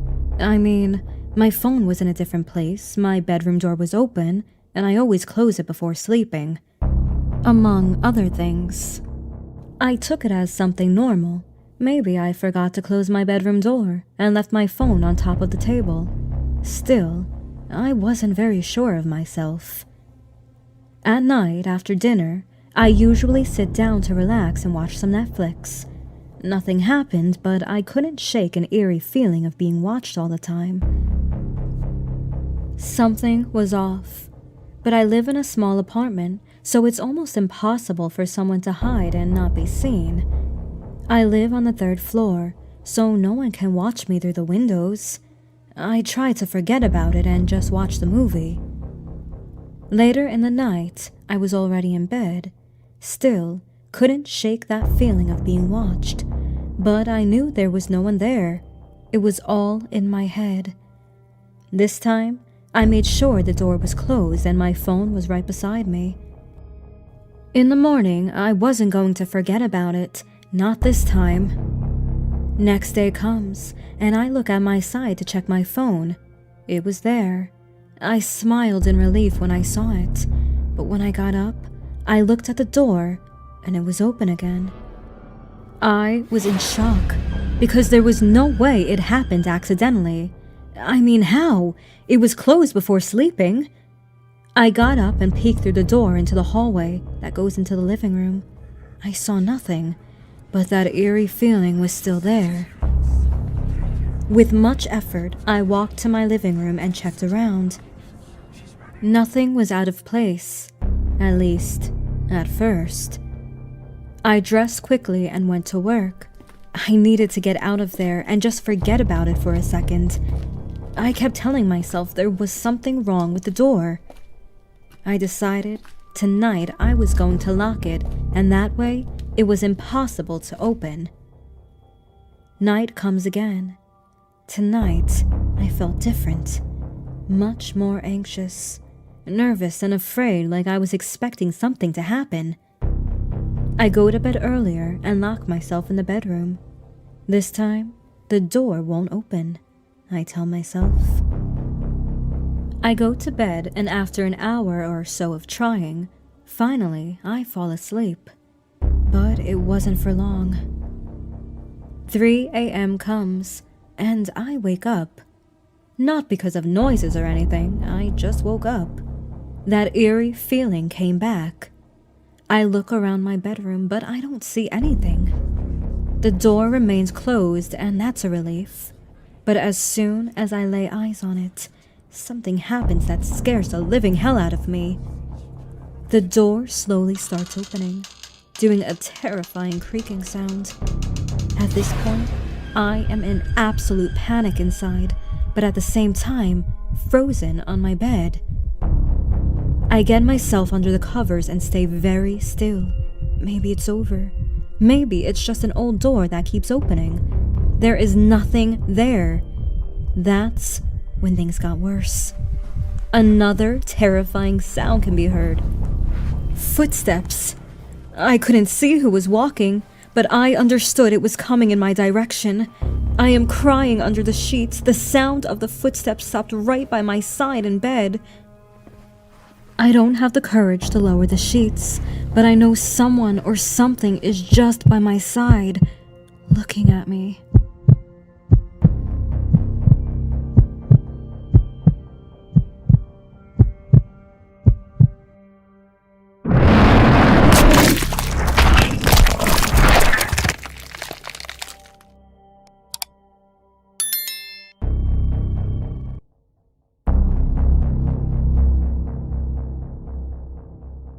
One day I decided to take my camera out to the woods and do some photography.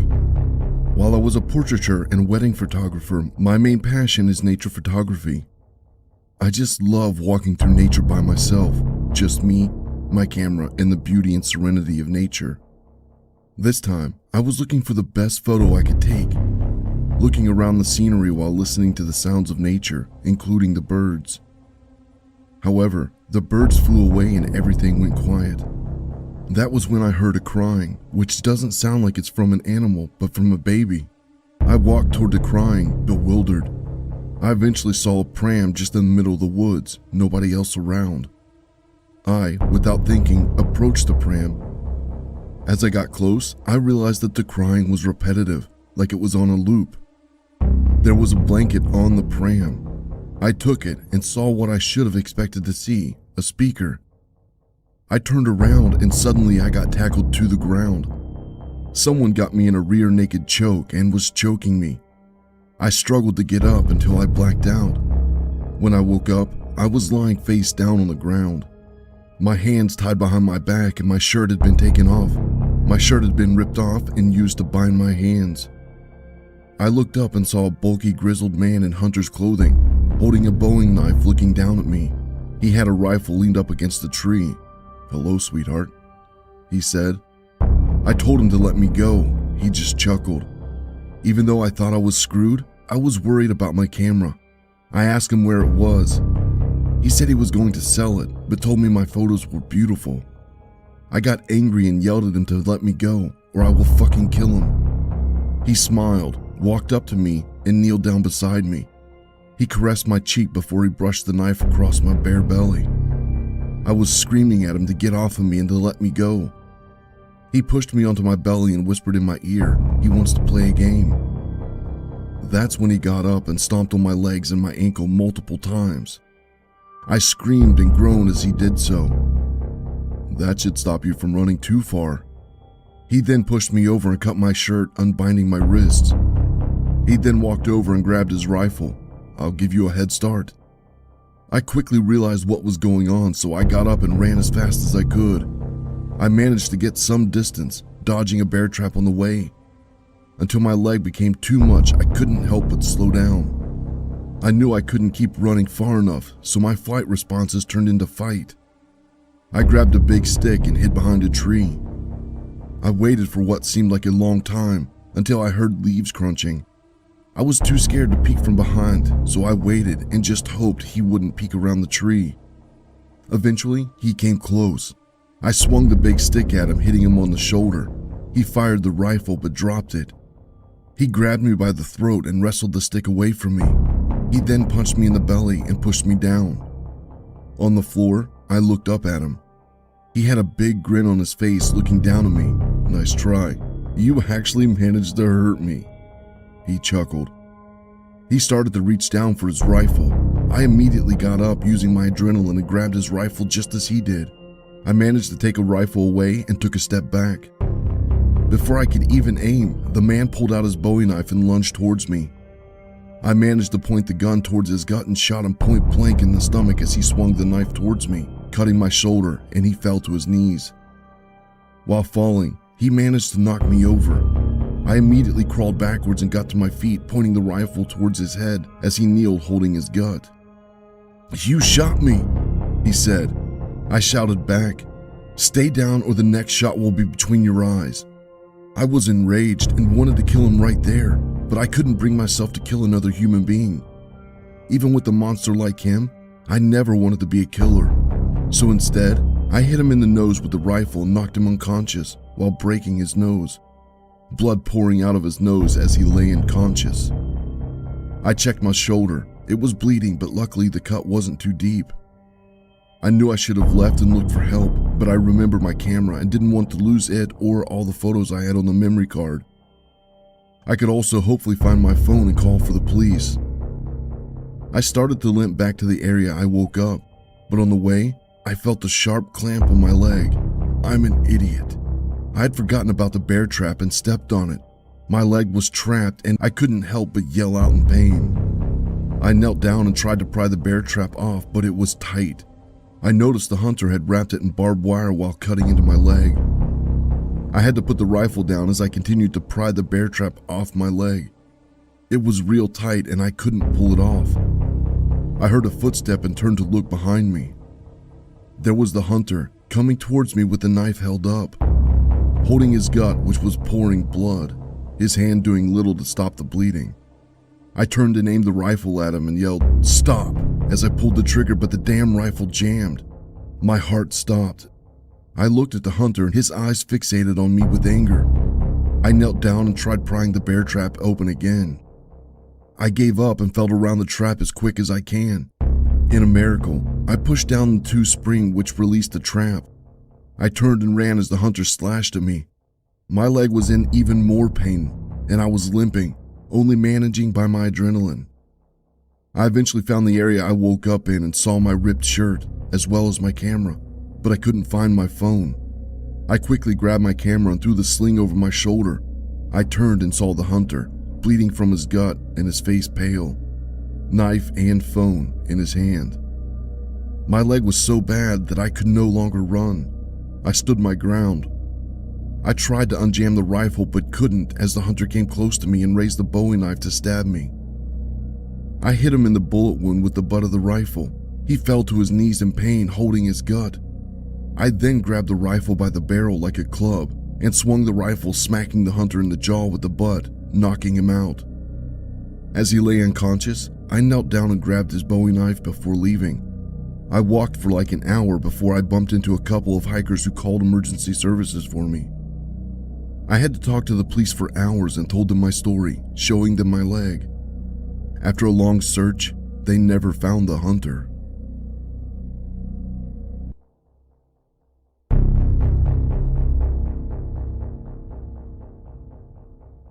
I had gone to Hollywood with the dream of becoming an actress. Even though a lot of people I knew were against the idea, I knew that I had to try it since it was my dream. Fortunately for me, the move wasn't too bad. I had a friend who had already moved out there to become an actress as well. Staying at her place was a lot cheaper than paying rent anywhere else. There was a bit of a culture shock for me.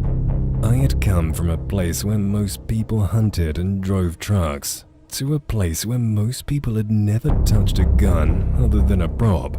Still, I was really excited despite being nervous about my decision. But after a few months, my enthusiasm pretty much ran out. I wasn't able to land any acting jobs outside of commercials. My friend wasn't any better off, so like her, I had to make ends meet by working at a cafe like so many others trying to make it in Hollywood.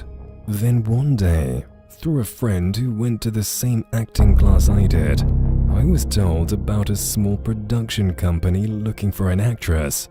And by luck, I had the exact qualification they were looking for. I was a redhead with freckles. You would think that in a place like Hollywood, they would just use hair dye and makeup to create that look. But I guess the producer of the film wanted the real thing. Well, that worked for me. I went to the production company's building the very next day. I was excited at first, until I saw how dumpy the place looked on the outside. But then again, a lot of places in Hollywood looked a lot more underwhelming than you imagine, so I didn't think too much of it. I talked to the receptionist inside and was told to take a seat in the lobby. Everything seemed normal. After a couple of minutes of waiting, I was finally guided to a room down the hall. When I entered the room, that's when I would meet the guy producing the film. He introduced himself before telling me to take a seat. I could tell right away from his smile and expression that he liked me. Not to sound obnoxious, but I was used to it from guys. And here in Hollywood, you have to get used to it. Plus, if it helped me land a role, I didn't care. So, I didn't care about him staring. After some small talk, he handed me a page from the script and told me some details about the horror movie. Honestly, it sounded like trash from the start. But at this point, I was desperate for any role. Also, this took place at a time before the internet and streaming became popular. So, if the movie was garbage, not too many people were going to see it anyway. Hopefully. Anyway, we read a few lines from the script. But after we were done, I was totally expecting him to tell me to get the hell out of there. I was so nervous that I did such a bad job at reading the lines. But to my surprise, he told me that I did a great job. So of course, I'm thinking this guy must just really like me. Fine by me. I just wanted the role. But that's when he went from talking about the movie to talking more about me. He kept asking me about my life, and if I had a boyfriend, and what I liked to do in my personal time. This is when I started to get uncomfortable, and the red flag started to go off when he began to approach me. He sat on the edge of his desk right in front of me and started to talk about how only the determined would make it in Hollywood, and that the reason some succeed while others fail is because some were willing to do whatever it took. Soon after, he looked me straight in the eye and asked if I was one of those people who were willing to do what it took. That's when I started to feel sick to my stomach. Even though I came from a small town, I knew exactly what he was trying to do. A lot of people think when they talk about casting couches in Hollywood or the entertainment industry that there is an actual couch in the room. There wasn't. It was just a desk and 2 chairs in that room. But there were, however, 2 other doors aside from the one I entered that must have led to other parts of the building. Regardless, I wasn't interested in finding out. Even though I was desperate for a role, there was no way I was going to stoop to doing what he was suggesting. I politely told him that I wasn't interested, nervously got up from my seat, and started to walk to the door. That's when he told me that the door was locked, and the only way it could be opened was from a button from his chair.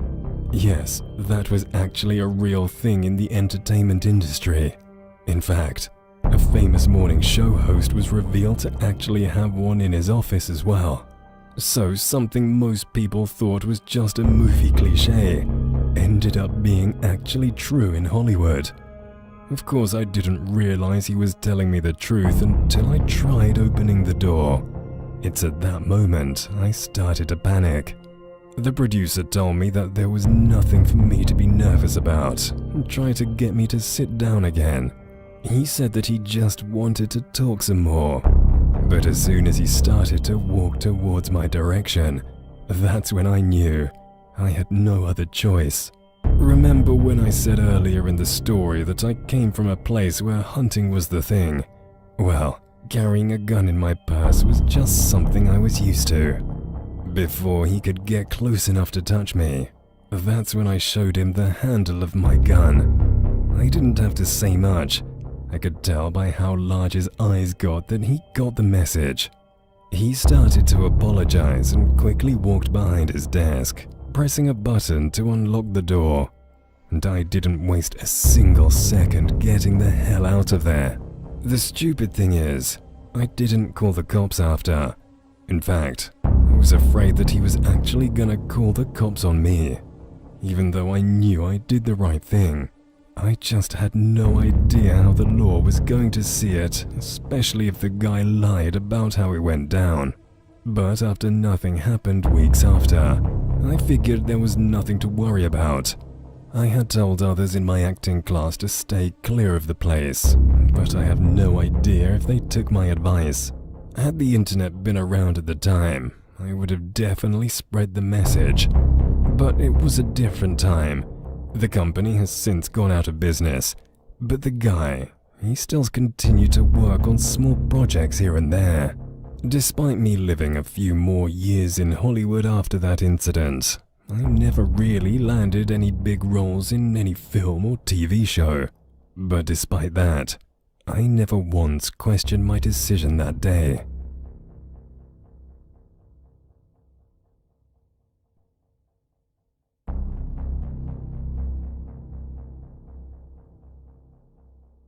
I was living in Hollywood to try my hand at acting. Rent around the area was pretty steep, but fortunately, I was able to find a place fairly quickly. I was renting a private room in a house. My roommates were thankfully just normal guys who also wanted to be actors. The rent was pretty cheap and I was grateful my roommates were at least normal. Everything seemed fine for the first few months living in the house. But then, I started to experience a few weird things. At first, I would see moving shadows out of the corner of my eyes. I thought they were one of my roommates, but I would then realize that my roommates were either asleep or out of the house at the time. The most disturbing incident was when I would see moving shadows out of the corner of my eyes, but in my own room. I would rationalize it by thinking that it was just me being tired from working my day job, as well as going to auditions at night. Eventually, I would hear what sounded like a woman crying from my closet, but every time I would look, I would never find anything. Maybe it was just the TV being left on. I'd constantly tell myself, but I knew deep down, something wasn't right. When I would bring up the subject with my roommates, they would act strange, like they thought I was being silly or that I was just pranking them. That made me even more suspicious. Some of the incidents would happen in a cluster, and then I'd go weeks or even months without experiencing anything. After a while, I really did start to believe that I was just seeing and hearing things due to my busy schedule. But all of that doubt went out of the window when one day, while I was alone in the house, I saw what looked like a woman staring at me with big round eyes from the darkness of my closet. I remember jumping out of my desk and backing into a wall so hard that it even shook a picture frame off its hook. My room was so poorly lit at the time, but after grabbing a desk lamp and pointing it in the direction of my closet, I no longer saw anybody there. After carefully inspecting the closet, I was sure that nobody could have snuck out. That's when I was convinced that the house was haunted. I confronted my roommates right after and pretty much pressured them into telling me the truth. That's when they gave in and told me that they too had experienced a few unexplainable things in the house. A few had even seen the woman I had described. Some of them were so disturbed by the incident that they did a little research on the house. They found out that it was a lot older than most of the houses in the area. But the most significant thing they found out, a woman who lived here decades ago had ended her life in the house. In fact, she passed away in the closet of my room by hanging herself. That was the reason my rent was so cheap.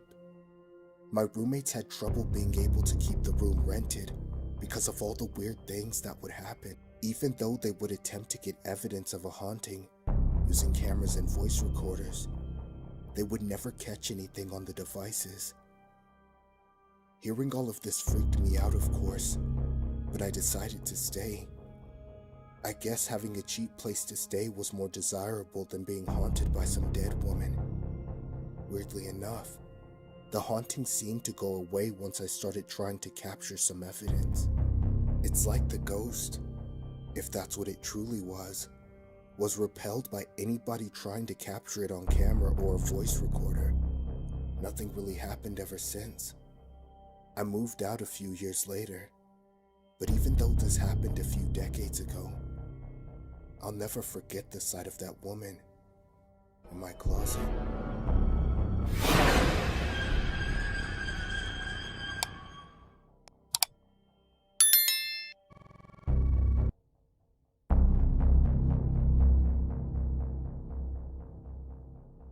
My father used to be a good man, though he was never there for me and my sister Louisa growing up. He used to work 2 jobs and he worked all the time. This was because he always wanted to make sure that there was food on the table for my mom, my sister, and myself. It was because he grew up in poverty himself that he didn't want me and my sister to go hungry. I always used to overhear my parents arguing. My dad always used to say, "I never want my children to go hungry, like I used to." He became too overworked, and when he wasn't working, he used to be too tired to play with us. The thing is, despite him making it his #1 priority to feed me and my sister, he himself had a bad habit for binge eating. He would eat a lot on his lunch break, and he would go for midnight snacks when everyone else was asleep. Fortunately, for a while, my mom used to help him not eat too much food. Unfortunately, my mom was involved in an accident and passed outside. In his grief, he developed a binge eating disorder, eating multiple meals a day, ordering takeaways and snacking all the time. He tried to fight it by throwing out all the food, keeping himself busy. One day, he was walking down the street when a homeless man approached him, asking for food. My dad told him he didn't have any food, but he gave him some money. Despite this, the man grabbed my dad and started biting his arm, ripping off flesh and then telling my dad, "Sorry, but I wanted meat," before running away. My dad went to the hospital to have it treated. When he came home, he felt ill and quarantined himself. During this time, his binge eating disorder got much worse. He started eating food mostly unhealthy, 24/7. Mostly snacks and takeaway meals. With all of this binge eating and lack of exercise, he gained lots and lots of weight until he became extremely obese. My older sister Louisa and we had to come help and support him. I was 18, and Louisa was in her early 20s. I had to leave college, and my Louisa had to leave her flat, quit her job. So she was pissed, but we both had to help him. We had to clean the house, help him bathe, and we also both had to work 2 jobs each to afford the house and everything. Me and Louisa decided to help our dad. We forced him on a diet, making him eat less and less food, in hopes that he would lose some weight. Unfortunately, our dad kept on begging and begging for more food, even when he'd just eaten. He yelled out to us in the middle of the night and even cried. One night, I felt bad and I couldn't put up with his begging, so I tried to give him food. But my sister caught me on the way to his bedroom. We argued and she lectured me, so I left. His begging continued. Sometimes he started crying, which then made us cry. It was horrifying, seeing our own dad like this. We just wanted him to get better. Then one day, our dad would only beg for meat. When we tried to give him other food, which my sister insisted on giving him a diet consuming of vegetables, he wouldn't eat anything that wasn't meat. No vegetables, no chips, or anything else, just meat. When we did give him meat, he would beg for more. Louisa used to say that this was a good thing because he would lose weight not eating unhealthy snacks anymore, and we just needed to put him on a limited meat diet. The final night, Louisa and I cooked a big gammon steak for our dad. He scarfed it down, not eating the potatoes on the plate, and then he demanded more. My sister refused, saying that he'd eaten enough for today. My dad begged, saying he was starving, and once again started crying for more meat. I couldn't take my dad begging like that, so I cooked up some chicken. Louisa walked into the kitchen and turned the oven off. We argued about it until I gave up and I went into my room for the night. In my bedroom, I heard my dad calling for my sister. It took a while for my sister to actually go into his room. After a couple of minutes, I heard my sister screaming. I ran towards his room and I saw my dad lifting my sister with her stomach in his mouth. He was eating her. I stood there, frozen, and that's when he turned towards me. Blood around his mouth, tears running down his eyes. When he looked at me and said, "I'm so sorry, sweetheart. I'm just so hungry."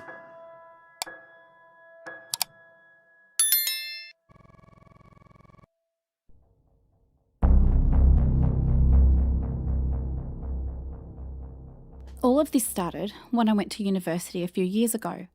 I wasn't happy at home because of my lack of friends, bad experiences in high school, and my boring retail job. After 2 years of feeling unfulfillment, I decided to follow my dreams to become a filmmaker and joined a filmmaking course. At first, I was optimistic and hopeful I would meet people I could actually get along with, but unfortunately, I was wrong. I have very poor social skills, as well as being very shy, and also, let's say others would call me weird. I tried to meet people, being kind, but I found I was ostracized and ignored by everybody. I was more alone than ever, and the loneliness just made my depression worse. Even at my new job, I didn't really talk with people. I started drinking alcohol and got a bad addiction. I eventually gave up and dropped out. The last week I was there, I was just waiting to be picked up. This was the worst week, as I had to sit in my dorm room and had to listen to people talking in halls and outside. One night, something weird happened. I was walking to my dorm room at 11 p.m. On the way back, I saw a man staring at me from across the street. He wore a top hat and coat, shadows covering his eyes, but I saw a big grin. He was smiling with a very wide smile. I could see all his teeth. I assumed he was drunk, so I took no notice and walked on. The next night, the final night I was there before my brother came and picked me up, I looked at my window and saw a group of people talking in a group. Suddenly, they turned and looked up at my window. They were all looking up at me with overly wide smiles. I looked at them smiling up at me for about a minute before I closed the curtains. When I did, I heard all of them laughing loudly, maniacally, like hyenas. I wanted to go down and confront them, but instead, I just drank whiskey from the bottle while playing Resident Evil on my laptop. A few months after I left university, I was happier. I accepted being alone and actually enjoyed being by myself most of the time, going into the gym, reading and playing video games. I had also quit drinking. I wasn't entirely happy as I had to go back to the retail job, but I had to make do.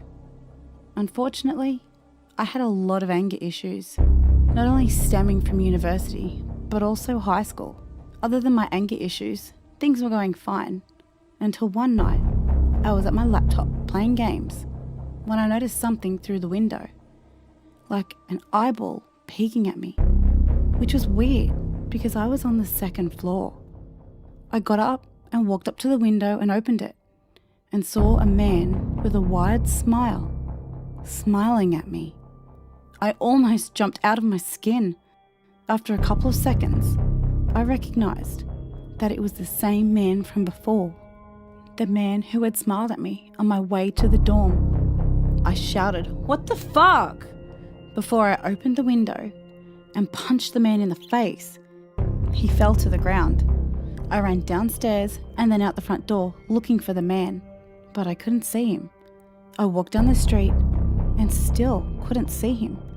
However, I saw a figure, a much smaller figure of a little girl. She was staring at me with the same creepy smile and beady eyes. I then became creeped out.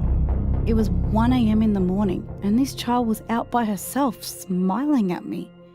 I was so creeped out, I ran inside, locked the doors and sat in my room. I tried to sleep, but I couldn't get their smiles out of my mind. I stayed up playing video games to take my mind off them. 2 days later, I was still thinking about those people and their fucking smiles whenever I was working out or at work. That evening at work, I was stacking shelves on the biscuit aisle when a bunch of children came to buy some sweets. I didn't pay them any attention until, out of the corner of my eye, I saw one of them. A girl smiling at me with that same creepy smile. I just froze as she stared at me. Seconds later, all the kids turned and smiled at me with the same faces. I stepped back and turned and saw from the other side of the aisle a man peeking from the corner with the same wide eyes and wide smile. I was so uncomfortable and creeped out that I just walked to the bathroom. On the way there, I heard the children all laughing. I hid in the bathroom for like 30 minutes before I had the courage to walk out. Back on the shop floor, I continued working, but looking around at everyone, customers and co-workers, fully expecting to see that smile. I had been saving up for a concert for a pop star that I'd been listening to throughout high school. I loved her music, which got me through very hard times. I took a train to London to see her perform. Everything was fine, and I saw no creepy smiles. Not on the train, not in London, and not in the hotel. Though in the hotel before the concert, I kept on thinking about them. The smiling people. Are they real, or am I just going crazy? I went to the concert and waited for an hour for her to perform. When she came on and performed, I was having the time of my life. It was my first concert and the music was great. I also felt like a regular person for once. I got up to the front row to take a good photo of her. That's when she looked at me and smiled. Her smile got bigger and bigger until it was so wide she didn't even look human, like a witch. I dropped my phone and looked at her while she smiled at me with that fucking smile. I looked around and saw people in the crowd pulling the same inhumane smile looking at me. I ran out of the hall and into the men's bathroom, locking myself into the stall. I was horrified. What the fuck was happening? I remembered dropping my phone and that I didn't have it. I stood in the stall, deciding whether I should man up and run and get my phone or just leave the venue. Before I could make a decision, I heard a chuckling behind the door. I slowly opened the door and saw the same fucking man who was at my window, smiling dead into my eyes with that same inhumane smile. Not only was I cornered, but I was enraged. Just as the man started laughing maniacally, I started throwing punches right into his mouth, followed by swings and haymakers. I got the man to the floor and shouted, "Who the fuck are you?" He just looked up at me with that same wide smile, blood coming out of his mouth, a couple of his teeth on the floor. I had his blood on my knuckles, which I also cut from hitting him. I kicked him in the face before leaving the bathroom. I went into the hall where the concert was going and saw all the people closest to me at the back of the concert all turn and smile at me with their same inhumane smile. I ran out of that concert and ran straight to my hotel without looking at anyone else in the face. I stayed up at that hotel all night waiting for the morning so I could get the first train back home. When I got home, I quit my retail job, to my parents' dismay. But instead, I'm training to be a web developer so that I wouldn't have to interact with people anymore. I don't go out, and for exercise, I just do bodyweight workouts and shadow boxing in my room and have my food, clothes, and other stuff delivered to me. Every night, I hear laughing, chuckling, and giggling outside of my window. I never do look outside. I'm just sick of seeing that face. 3 days ago, the worst thing has happened yet. My parents went out of town for the night for their anniversary. While I was in my room, I heard chuckling outside my window. I ignored it at first before I heard multiple people laughing. I opened the curtain and saw dozens of people outside my house laughing up at my window. I saw the man I beat up in London, who was at my window last time as well.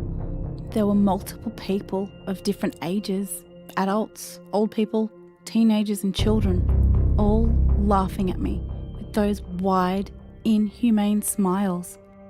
I shut the curtains and froze, unsure of what to do. Part of me wanted to call the police. The more angry part of me wanted to grab a weapon and fight those freaks outside. I heard footsteps outside my door. I got up and ran out of my room and froze. Right in front of me was a young girl. The same wide, creepy smile. This girl was giggling. Her smile got wider and wider until it looked inhumane. Her cheeks started to tear and bleed. I got back into my room and shut the door. Outside my window were multiple faces with wide, inhumane smiles, all looking at me. I screamed at them to go away. I kept on screaming at them, but they just stayed there. Somehow, at my second floor window, looking at me with those unnatural smiles. I closed my eyes. I could still hear the girl behind the door laughing, this time in hysterics. I then heard footsteps in my room. I saw the pop star whom I saw perform standing in my room, looking down at me with a wide smile. The man in the top hat was also laughing at me, peeking through an open window. I heard hysterical laughter outside and from beyond the door. Finally, I stood up and screamed, "Leave me the fuck alone!" at the man in the top hat and charged at him in the window. I woke up in a hospital, face and arms covered in bandages. I told the doctors everything, but of course, they didn't believe me. The doctors gave me medication to treat schizophrenia, and my dad has put boards on my windows so I don't jump out. The worst thing though, after cutting myself on the window, is that I see a wide smile every time I look in the mirror.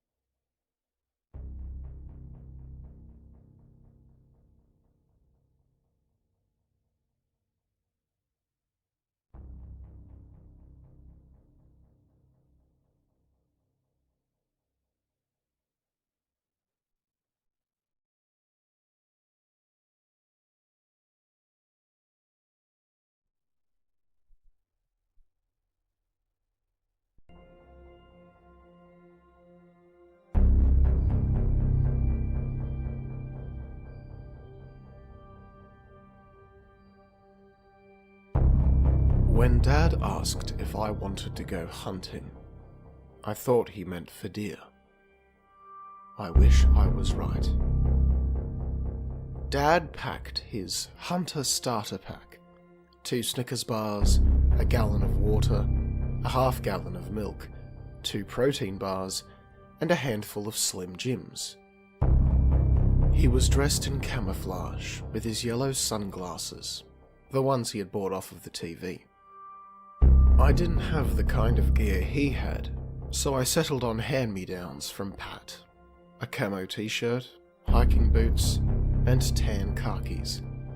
In a moment of muscle memory, I texted him to make sure it was okay to wear this stuff. It took me halfway through the message to remember he wasn't going to respond. I put my phone in my pocket and followed Dad out the door. We got in his pickup truck and drove towards our destination. I didn't know where the hunting grounds were, but Dad said they weren't far. Outside, the sun was crawling into the sky, turning the black into shades of purple and red. I didn't know why we had to leave so early. Dad never explained it, and I never asked. We just need to get one thing clear today, right? Dad chewed on tobacco as he talked. What is it? I asked. When we have the shot, we can't hesitate, he said. Yeah, sure, I said. Dad took Pat hunting every year, and all I heard was how good of a shot Pat was. Personally, I preferred video games and horror movies to sitting in the mud and killing woodland creatures. Mum and I would prepare the post-hunting feast of ribeyes and baked potatoes, which at least earned me some brownie points from Dad. When we hit the highway, Dad took the exit south toward Pittsburgh, which I thought was odd. I didn't know much about hunting, but I knew there were a lot more deer in the Allegheny Mountains than there were by the stadiums. Do we need to get supplies or something? I asked. Dad picked up an old Sheets cup and spat into it. Nope. We ended up in Squirrel Hill, just northeast of downtown, which had big colonial houses and a boutique movie theatre. Mum took me there once to see Booksmart because it wasn't playing at the Cineplex in our town. We ate Bunch of Crunch and popcorn, our shoulders bumping as we laughed. Dad never went to neighbourhoods like this though. He hated yuppies. After a few more minutes of driving, we pulled into a hiking trail parking lot. Ahead of us, I could see a neighbourhood through the trees. The trail ran along their backyards. We were the only car in the lot. Dad didn't say anything as he went to the back and grabbed his rifle. I stayed in the truck, waiting for my orders. When it was time to hunt, Dad knocked on my window. I opened the door and followed him onto the trail. I bet you like how quiet the house has gotten, Dad said. I was walking behind him, carefully dodging the sticks he snapped with his boots. Do I like that the house is quiet? I asked. You're an indoor kid, he responded, and the house was loud with everyone in it. I love your mum, but she had opinions almost as big as mine. Pat and I mostly agreed, but he was starting to get a mind of his own. Dad laughed as he spit more tobacco into the mud. Ahead of us, the neighbourhood was getting closer. I don't like the quiet, I said. Dad nodded as he slipped a bullet into the rifle. I was surprised how close the neighbourhood was to the hunting grounds. When I imagined hunting, I pictured dudes in a treehouse on the side of a mountain. No people in sight. Wouldn't people here be scared by the gunshot? I like quiet when I choose the quiet, Dad said. We didn't choose our quiet, did we? I didn't say anything. Instead, I chewed on the inside of my cheek. After a few bites, I could taste blood. I have to live in a quiet house because of another man's decision, Dad went on. Do you know how many times I was drunk in a bar and had thought of just driving home? I'm not a rich man. I couldn't afford a $20 cab every time I want a buzz, but I called one every time. I knew there were mums and kids out on those roads, and I didn't want their blood on my hands. Dad stopped walking. Is that 411? He asked, pointing to a house. I studied it. In the distance, I could see the mailbox. 411 was written in block letters on the side. I think so, I said. The house was something out of a James Bond movie. Massive windows, a back deck that wrapped around the first floor, Greek statues. There was a pool and a waterfall in the backyard. Although it was still early in the morning, there was a kid and a mum out by the water. The boy, probably about preschool age, had a remote in his hand. There was a small boat circling in the water. Dad took a knee and lifted the scope out of his bag. He slid it on the rifle. Have you learned about STDs? Dad was whispering now. He looked through the scope and adjusted it. It took him 3 times to get it right. His hand was shaking. STDs? I asked. Diseases with crazy names, getting passed from person to person, Dad said. You have a fun night with a girl and wake up with a fist-sized lip? You know about those, right? I nodded. I looked back at the woman and kid. She was kneeling down next to him, rubbing his shoulder. She had this big smile on her face. Like this kid operating the boat was the greatest thing to ever exist. She reminded me of Mum.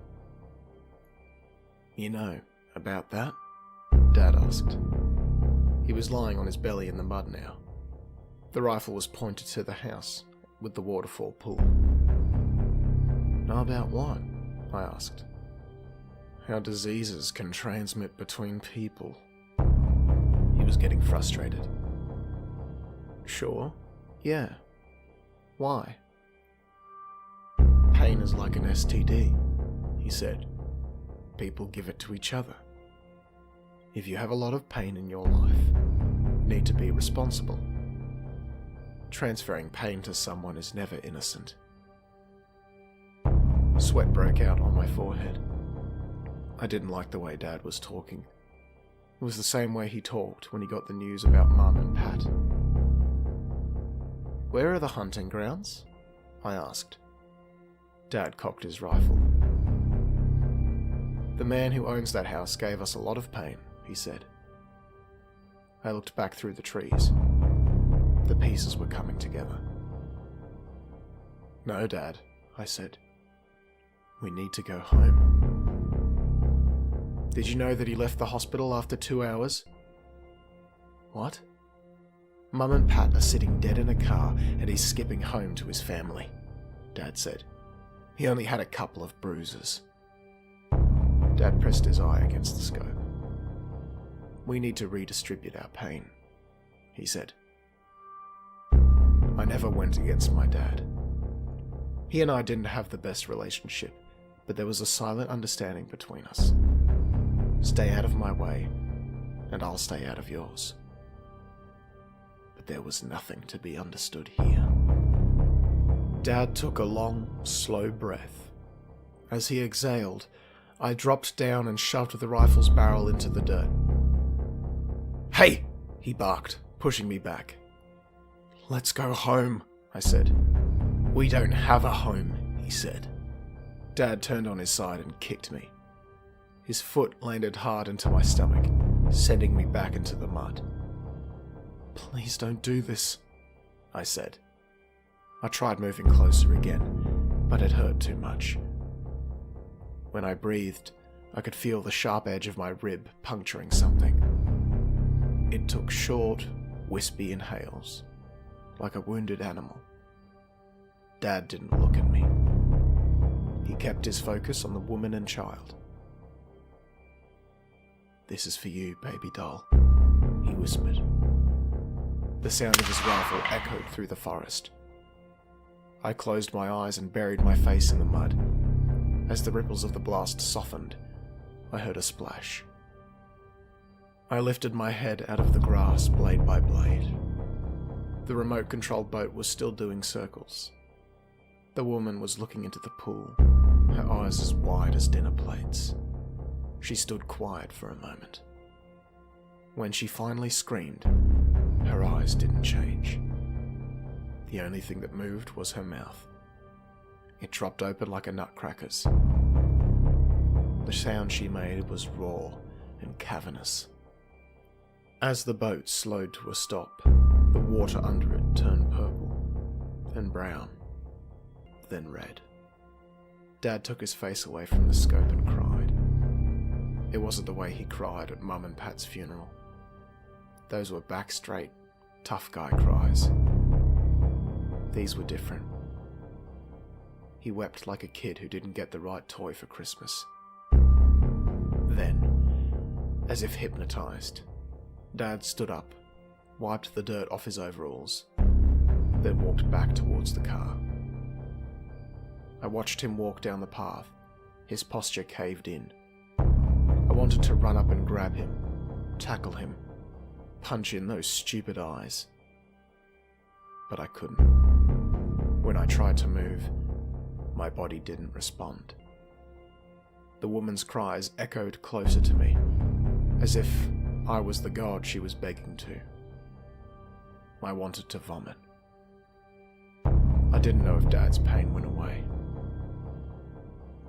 but mine began to.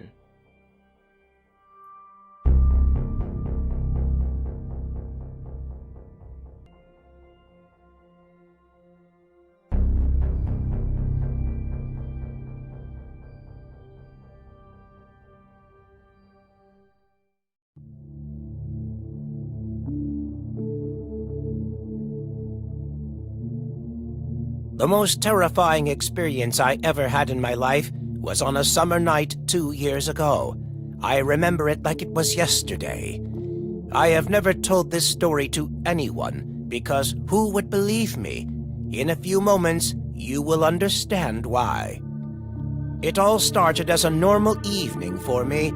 It was a weeknight, and despite being summer, I had work the next day, so I went to bed early. But this evening was different. I wanted to watch a movie, so I prepared my popcorn, made myself comfortable on the couch, and enjoyed a sci-fi film. In the middle of watching, the lights went out. I waited for a few seconds to see if they would come back on, but nothing really happened. I went to check my fuse box to see if I could do something about it, but everything was all right, so I guessed it was a blackout in the area. I went to the window, and yes, it seemed to be a problem for everyone, because everything was dark outside. After a few seconds of looking, I heard knocking on my door. I must admit I felt chills at that moment. It was very late at night. Who could it possibly be? I approached the door silently. My idea was to look through the peephole without the person noticing my presence. As I checked the peephole, I saw a man outside, dressed in all dark clothes, like a suit and a small tie. His face looked terrifying. He was smiling behind the door and not moving. He was just waiting there for me to open it. What happened next chilled me to the bone. I am sure I made no noises behind the door, but the man said in a normal tone, "I know you're in there," and kept smiling, looking through the peephole. I swear to you, it was like as if he could see me behind the door. I tried to gain some courage to tell him to go away, but all I could say was nothing. That sentence completely caught me by surprise, and at this point, I knew this man was not friendly. I just knew. I decided to pretend I was not at home and went back to my bedroom, locked the door, and got in bed. He could go around the house and look through my bedroom window, but I made sure it was locked as well. I was just going to wait for this to be over and hoped the man would go away. Minutes passed and I was still under the sheets, afraid and unable to sleep. I stayed there, waiting and praying for the man to leave my door. I tried to peek from under the sheets, and I didn't see anyone in the window. I remember hiding again, but the next time I peeked, I saw 2 shadows at my window. I felt my heart coming out of my mouth. There were 2 of them. As I tried not to faint or scream in terror, I started listening to noises coming from the living room. There were more people over there. With tears in my eyes, I tried to gain some courage and tell the people at my window to go away or I would call the cops, but they just stayed there. When I was looking at the window, the bedroom door creaked open slowly. I was sure the door was locked. I froze completely, staring at the door opening. I didn't see anyone, but there was a small light coming from the living room, and I could listen to something. And I could hear something coming from there, not random noise, but some kind of chanting. After a few minutes standing frozen in my position, I gained the courage to walk slowly to the living room. As soon as I left my bedroom, I saw people everywhere in my house, shadows everywhere. It was extremely dark, but I could see candles at the center of the room and the man I saw previously at the door. He was looking at me, still smiling. It was as if he was waiting for me or something. I had nowhere to run. There were shadows everywhere I looked. They were blocking all the exits. So I just approached the smiling man at the center of my living room. When I got close to him, he spoke. "The Lord of the Woods is coming, and he will shine the way for his children." I saw him taking out a knife after speaking those words, and that's when I understood that this was some kind of cult and I was the sacrificial lamb. As I was thinking of what to do, something started to appear behind the man. It was a shadow, but not in the physical form. It was like something materializing behind him. It started gaining shape. I believed that they worshipped this thing, but I didn't know what it was. But it was real. I can't describe it well, other than to say it looked like a mass with many mouths. As the entity started gaining form, everyone in the room started moaning. They all seemed mesmerized, but also distracted. So I took this chance to look for an exit. I found one, the living room window. I prepared myself to run. I was not going to have time to open it. The only way was jumping through it. There was no other choice. As they kept mesmerizing the entity, I got up and I ran as fast as I could. When I got closer to the window, I jumped right through it. Because of the adrenaline, I wasn't feeling any pain. I remember getting up and looking back inside the house one more time before leaving and seeing the people inside the house looking at the entity. It was like they didn't see me. Then something happened. The mass of the creature started to disappear, and their moans became screams of agony. That's when they started to look at me, and that's when I disappeared. I ran as fast as I could, and I'm still running today.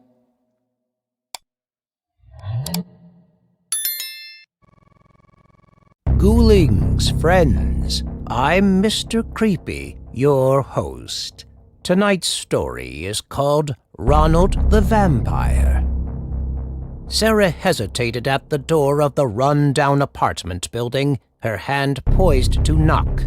Pregnant and desperate, she had been living out of her car for weeks, barely scraping by. She needed this cleaning job, no matter how ominous the building seemed.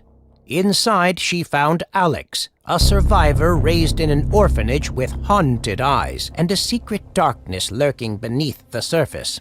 He offered her a room in his cramped apartment, claiming, "I can't stand to see you living, well, in your condition, in your car."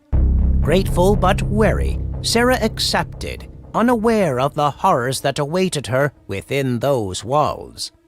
Days turned into weeks, and Sarah settled into her new life with Alex. He was kind to her, providing food, shelter, and spending cash. But there was something unsettling about him, something she couldn't quite put her finger on. She brushed off her unease, grateful for his generosity, but curious about his secrets. Sarah meticulously tended to their apartment, ensuring it was always spotless, the laundry done, and healthy meals were prepared.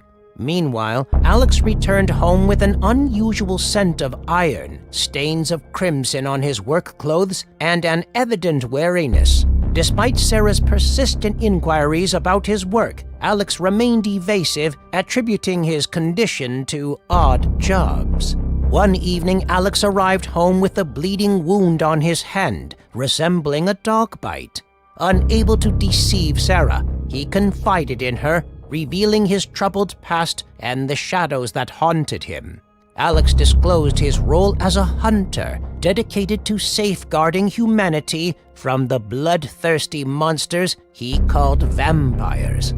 Sarah listened intently as Alex divulged his secrets, her eyes reflecting a mixture of concern and understanding. She echoed, a shiver running down her spine. Alex sighed heavily, the weight of his burden palpable. "It's a long story," he began, his voice tinged with weariness.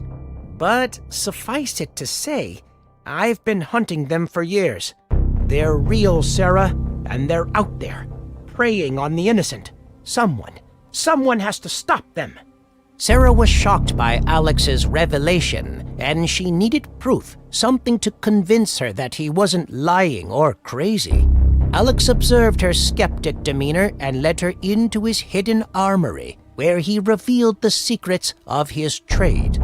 There, amidst the ancient crosses and sophisticated weaponry, including a crossbow modified to shoot a wooden stake at high speed, lay the body of a once staked, now dead vampire, a grim reminder of the horrors that lurked in the shadows. Sarah stared at the lifeless creature before her, and goosebumps did rise on her flesh. She questioned, her voice barely above a whisper. Alex nodded solemnly. "I'm afraid so," he replied, his gaze fixed on the vampire's pale green, lifeless face. "And they're out there, Sarah. They walk among us." Sarah's mind raced as she absorbed the grim reality of their situation. She had never imagined that vampires could exist, let alone walk among them in plain sight. But there, in Alex's armory, the evidence lay before her in the form of ancient crosses and detailed diagrams depicting the anatomy of vampires. "Look at their fangs," Alex said, pointing to the diagram depicting the anatomy of vampires. "They're predators, designed for one thing only." Sarah shuddered, her eyes fixed on the image. Alex nodded grimly.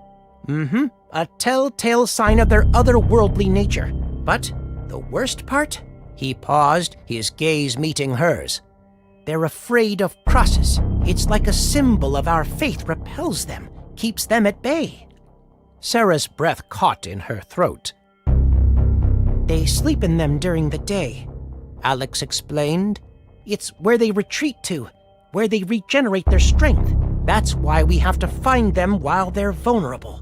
As Sarah listened, a sense of dread crept over her, but alongside it was a growling determination. She said, her voice steady despite the fear. Alex's gaze softened as he reached out to steady Sarah, his voice calm but urgent. "There's something else you need to know," he said, his words weighted with gravity. "The vampire we're hunting, it's Ronald McDonald. The man who dresses up as the mascot at the local McDonald's." Sarah's eyes widened in shock, a surge of disbelief coursing through her veins. Ronald McDonald, the beloved icon of childhood memories and fast food commercials, was a vampire? It seemed impossible, yet Alex's solemn expression left no room for doubt. As the realization sunk in, Sarah felt scared. If Ronald McDonald was indeed a vampire, then he was responsible for the disappearances of children that had plagued their community. And now it was up to her and Alex to stop him, whatever the cost. Determined to confront the vampire lurking beneath the facade of the iconic clown, Sarah and Alex embarked on a rigorous training regimen. Alex coached Sarah in hand-to-hand combat, teaching her to defend herself against the supernatural threats they would face. Meanwhile, he meticulously crafted a special bodysuit tailored to accommodate Sarah's pregnant condition, ensuring her safety during their perilous mission. After weeks of preparation, the fateful morning arrived. Armed and suited up, Sarah and Alex ventured to the local McDonald's, their hearts pounding with anticipation. Alex deftly picked the lock on the door, and together they descended into the secret cellar of the restaurant. There, they were met with a chilling sight. Ronald McDonald, asleep in his coffin, surrounded by his helpless boys and girls strung up by their wrists from the rafters. With adrenaline coursing through their veins, Sarah and Alex leaped into action, intent on driving a stake into Ronald McDonald's heart. However, Ronald proved to be a formidable adversary, his speed and strength far surpassing that of an ordinary human being. He knocked the stake crossbow out of Alex's hand and struck him so hard that Alex was flung against the opposing wall. Sarah found herself caught in Ronald's iron grip, her throat constricted as he studied her helplessly dangling form. After I drain your friend's lifeblood, I think I'll turn you into a double quarter pounder with cheese. Alex re-emerged and struck Ronald across his cheek, smearing his clown makeup, revealing the sickly green hue of his undead flesh beneath. In a desperate bid to turn the tide, Sarah retrieved Alex's customized weapon, the crossbow that fired wooden stakes.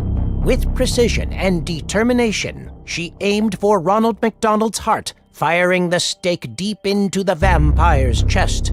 With a guttural roar, Ronald McDonald fell to the ground, vanquished by the combined efforts of Sarah and Alex.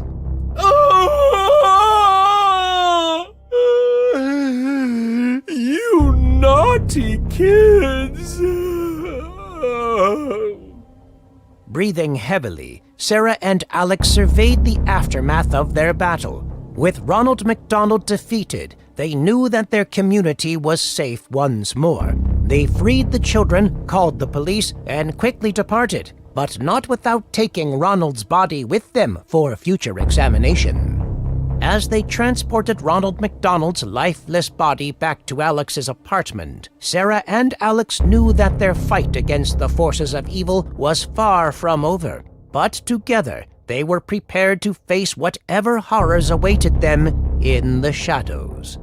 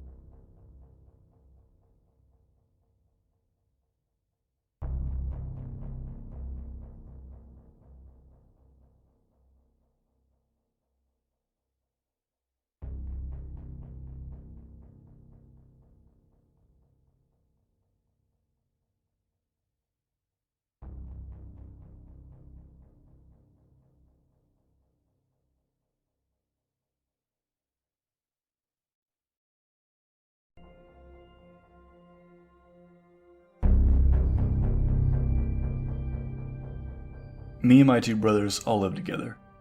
Not because of our extraordinary brother bond, but really just because we don't have much of a choice. There's James, the one who always called the shots around here. That would basically tell us what to do. He just feels this need to guide us, thinking that we are just like lost lambs in need of a shepherd. And then we have Jack. Oh boy. Jack is a bit of a loner. He is incredibly talented as an artist, but because of the way we grew up, no incentive was given to him. Unfortunately, we cannot make him believe in himself. He takes refuge in food, always eating when he's nervous, which is a lot of the time. Then there's me, Sam. I am what you would call the black sheep of the three of us. The talentless son. At least, that's what my parents always told me growing up. Why can't you be like James, they said. Even your brother Jack has more talent. You are just worthless. I got used to it at some point. I wasn't listening anymore.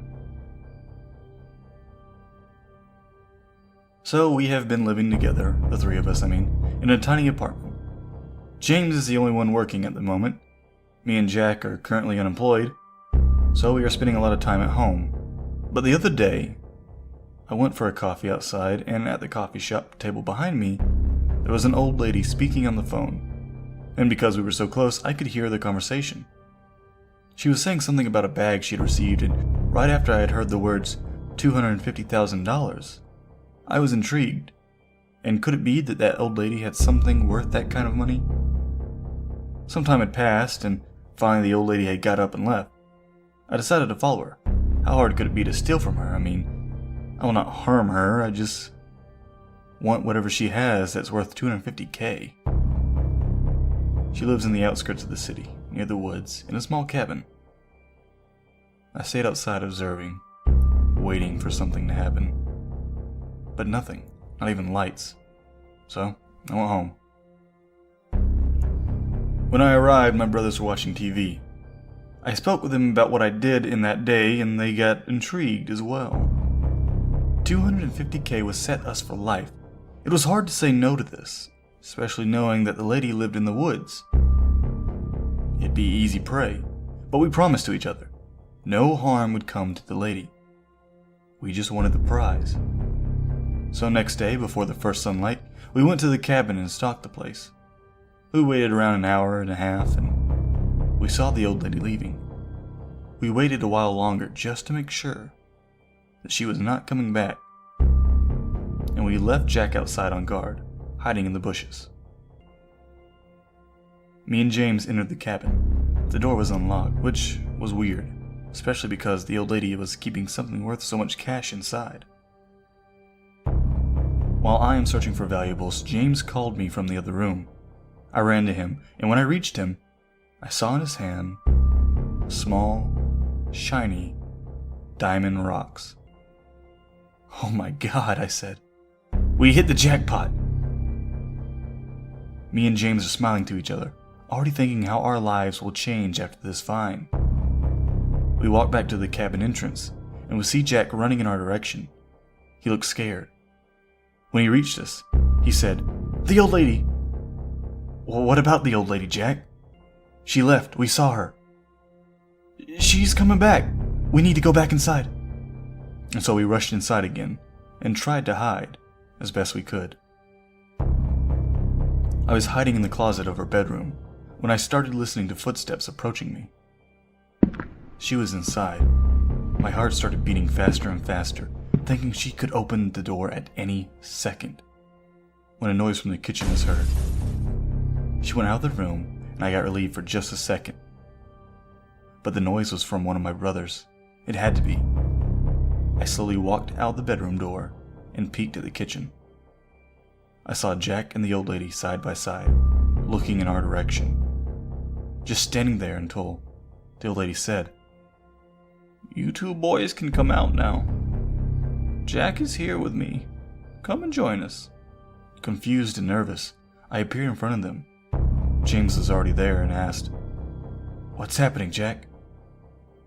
The old lady then said, "Jack here is working with me. He searched for me. He wants to be an artist. A wish I will grant him. But every wish requires sacrifice. In this case, you two." "What the hell are you talking about? I heard your conversation at the coffee shop," I said. She then answers, "I wanted you to hear me, so I gave you something to make you follow me. Those are not diamonds." James looks at his hands. and the diamond rocks had turned into insects. Shocked and afraid at this point, we tried to walk away, but Jack had a gun in his hand. He pointed at us and said, "Turn around and walk into the bedroom." Without a choice, we did what he said. We walked into the same bedroom where I was hiding before, but when we entered this time, the room was different. Very different. There was no bed or closet, just a table against the wall, and the floors and walls were covered in red. It was blood, like a butcher's room. We turned to Jack and pleaded to let us go, but it was too late.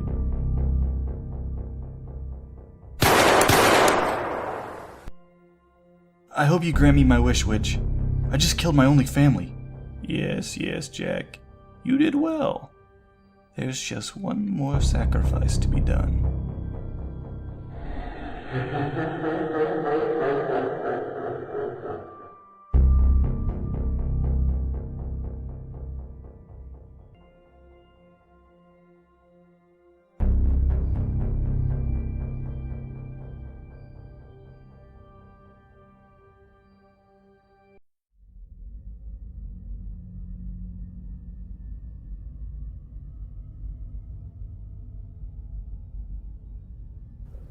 Sophie had just recently lost her job, and the bills were starting to pile up. With her rent overdue, Sophie was desperate for money. While she was talking to her friend on the phone and crying her eyes out, her friend Alexis had actually recommended she try being a model on a new adult site. The suggestion took Sophie by surprise. The site was full of models, mostly female, taking pictures and videos of themselves in skimpy outfits, and even going nude in some cases. There were even some doing X-rated content. Sophie couldn't imagine herself doing this kind of work, even if she was desperate for money. But her friend told her that she didn't have to do anything she was uncomfortable with. She could decide whatever content to sell, ranging from tame to risque. And the reason Sophie's friend was so approving of the job was because she herself had been a model on it for a couple months now. Sophie was more than shocked upon hearing her friend's disclosure, but also it kind of gave her some reassurance. Desperate for money, Sophie decided to give it a shot. She signed up and created an account the very next day. Even though she was using an alias by the name of Lady So Fine, she was still nervous that somebody she knew would recognize her. But the temptation of earning good money was too much for her to resist. Sophie began by posting some pretty tame pictures of herself in her underwear. She wasn't exactly sure if she could compete with all of the other models on the site, but it wasn't long before she started getting subscribers. Even though Sophie was hesitant at first to become an online model, the more subscribers she got, the more confident she started becoming. She even started doing live webcam shows. The money she was making off doing it all had started becoming really addictive. She even loved seeing all the messages her fans would send her.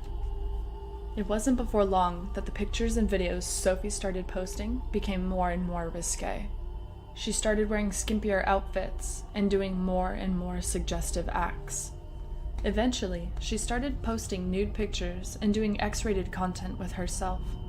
And the more hardcore the content became, the more money poured in. In fact, in just a short amount of time, she started making more money in a week than she did in a whole month from her old job. Sophie was beyond overjoyed. Any doubts and objections she had about being a sex worker eventually washed away. The money she was making was just too good. At this rate, she figured she'd be able to afford to put a down payment on a house in a couple months. But despite her getting over her insecurities, admittedly, there were a few times, while going out in public, that it felt like a stranger would recognize her. In fact, there was one time in particular that it seemed a man was following her while she was doing errands. But Sophie figured it was just her being paranoid. Plus, Sophie never saw the strange man again. Overall, things were going well for her. As good as the money was from her subscribers, the money was even better doing custom picture and video requests from individual fans.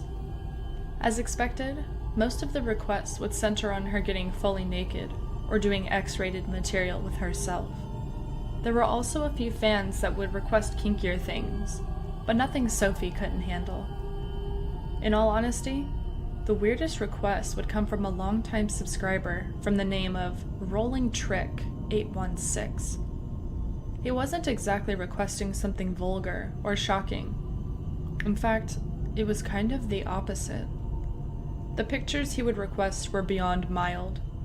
You see, Rolling Trick 816 was requesting pictures and videos of Sophie doing the most mundane things, like taking food out of the fridge, cooking a meal on the stove, vacuuming the carpet, cleaning the bathroom, mopping the floors, and watching TV on her bed or in the living room. Sophie thought the requests were kind of odd, but considering how much Rolling Trick 816 was paying for the custom pictures and videos, she was more than willing to oblige. At this point, everything in Sophie's life was great, and as a gesture of appreciation, she took her friend Alexis out on a night on the town. The two of them would have such a great time that Sophie wouldn't come home later that night, way past 12 a.m. As Sophie made her way from her car to her apartment, she started to get the feeling that somebody was watching her. Feeling uneasy, she hastily walked towards her door with her keys ready. But just as soon as she unlocked it, somebody suddenly grabbed her from behind, covering her mouth and forcefully dragged her into the apartment. Before she knew it, she was thrown onto the floor. With her heart racing and her body numb from fear, she reluctantly looked up. There, staring down at her, was a burly and intimidating-looking man. "Please, don't hurt me. You can take all the money I have in my purse," Sophie would tell the man with her voice trembling. "You think I did all this just for money?" The man scoffed. "Most of that money is mine anyway." A look of confusion registered across Sophie's face. "What? What are you talking about?" "You don't know who I am, do you?" the man replied, almost sounding insulted. "I think it's because you know me better as Rolling Trick 816. Sophie's blood ran cold at the revelation. "Oh, my God! How? How did you know where I lived?" Sophie desperately asked. The man started to laugh. "You really still haven't figured it out, have you?" The stranger laughed. "Stupid girl. I saw you out in public weeks ago. Imagine my shock realizing that the lady so fine actually lived in my city." The man continued to laugh with delight. "Don't you see? All those pictures I told you to take, cooking, cleaning? It was all just so I could catch glimpses of how every aspect of your apartment looked like.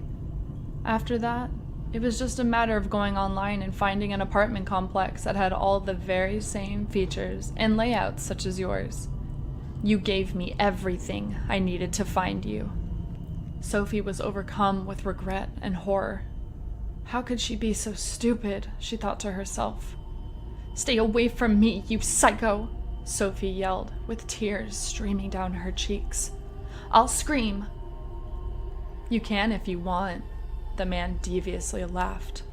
"But if you hadn't noticed, I dragged you inside your studio room. And, as you are aware, you installed the soundproof panels in here for your activities that you didn't want your neighbors to hear. So go ahead and scream. But you're not going to be able to scream long enough to get anybody's attention." Sophie's face turned a different shade of white when she realizes how hopeless her situation is. As the man slowly starts to descend on Sophie, he tells her, "Now, it's my turn to give you a show." Sophie lets out a blood-curdling scream, but within the flash of an eye, the man is able to quickly subdue her, drowning out her pleas for help.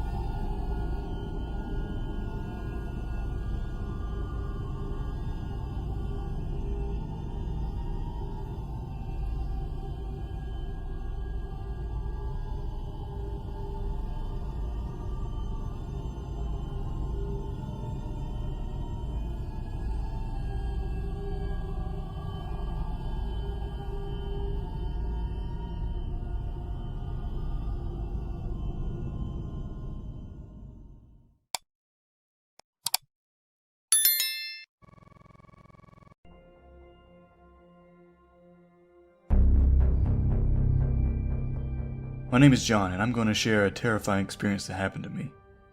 I'm currently working in a coffee shop located in a small town. What I liked about it was the fact that I didn't have to deal with a lot of people, and all the clients that came to our coffee shop, well, I knew them. I was comfortable. But my favorite part of the day was when night came. I have always been nocturnal. I loved watching horror movies or scary YouTube videos in the dark. It made me feel scared, but I loved that feeling. After watching these scary videos, I would look at the corner of my room under the bed, wondering if something was lurking in the dark. One night, I remember it was raining. I was in my bed ready to go to sleep. Just another normal night. I shut down the light, get underneath the sheets, and closed my eyes. A few minutes had passed when I started listening to a distorted voice. It was calling my name. John. It wasn't very loud, but I could hear it clearly calling to me. I turned on the light, but I couldn't see anyone. I checked slowly under the bed, but there was nothing there either. I calmed myself and thought that maybe I was imagining things. I did see a lot of scary stuff before going to sleep. I was scared, but I saw nothing anywhere, so I just closed my eyes again and eventually fell asleep. On that same night, I woke up around 4 a.m. I was hearing a stomping noise coming from outside my room. I could clearly hear it, because I slept with my bedroom door open. I got up and went outside to check the corridor. I looked in both directions, but I couldn't see anything, until the distorted voice called my name. John. John. It said. This was not my imagination. Someone was calling me. Afraid, I asked, "Is someone there?" No reply back. I started walking into the kitchen, which was right at the end of the corridor. When I arrived there, I immediately turned on the lights, and still, no one was in sight. I kept walking to the kitchen counter, and I took a knife from the holder. As I picked the knife up, the same voice, distorted, said, "That won't help you." I screamed and ran up to my bedroom. As I'm going for the phone, I felt something grabbing me from behind. I couldn't move. I didn't see anyone, but some kind of force was holding me, until it threw me with my back against the wall, knocking me out as I hit the floor. When I woke up, it was morning already. Confused and scared, I didn't understand what had happened. I didn't see anyone inside my house, but something threw me against the wall. I was sure of that. My head was hurting from hitting the wall. I wanted to call the cops, but I was not sure what to tell them. I didn't see anyone after all. I tried to forget this for now and prepared to get myself back to work before I got fired. And so I did. At the end of the day, I honestly was afraid to go back to my house. I was afraid whatever happened last night could end up happening again. But I had nowhere else to go. When I arrived home, I ate, watched some TV, nothing scary, quite the opposite actually. I tried to see something more cheerful. I needed something to distract me. When time came to go to sleep, I entered my bed still scared for what had happened the previous night. I went under the sheets and closed my eyes. A few minutes had passed when I felt something pulling on me from the bed into the air. This time, I was struggling to breathe. I was trying to free myself, and I couldn't see anyone inside the room. Yes, it was dark, but I could feel hands grabbing me. It was like a force pulling me. Then a voice. That same distorted voice. "Get out of my house." As it finished saying these words, I fell into the bed. With my heart racing in a full panic attack, I left the house running, never looking back. I went to my best friend's house. When he answered the door, he asked me if I was okay, but the only thing I could ask was, "Can I stay with you?" He obviously said yes, and I slept in his bedroom floor. I couldn't be alone. I was still terrified, and I just couldn't fall asleep. But eventually I did. But just for a couple hours. The next day we spoke, and I explained to him what happened. He was in shock as well. Needless to say, I didn't go back to that house. Currently, I'm living with my friend until I can find another place of my own. I just don't know if I can ever go back to that place and be alone again.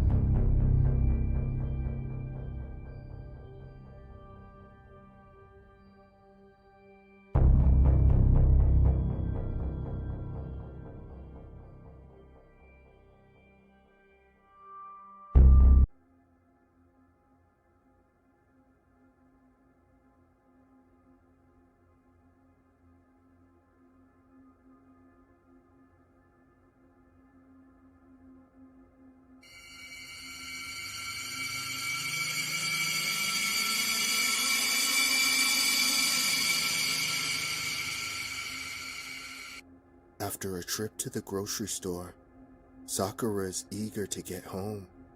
She carries her groceries in one arm as she carefully carries her baby in the other. But as she's walking through the alleyway that leads to her apartment, she hears something far in the distance behind her. At first, she isn't able to figure out exactly what it is. But suddenly, a shiver courses through her body when she recognizes the sound. Po, po, po, po, with the hair on the back of her neck standing on end. She turns around and sees a terrifying yet familiar sight. There, just a couple yards away in the alley, stood Hashishaku-sama, the 8-foot-tall woman.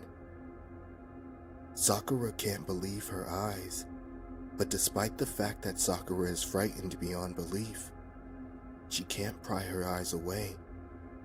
A flood of memories start coming back to her. The first time Sakura had encountered Hashishaku-sama was when she was just a child. While Sakura was playing with her teddy bear in her grandparents' garden, out in the countryside, Hashishaku-sama appeared out of nowhere and stood over her. Despite her frightening appearance, Sakura tried her best to be cordial, but Hashishaku-sama would do nothing but stare while repeating the sound, ho, ho, ho, ho. Fortunately, after a few agonizing minutes, Hashishaku-sama would eventually disappear back into the forest.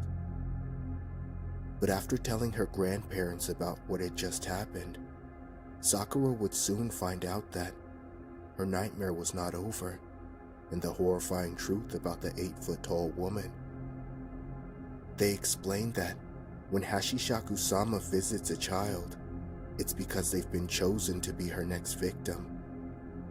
And now, Sakura was next in line for a grim fate.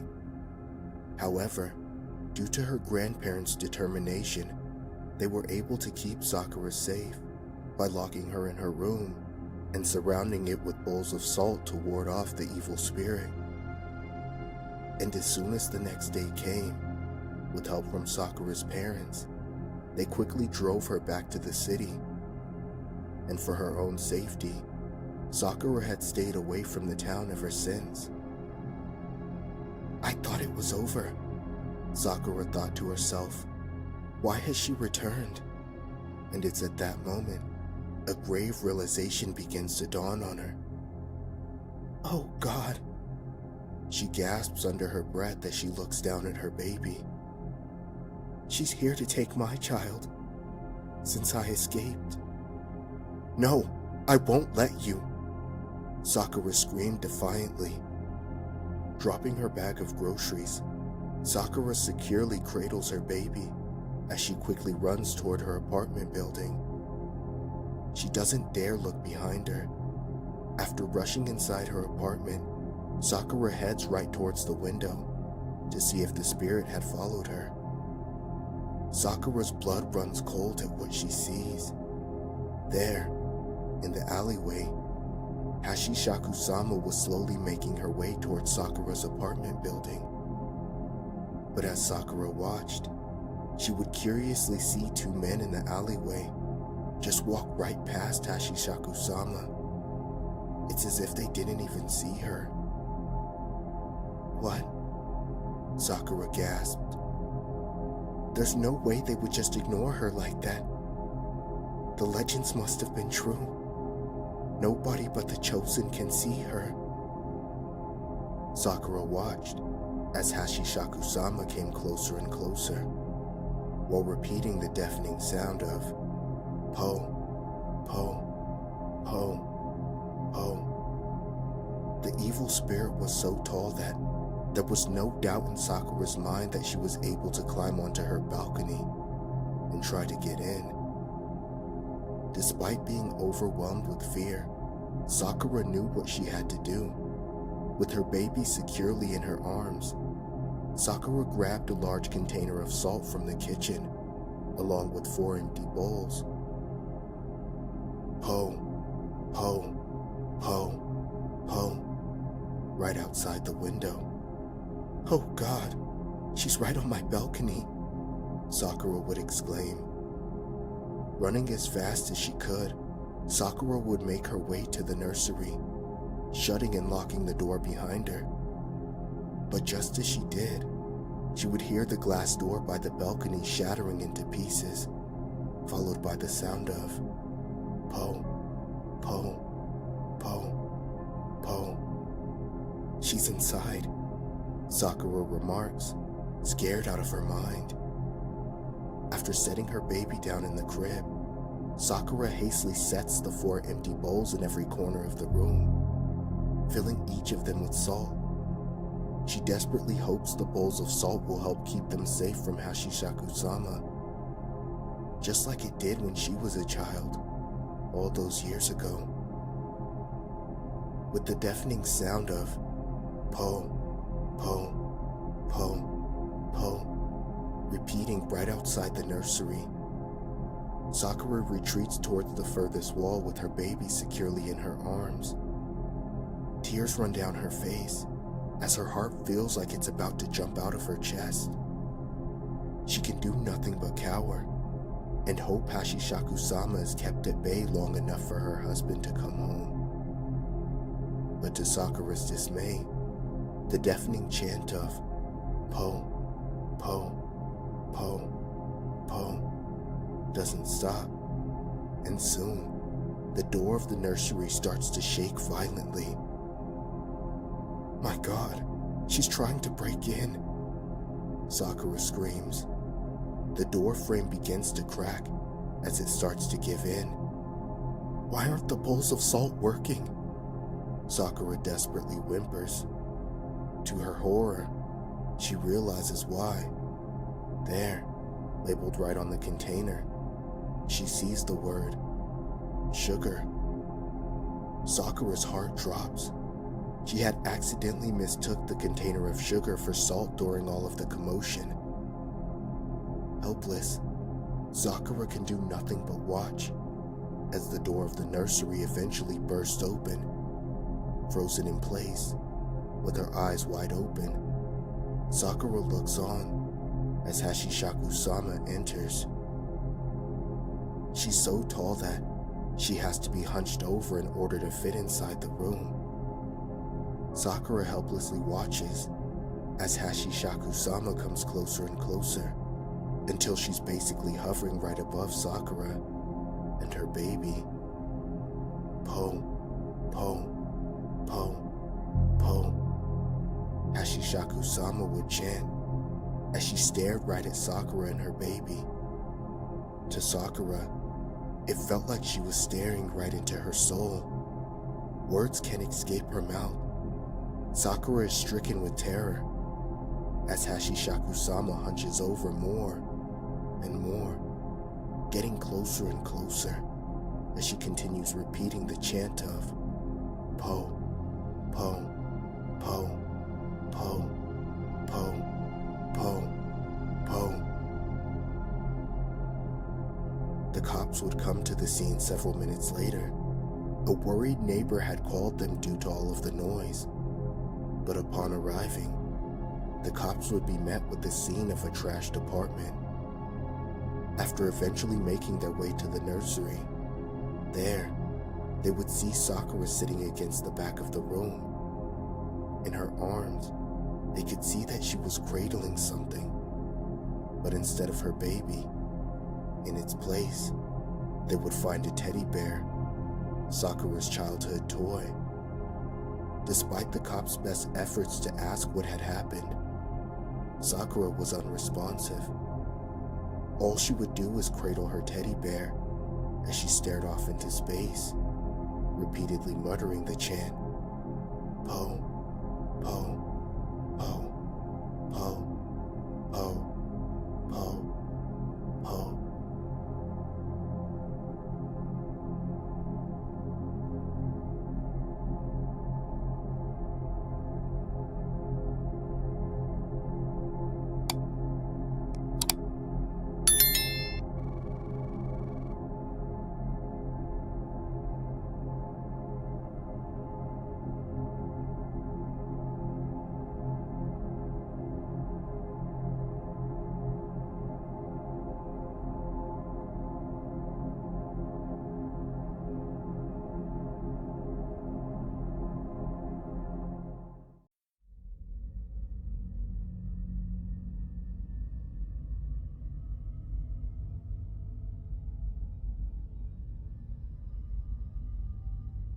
I've been tormenting this girl Carmela for almost a month now.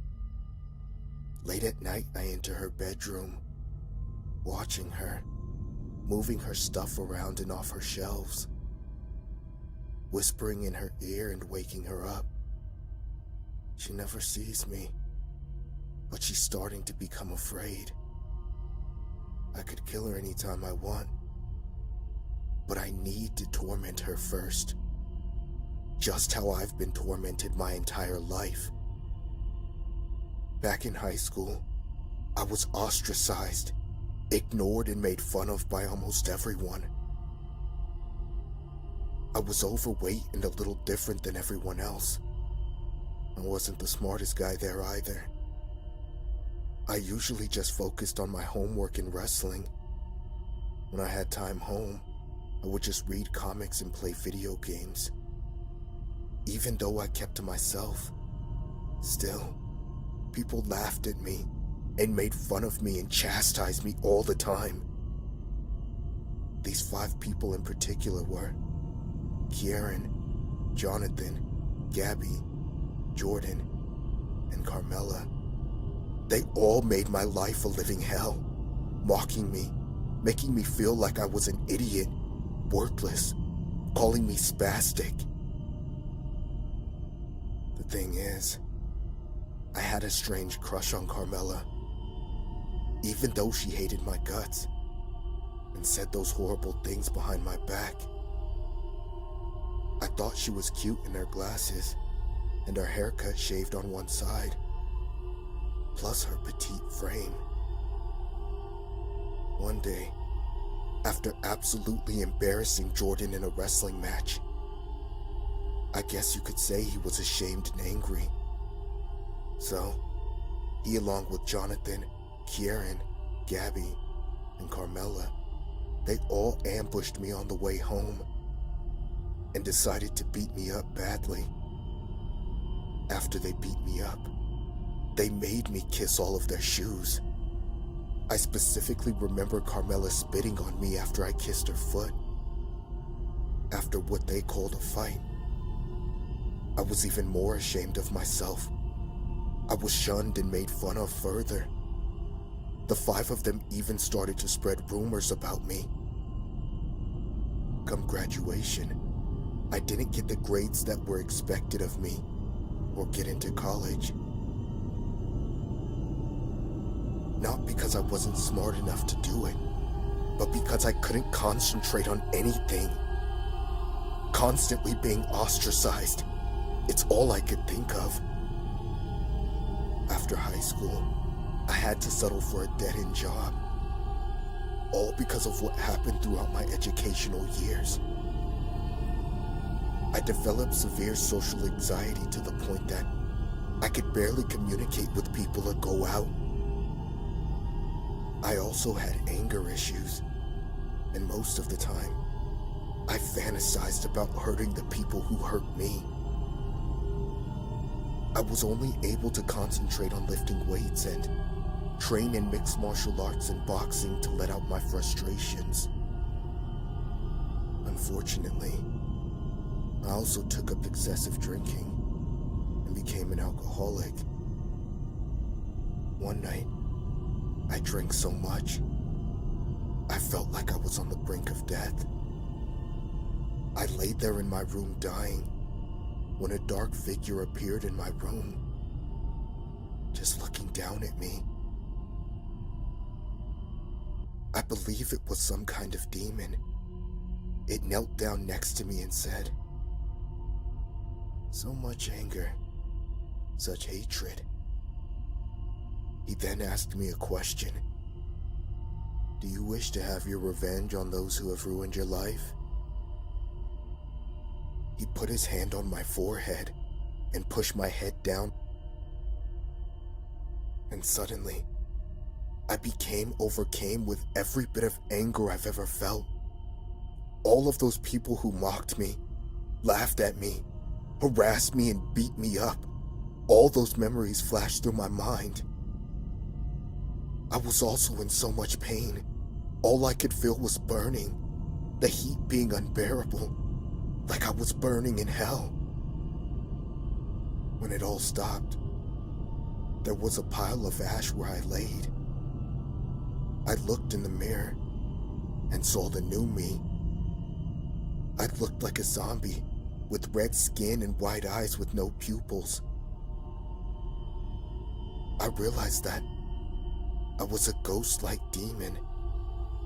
I should have been horrified, but the only thing I felt was rage. I decided to go after Kieran first, tormented him for a month, all before deciding to kill him. I ripped out his teeth before gouging his eyes out and crushing his skull. Jonathan was next. I completely ruined his life. Haunted him to the point that he had a mental breakdown and left college. I then killed him by ripping him apart. Gabby, she ended up in a mental institution.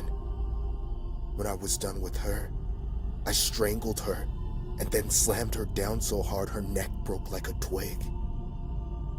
With Jordan, I didn't even bother with the torment. I just killed him immediately. I tore every single one of his limbs, beat his face to a pulp, and finally stomped on his head until there was nothing left but blood, skull fragments, and brain matter. Now time for Carmela. Tonight is the night. She finally set up a camera recorder to watch her sleep, most likely so she could try and get a glimpse of me. I crushed the lens and pushed the camera down. Carmela bolts up awake and grabs her glasses. She looks in my direction. "Who's there?" she says. I guess she sees my shadow. She then gets up, runs towards the light, and flicks on the switch. As the light goes on, I manifest my physical form, and she finally sees me. She's absolutely speechless when she lays her eyes upon me. My burned and rotting skin, and my glassy white eyes. I finally see the fear in hers. Still, as cute as always. I smile at her, flashing my rotting teeth. She turns to the door. I wrap around her thin waist and squeeze her body in a bear hug. I'm strong enough to snap her like a twig, but I'll squeeze her slowly, just so she suffers. As I squeeze her, I'm enjoying her struggle, her gasps, her cries. I squeeze her tighter and tighter, squeezing all of the air out of her as I look into her eyes. She looks like she's about to pass out now, so I'll use my strength and squeeze her as tight as I can, snapping her spine and crushing her organs. She lets out one final gasp, with wide eyes as blood drips from her mouth. Her body now goes limp. Her eyes close. I'm still overcome with so much anger, so much rage, so I continue squeezing her limp, dying body as tight as I can. I finally look down at her broken, dead body, but I don't feel any better. I can only feel anger and hatred. I need to kill again.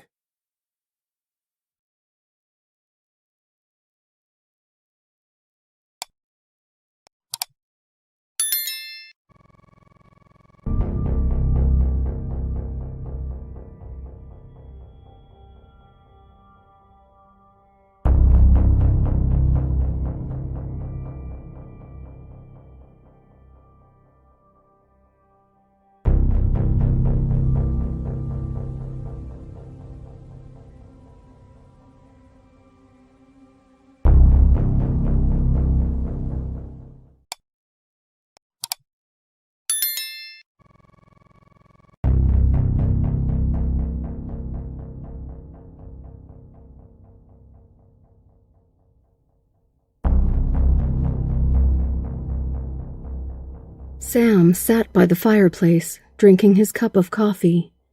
Outside, it looks like the snowstorm is only going to get worse. But that was fine with him. He was more than content with just enjoying the comforts of his cabin. But just as Sam is about to doze off in his cozy chair, he sees something outside that catches his attention. He makes his way to the window to get a better look. Off in the distance, through the falling snow and among the wintry landscape, Sam sees a silhouette of some kind. He's confused at what exactly he's staring at.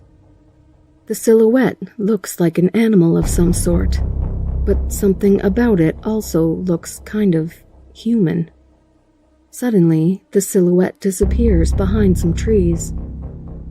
Sam doesn't know what to make of it. Must be a deer, he thought to himself.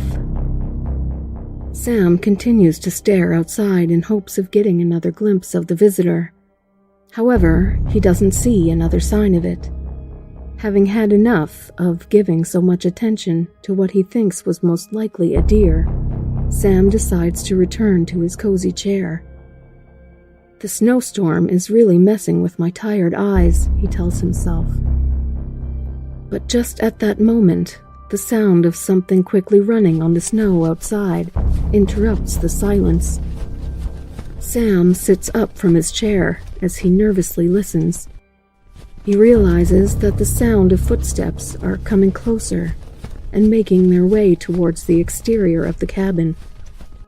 To his horror, whatever it is, suddenly scales the cabin and makes its way onto the roof. Sam's eyes grow large with fear as the unknown visitor starts to make its way across the roof.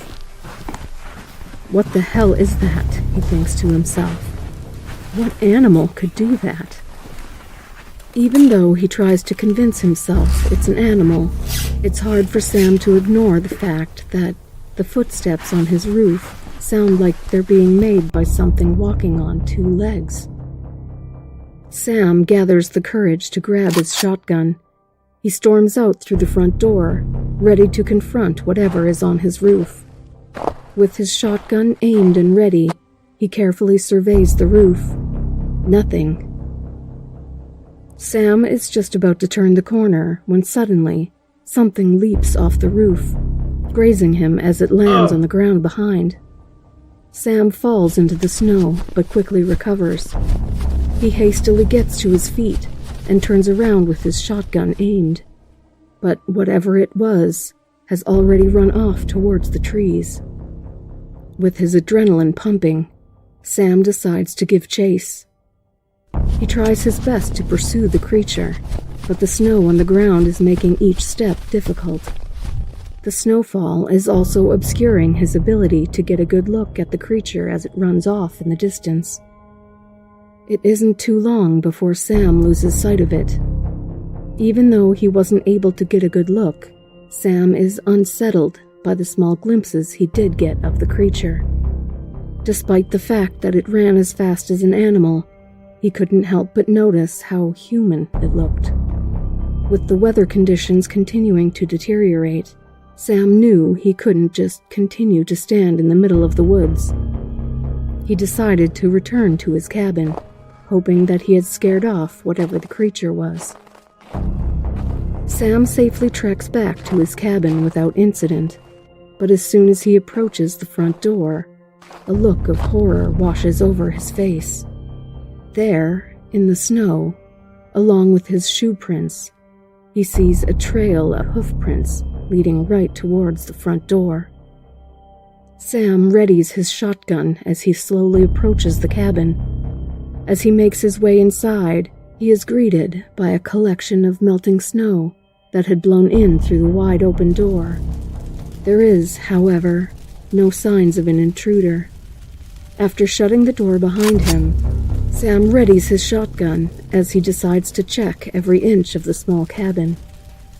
However, despite an intensive inspection of the cabin, he doesn't find a trace of anything. No animal or human. Nothing. As confused as he is, Sam is also relieved. After being sure that the place is free of any intruder, Sam is able to calm down. He quickly then makes sure that every window and door in the cabin is locked. Shortly after, he returns to his chair. Whatever it was must have just finally ran off, Sam thinks, trying to convince himself. But just in case it hasn't, Sam has made sure that his trusty shotgun is nearby. With his nerves starting to settle, Sam's eyes begin to grow more and more tired. Eventually, he falls asleep right in his comfy chair. It's a peaceful scene inside the cabin as the snow outside continues to fall.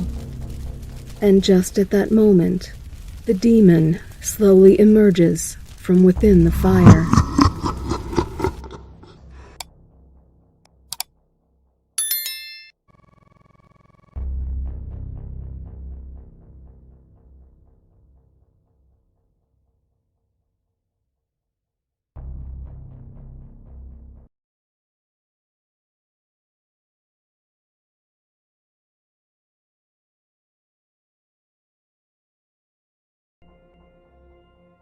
Christmas is coming, and I'm not very excited with this year's celebrations.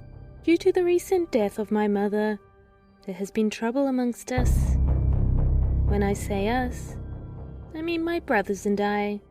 There are 4 of us in total. I am the baby sister, as they say. I never had much of a say around here, and growing up with 3 brothers was not an easy task. As I said before, our family's going through a lot of trouble right now, and the problem is money. Since our mother died, my brothers and I can't reach an understanding with the family money. You see, my mother was very rich.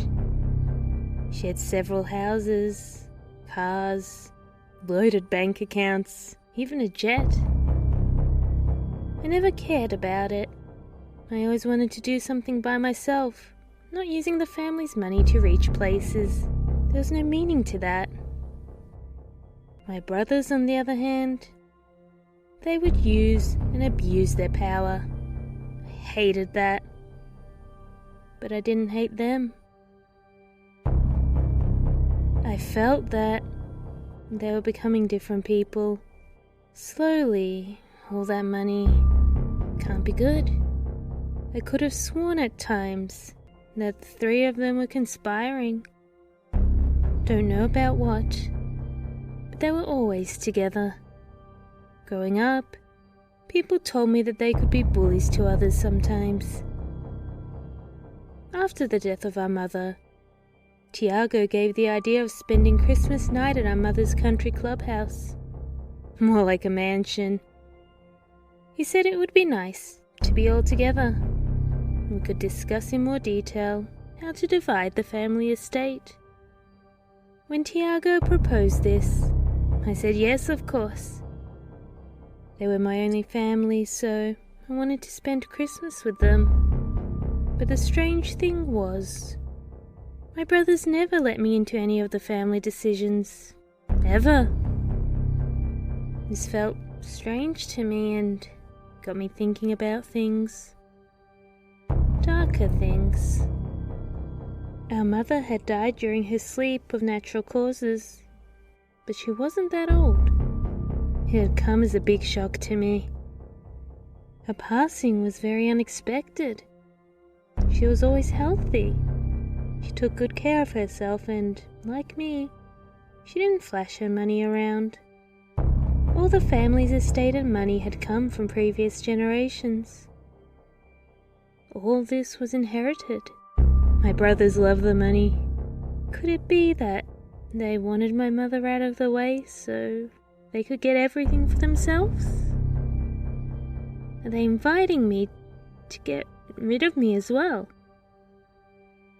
I have the darkest thoughts crossing my mind right now. I have no way of facing my 3 brothers. I don't even have proof, but like I said before, they have been scheming together lately, even more than usual. This may not be a coincidence. I don't know what to do right now, but I need to know for sure what happened to my poor mother. I managed to get my hands on the autopsy report, which, not surprisingly, said death by natural causes. But a report can be forged. People can be bought. So this could all be fake. I contacted the medical examiner that performed the autopsy. He said the same things that were written in the report. I offered him money and asked him if my brothers had contacted him as well. I felt that he was hiding something from me, but he said nothing and just repeated, "It's all in the report. Don't contact me again." I was now even more suspicious of my brothers. I was sure they had something to do with this. Christmas night came and I prepared myself to go have dinner with them. But I wasn't going to go there without some kind of protection. Whatever they did to my mother, they were going to do to me. So I took in my wallet my 9mm pistol, just in case. Wasn't even sure I would have the guts to use it. I arrived at our home, and my brothers were standing near the table. I say hello to everyone, and we all sit down. Usually, for any occasion, a catering service was hired. But this time, my older brother decided to cook. That was very strange. I had never seen him cooking in my life. I'm waiting for them to take a bite. I need to make sure I'm not going to be poisoned. They start eating and drinking wine. I don't drink alcohol, so I stay with the water. They can make their move at any second. I start eating, and I'm sure the food is good, but all of a sudden, my brothers start coughing. Faster and faster, like they're choking. And one by one, they start dropping their heads into their plates. In shock, and knowing what the hell happened, I got up and I scream at them. Are they joking with me? Are they pranking me? From the shadows, in the corner of the room, I see a figure. It's approaching me. Slowly, I start figuring out who this is. It's my mother. She's alive. She comes closer to me. She smiles and says, "I knew you didn't drink wine, my beautiful daughter."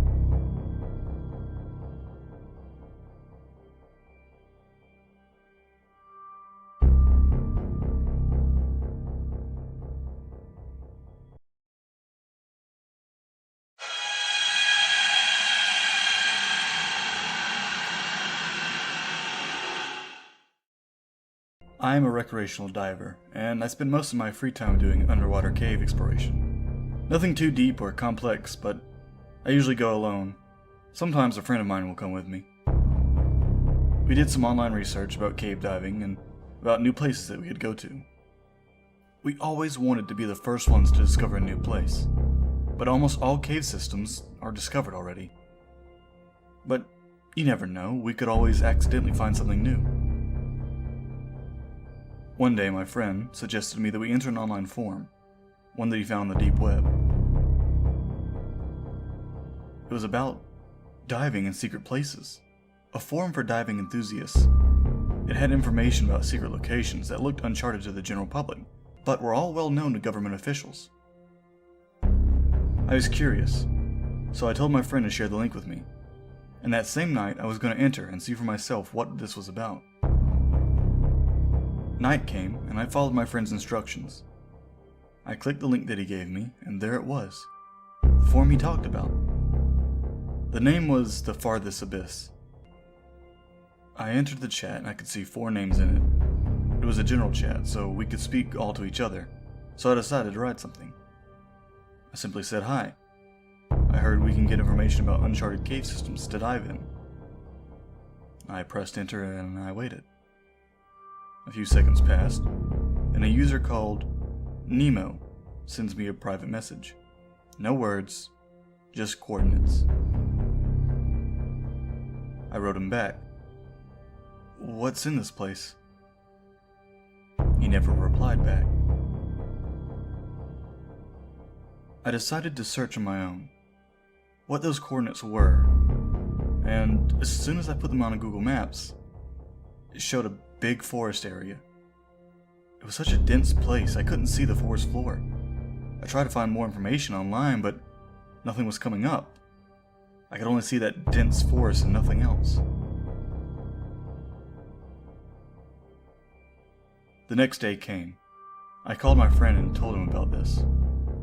He told me that this location could possibly be an uncharted cave system, and that we should consider exploring it. I told him that we have no information about this place. It's in a dense forest area. And even if we think about this, we need to figure it out. How to bring all the equipment with us, how to enter the cave. My friend assures me that we can rent a couple ATVs with a grid behind in the nearest town.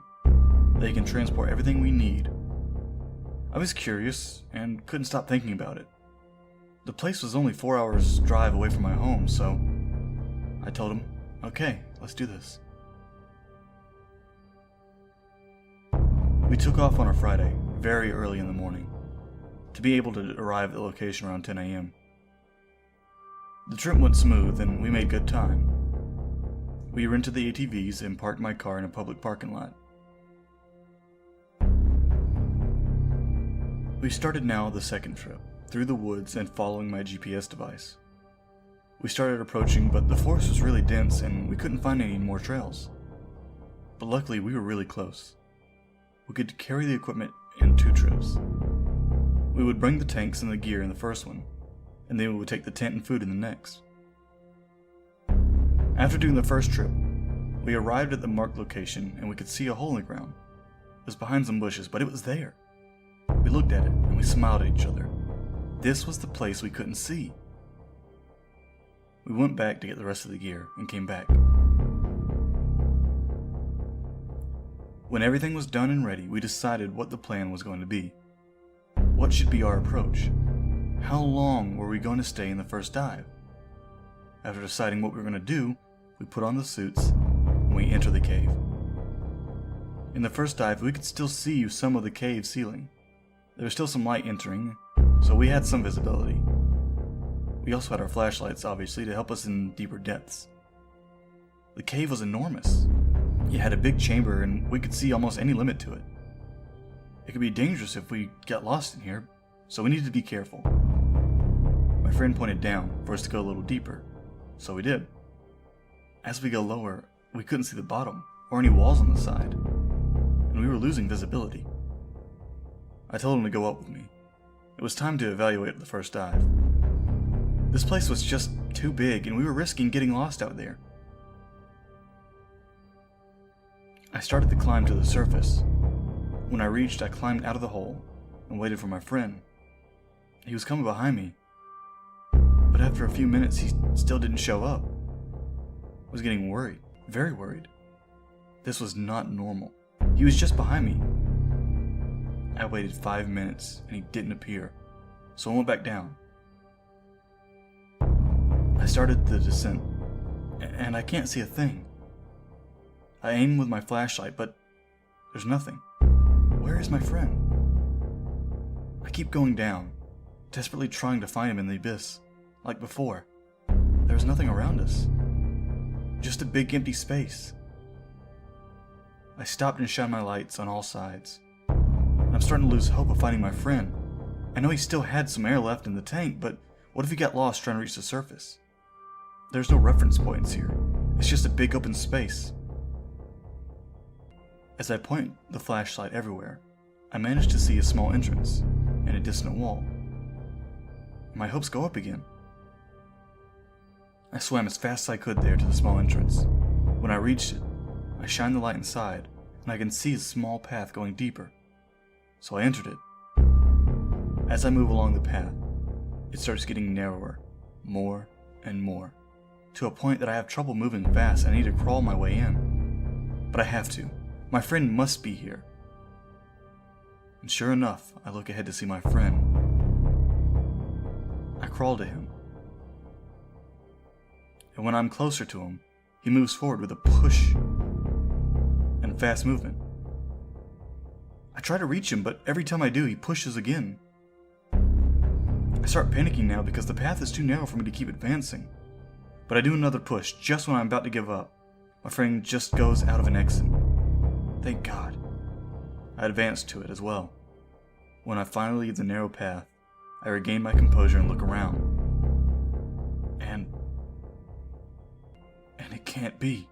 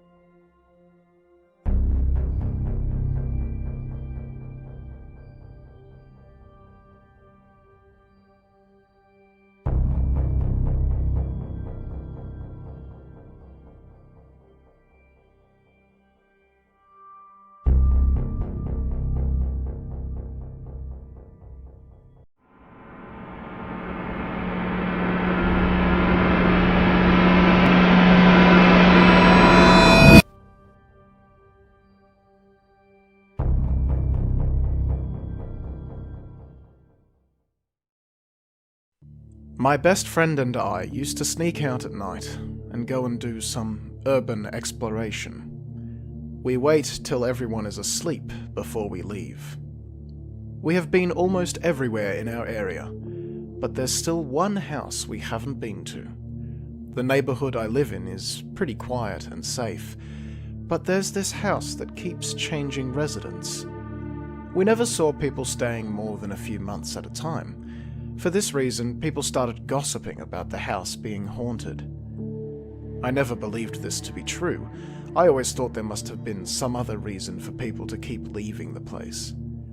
My friend Peter always believed the place had some kind of presence, something dark that would torment the residents and force them to leave, before it was too late.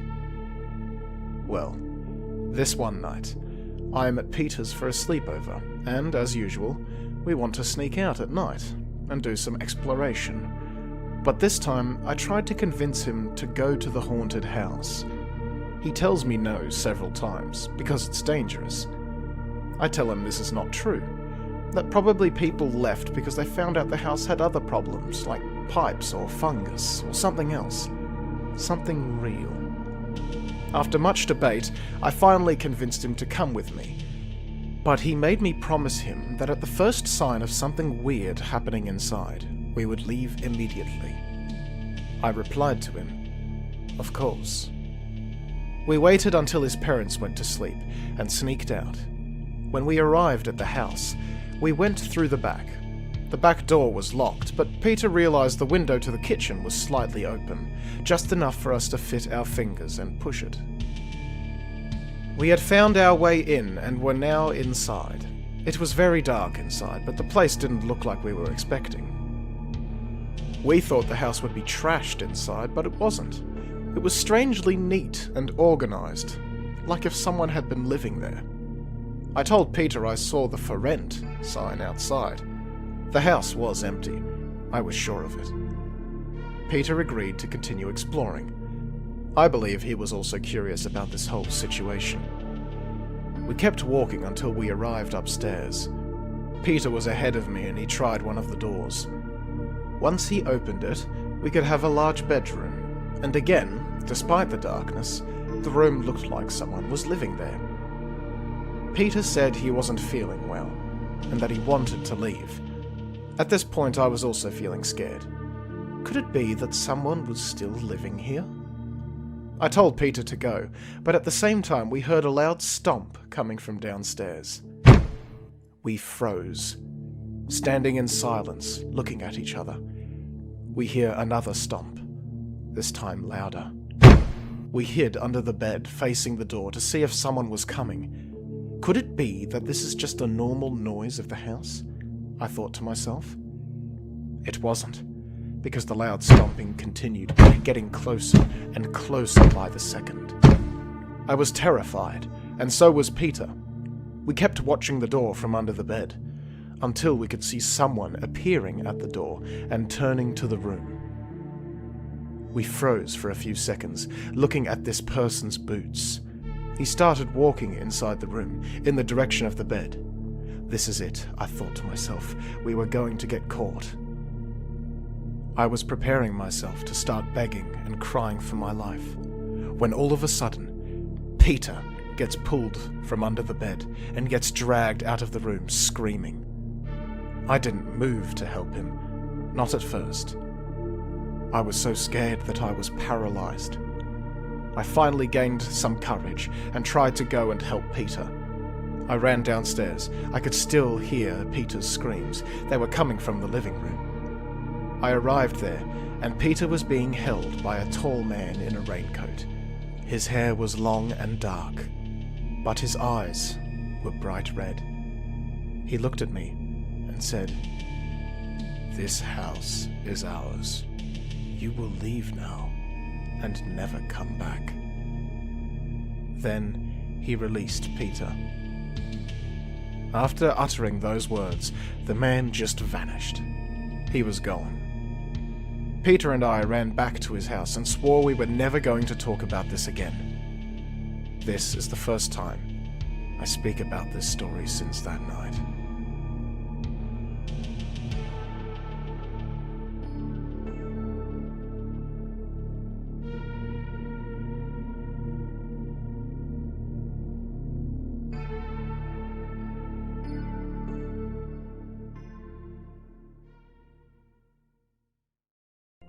This year, for my birthday, I decided to go for a camping trip into the north. I always loved to go out into nature and just explore. My best friend wasn't particularly excited with the plan, but he agreed on coming with me. The plan was to drive to a small cabin at the base of the mountain. That would be our base camp, and from there, we would walk the trails we had planned, bringing camping supplies, along with a tent, in case we didn't have time to go back. The day arrives, and we start the trip. Pickup is loaded with everything, and I am very excited.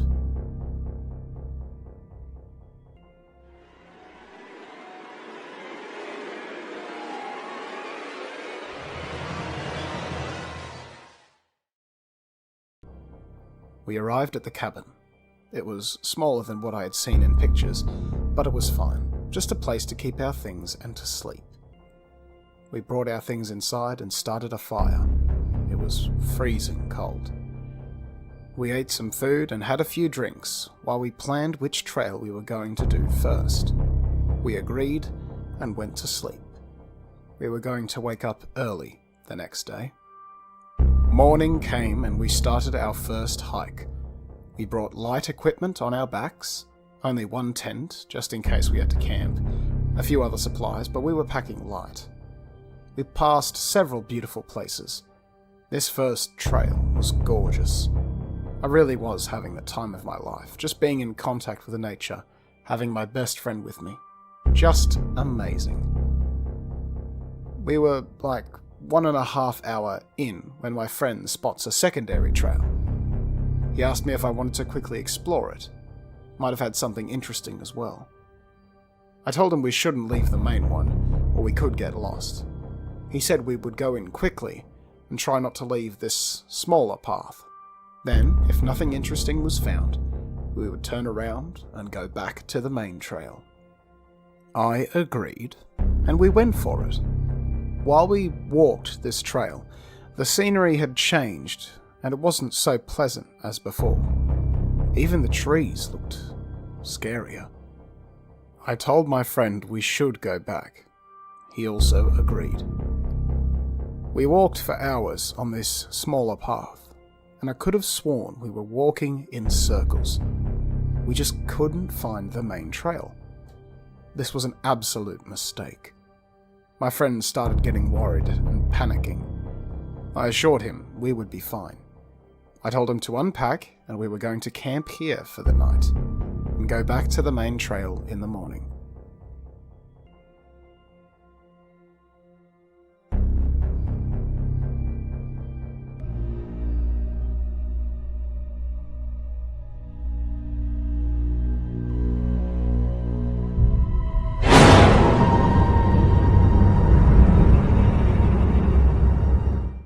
Several hours in, and I was awoken from my sleep in the middle of the night, after having a terrible nightmare. I looked at my side to check on my friend, but he wasn't there. I got up and went outside to look for him. I shouted his name a few times, but to no avail. I was worried something had happened to him, so I decided to walk around our campsite just a little further and check if I could see him somehow, somewhere. I walked for around 30 minutes until I spotted fresh footprints in the snow. It had to be my friend, so I followed it. It led me to a nearby opening in the forest, like a circle with a big stone in the middle that I could see in the distance. I walked closer to the center, and as I got closer I could see my friend, from the back, looking at the rock. I ran to my friend, shouting his name. He had no reaction to it, and when I reached him, I grabbed his shoulder for him to turn around to me. But again, he wasn't reacting. I look at him. This is when I felt sheer panic. His eyes were white and fixated on the stone. I tried to snap him out of it, but he was just standing there. I took a look into the rock, and it had some kind of symbols written into it. I couldn't understand what they meant, but I needed to help my friend, so I turned around to go to him. Behind my friend, in the distance, I spotted a pair of glowing eyes, shining in the middle of the forest. I just wanted to leave, so I grabbed my friend's hand and I pushed him to start walking. Not only did he not move, but this time he told me the following words. He doesn't want us to go. I asked him who he was speaking of. Right then, from behind my friend, a shadow started appearing and growing, just right behind him. As I walked backwards, I felt on the ground, still looking at the shadow, paralyzed with fear. The shadow starts getting clearer, and I could swear it was the thing that appeared in my nightmare. But I just wanted to run. So I got up quickly, and I ran all the way into the forest again. I mourned for my friend, that I could not save him, but I needed to save myself. I eventually found the main trail. Thank goodness. I promise I will try to find help, and we will come back for you, my friend.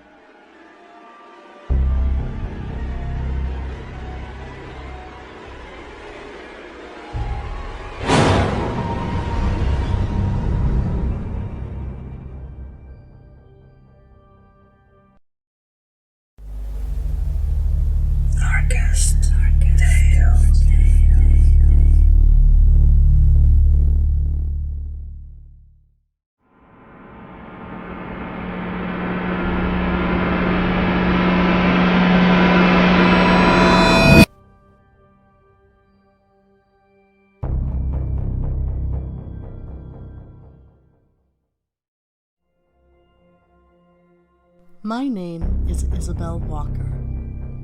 I'm a nurse that specializes in home care.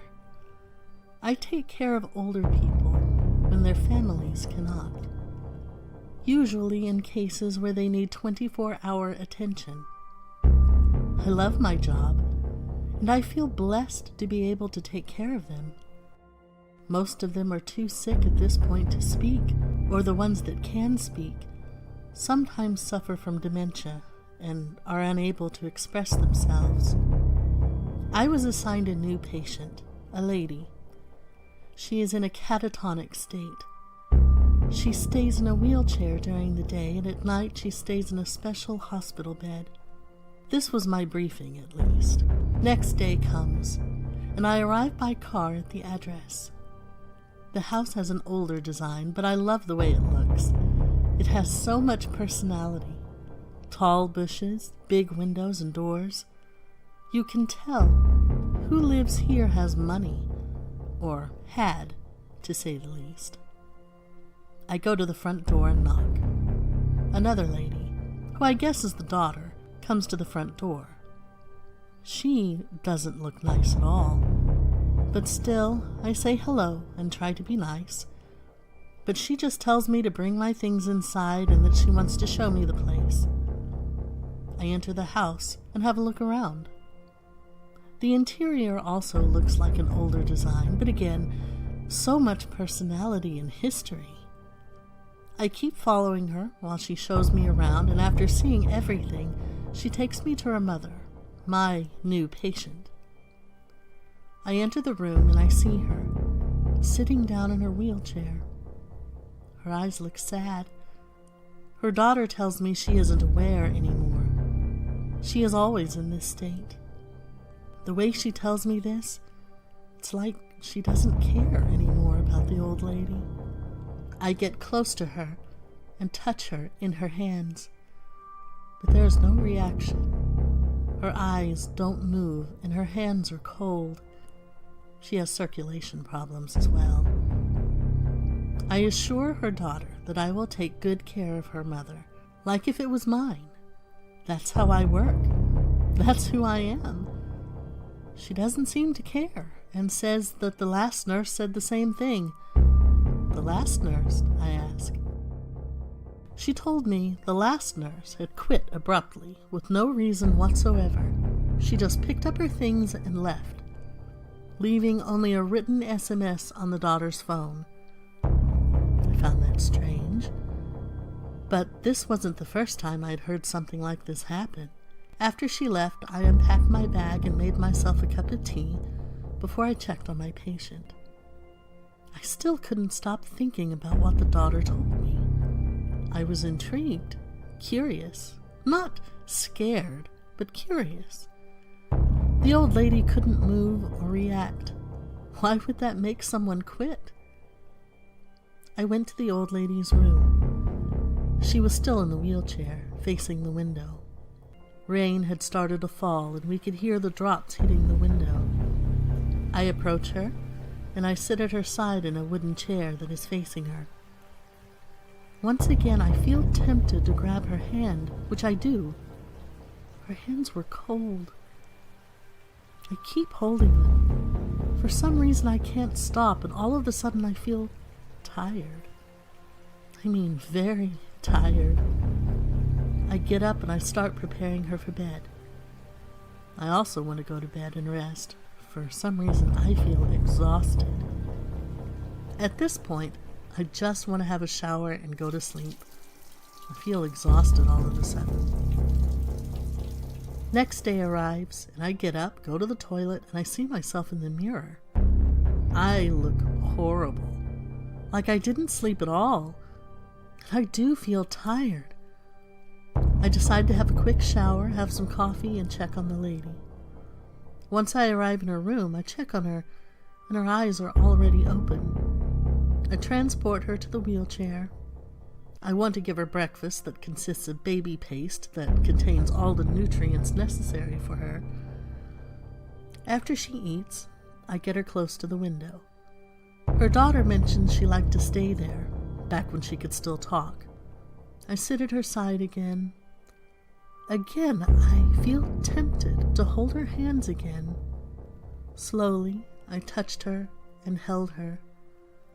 After a few seconds, I could swear her eyes moved towards mine. I felt she was completely aware of what was happening, but it didn't hold on long, because that's when I started feeling tired again. In extreme exhaustion, I blacked out. I woke up on the ground, having no idea how long I was out. I looked around and the wheelchair was empty. I was in complete shock. I checked the bed and she wasn't there. My body felt heavier. I had pain all over. As soon as I left the bedroom, I see her standing close to the window looking outside. I couldn't believe what I was seeing. She was standing. I thought this was a nightmare. What the hell was happening? I start getting close to her. She turns around and walks toward me. I could barely stand. When she is an arm's distance from me, she says, "Thank you, child."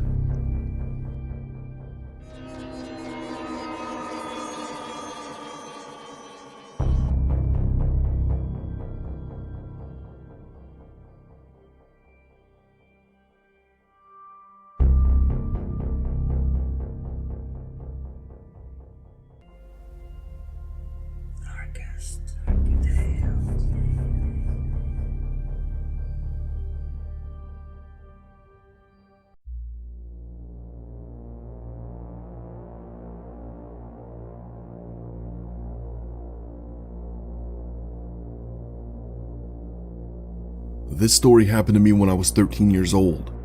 It was Friday night and my parents were allowing me to stay home alone for the first time. They were also taking my little baby sister over to my grandparents. So for the next several hours, I was going to have the house to myself. I didn't waste any time getting the night started as soon as they left.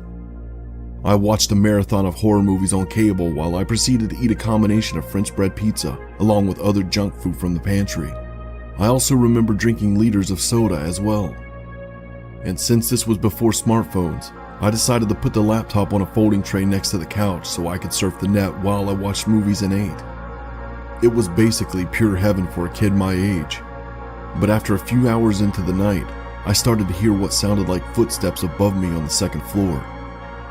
I also started feeling a little creeped out for some reason, but I figured it was because it was the first time I was staying home by myself. The horror movies I was watching were definitely not helping either. However, just as I was about to dismiss the feeling of uneasiness, I heard something from upstairs. Even though it took a few seconds to process it, it sounded exactly like my mom. I muted the TV to see if the sound would happen again. After a couple seconds of hearing nothing, I assumed it was just my ears playing tricks on me. But before I could unmute the TV, I heard it again. "Jeremy, come upstairs," it said, sounding like my mom. I shot up from my seat, shocked and confused at what I just heard. "Did my parents come back already?" I said to myself. I thought maybe that I didn't hear them coming home because the TV was on too loud. I made my way upstairs to greet my family and find out why they were back earlier than expected. But as soon as I got to the second floor, I realized how all the lights upstairs were still off. And as I proceeded to open all the doors to the bedroom, there were no signs of anybody being home. I was beyond confused at that point. I was sure I'd just heard my mother saying my name. Was I just hearing things? I thought to myself. Maybe the horror movies were really affecting me more than I thought they would. But as soon as I thought I might be going crazy, that's when I hear something that I'll never forget. I would hear my mother's voice again, but this time it sounded sinister. And worst of all, it was right behind me. "Jeremy, turn around." My body felt like it was full of pins and needles. Something felt wrong. I was petrified.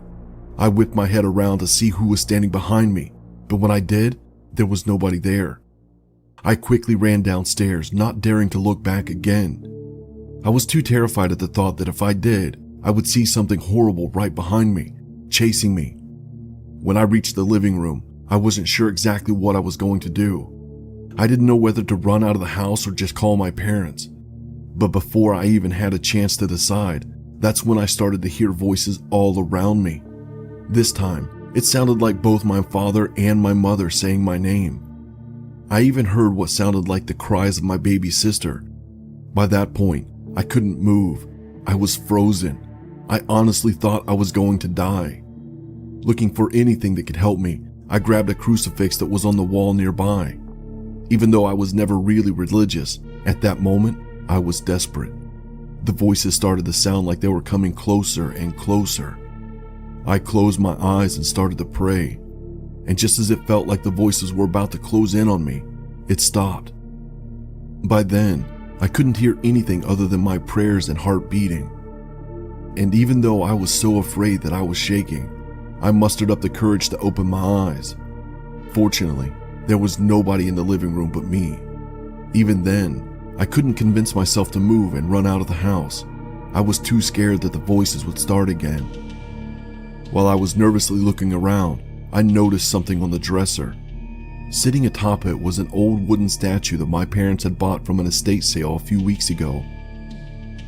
I remember noticing how ever since they bought it, weird things had started happening around the house, but nothing to the extent of what I just experienced.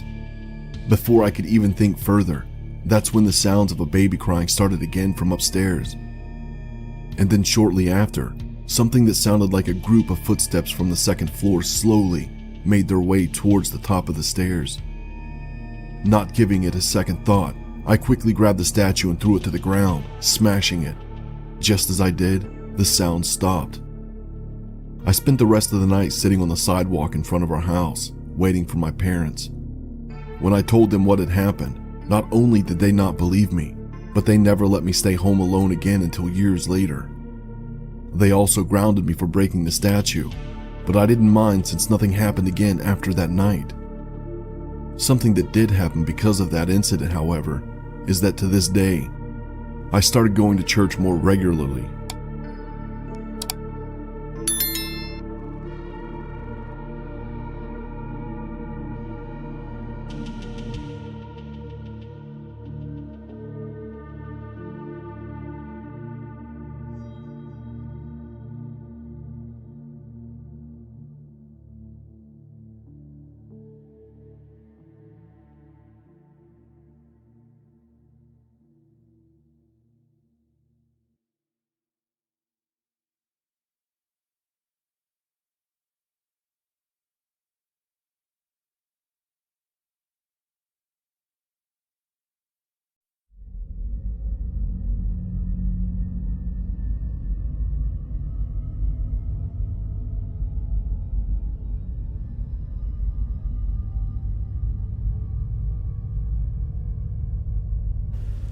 I was staying over at my aunt and uncle's house for a few weeks during summer break from college. Even though my cousins were a lot younger than I was, it was actually fun hanging out with them. Since I lived in the city, we didn't really see each other much. Plus, it was my first time staying over at the new house the family had just bought. It was a pretty nice house, but the area was kind of secluded. The house was surrounded by trees, and the unfenced backyard would stretch all the way into the tree line of the forest. As nice and peaceful as it looked sometimes, admittedly, it creeped me out as well. There'd be times that I would look out into the forest and get that feeling like somebody was staring back. Honestly, the area was so vast that somebody could actually camp out there and we wouldn't even know it. One afternoon, when my aunt, uncle, and cousins went to go and run some errands, I decided to stay home and catch up on working out. After taking a shower, I made my way downstairs to the living room to retrieve some exercise equipment. But just as I was in the process of doing so, that's when I heard the sound of the back door by the kitchen begin to burst open. At that moment, my mind and heartbeats started racing. Did somebody just break in? I asked myself. A part of me was so shocked that I must have been in denial, because I thought that there was a possibility that maybe it was just the wind. Also, the family had a large Rottweiler who was kept outside. For sure, I thought to myself. I would have heard him barking if there was an intruder. But any doubt I had went away when I heard the footsteps of what sounded like a large man making his way through the clutter of the kitchen. Right then and there, I knew I had to either run or hide. I figured there was no way I had enough time to escape out the front door, so instead, I decided to hide behind one of the large curtains by the window in the living room. Since the fabric draped all the way down to the floor, it actually did a good job of concealing me. I covered my mouth, and did my best to stay quiet as I hid. But as much as I wanted to remove myself from the situation, I could hear everything the intruder was saying. He was opening some of the doors on the first floor. At first, I thought it was because he was looking for valuables. But then a sense of dread came over me when I realized he must have been looking to see if somebody was home. Maybe he was looking to see if I was home. I was hoping that the person would just quickly take some valuables and leave. But if he was dead set on turning the place inside out, then I knew I wasn't safe.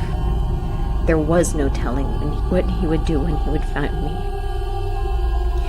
Thinking I had no choice, I peeked through one of the creases of the curtain.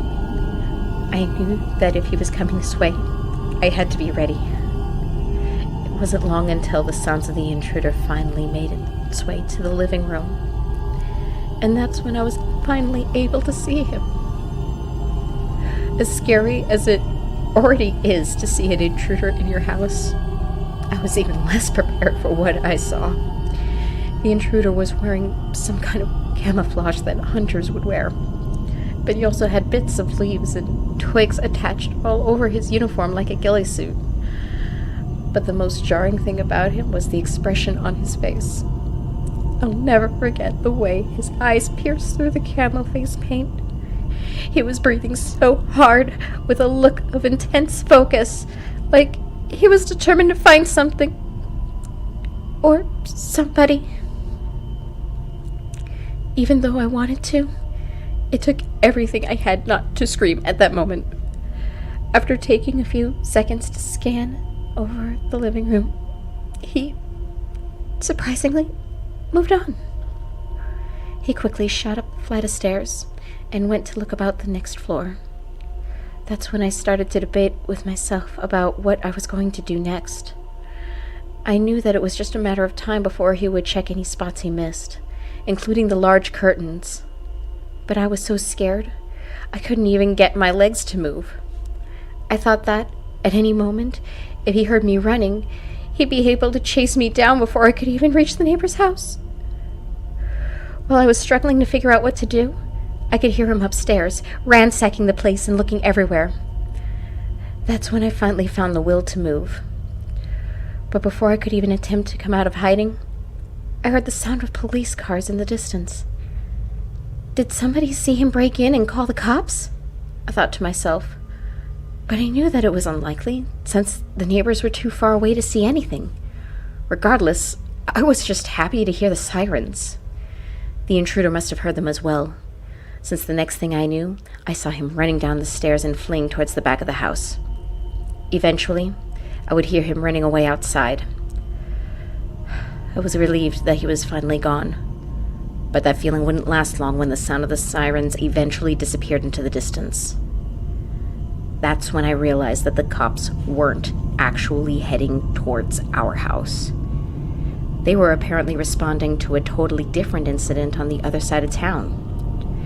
The sense of relief that I had quickly changed back into a sense of dread.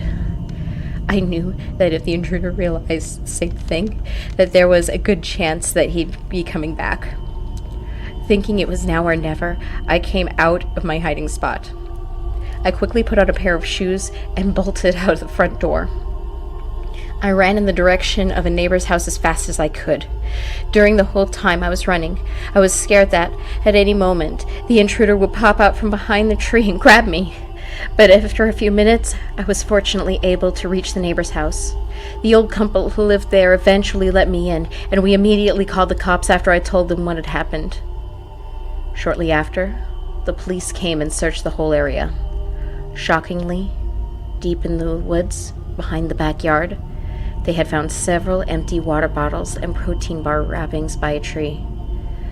The trash looked like it had been piling up in that one spot for at least a few weeks. The cops had concluded that whoever had broken into the house had been scouting the place out for a while.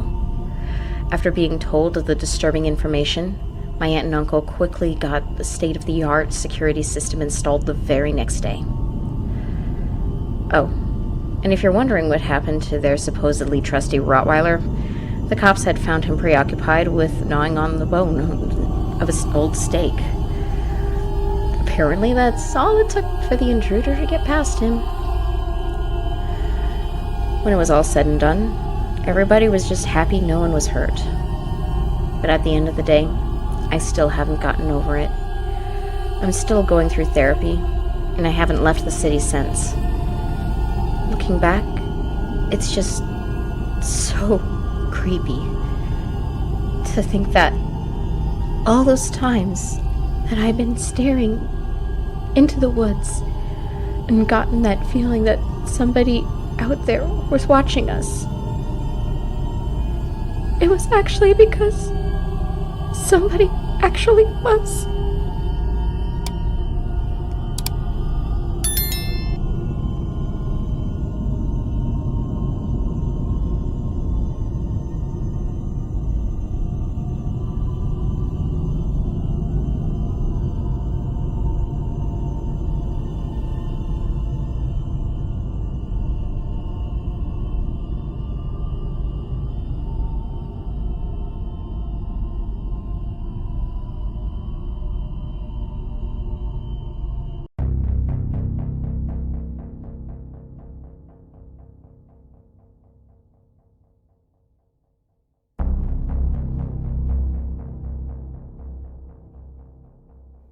This happened when I was 7 years old. I was a very timid girl back then, and the events that transpired that day have stuck with me ever since. I was staying over at a friend's house one Saturday afternoon, and we were both sitting on a couch watching cartoons. For the sake of the story, we'll call my friend Kate. Kate was 2 years older than me, but she could be best described as a tomboy. Unlike me, she was tough and didn't hesitate to beat up any boy at school for saying mean things behind her back. At times, I had a tendency to do whatever Kate told me to, even if I didn't want to do it. Anyway, after watching cartoons for a while, I got hungry, so I left the couch and went into the kitchen to grab a snack. The kitchen was small and had a door which led straight to the backyard, and below it was a little doggy door. Kate no longer had a dog, but the door wasn't removed for some reason. As soon as I stepped into the kitchen doorway, my eyes zeroed in on the doggy door and I froze. To my absolute horror, a grown man with long brown hair was poking his head inside, just the top of his head as he was looking up at the doorknob, probably trying to see if he could reach it. I quickly and quietly ran around the corner to hide. Thankfully, he didn't see me, as he was much too busy trying to squeeze his arm through the door. Kate's parents were out shopping at the time, so we were both home alone with this guy trying to break in. And it was here that I made my first mistake. Instead of calling the police, I ran back into the living room where Kate was and told her about the man. She thought I was joking, so I grabbed her by the hand and pulled her off the couch, then led her back into the kitchen so she can see the man for herself. Sure enough, he was still there. His face was still obscured, as he was looking up at the doorknob, but this time, he had his whole arm inside the doggy door and tried reaching for the knob. Kate let out a soft whimper before quickly pulling her hand over her mouth. It was the first time I saw her look so scared, but when she looked back at me, her fear seemingly went away. She then placed a reassuring hand on my shoulder and put her finger on her lips to keep me quiet. "Don't worry, we're gonna teach that creep a lesson he won't ever forget," she said with a smug grin. I wasn't sure what she was planning. We were two scrawny little girls dressed in tank tops and shorts. Not exactly the picture of intimidation, but like an idiot, I agreed to go along with whatever she was up to. "Okay," I said. "Great. We're gonna have to sneak up on this guy. So do what I do and follow me. And be quiet," she said before walking into the kitchen with me close behind. Even though we tried our best to be stealthy, our feet squeaked loudly across the floor with every step we took. Kate's mom must have cleaned the floor recently, and since me and Kate were both barefoot, the squeaking was twice as loud. We stopped and looked at each other nervously for a moment, thinking we were done for. But fortunately, the man's constant fumbling with the locked door blocked out any squeaks we made. By sheer dumb luck, he hasn't alerted to our presence, even though our footsteps were as loud as an incoming freight train. My heart raced as we continued walking forward, getting closer and closer to the intruder. The man hadn't noticed us yet, but he yanked his head and arm out after seemingly giving up and reaching for the knob. Kate sighed in disappointment, but figured he'd be back to try again. She then sat down in front of the doggy door while I sat beside her. As soon as he pokes his head in, we're going to kick him as hard as we can, Kate snickered as she raised both her feet off the floor and bent her knees back, preparing them for a kick. I did the same, and we both just stayed in that position, waiting for the man to return. No more than 20 seconds passed before the doggy door flap opened again, and the man popped his head in, this time giving us a good look at his face. But we didn't kick. We just sat there, frozen, eyes wide with fear, as we tried to comprehend what we were looking at. His face. My God. His face looked like it had all of its skin ripped off, leaving only exposed muscle. The top of his head looked normal enough with brown hair, but his face was gone. This is not a face we were expecting to see. Looking back, I'm not sure if his skin was actually gone, or if he just had a detailed tattoo my 7-year-old brain believed to be real. If it was a tattoo, then damn, it was a good one. The exposed muscles and sinews around his cheekbones looked so lifelike that it left both me and my friend petrified. The man himself was also surprised when he saw us for the first time. He glanced between the two of us, completely speechless. And why wouldn't he be? He wasn't expecting to find 2 little girls waiting for him on the other side of the doggy door, with their bare feet raised in the air ready to strike mere inches from his face. This entire situation was so surreal. After a minute of awkward silence, as we just looked at each other, the man finally smiled at us. And when he did, me and my friend began to quake in fear. As if this guy couldn't get any weirder, his mouth was full of razor-sharp teeth, almost as if he was a monster straight out of a horror movie. Then, without warning, he lunged his head forward, mouth open wide like he was ready to bite. Me and Kate screamed as we fell flat on our back, yanking our feet away from the man's teeth, just as they snapped shut. He missed us by mere millimeters, and we weren't about to stick around to see if he could try again. I quickly scrambled to my feet and bolted out of the kitchen. Kate, however, took a little longer to get up, and the man was able to grab her ankle, making her fall to the floor. Looking over my shoulder, I could see Kate screaming as she was being dragged towards the man, who once again had his mouth wide open, ready to take a bite. Kate started kicking the man's face with her other foot, making him let go for a moment, only for then grabbed by her other foot. I raced back into the kitchen, grabbed a few apples which they had been sitting on the nearby table, and started throwing them at the man. The man groaned in annoyance as he let my friend go and scrambled out the doggy door. We could hear his frantic footsteps fading away as he finally left our house. I guess he didn't think breaking in was worth getting pelted by apples.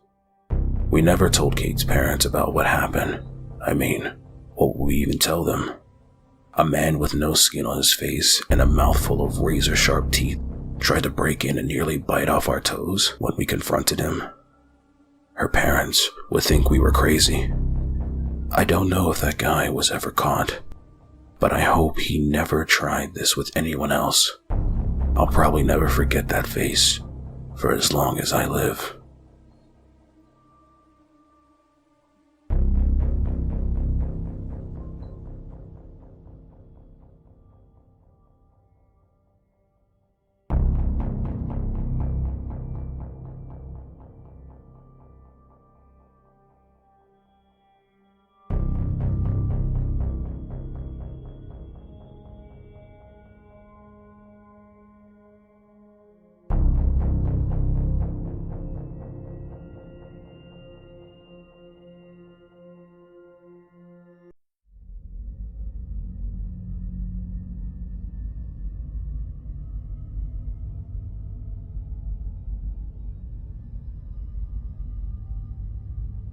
A man is doing a bit of cleaning around the house. It's just another Saturday night for him. His phone suddenly makes a ping sound. He smiles when he sees that it's an update from the food he ordered. Your Uber Eats driver is at the restaurant waiting to pick up your order, the message says. After reading the message, he puts his phone away and goes back to cleaning. After a few minutes, he gets another update. Your Uber Eats driver has picked up your order and is on his way, the message says. The man smiles again, relieved. He's starving and can't wait to try the food from the new Chinese place. Several minutes go by before he gets another ping on his phone. Your food stork driver is about to arrive, the message says. Upon reading the latest message, the man starts to clean himself up just in case he has to meet with the driver. But just as he's in the middle of preparing, he gets another ping on his phone. He looks at it, thinking it's another update. However, this time, it's a message from the driver. Ricky. Hey, Greg, having a hard time finding your place. What's the front of the house look like? Greg quickly replies with, front of the house has a potted cactus, porch lights on. The driver responded shortly with, Found it. I'm here. See you real soon. With his food about to be dropped off, Greg takes a few dishes and silverware from the cabinet.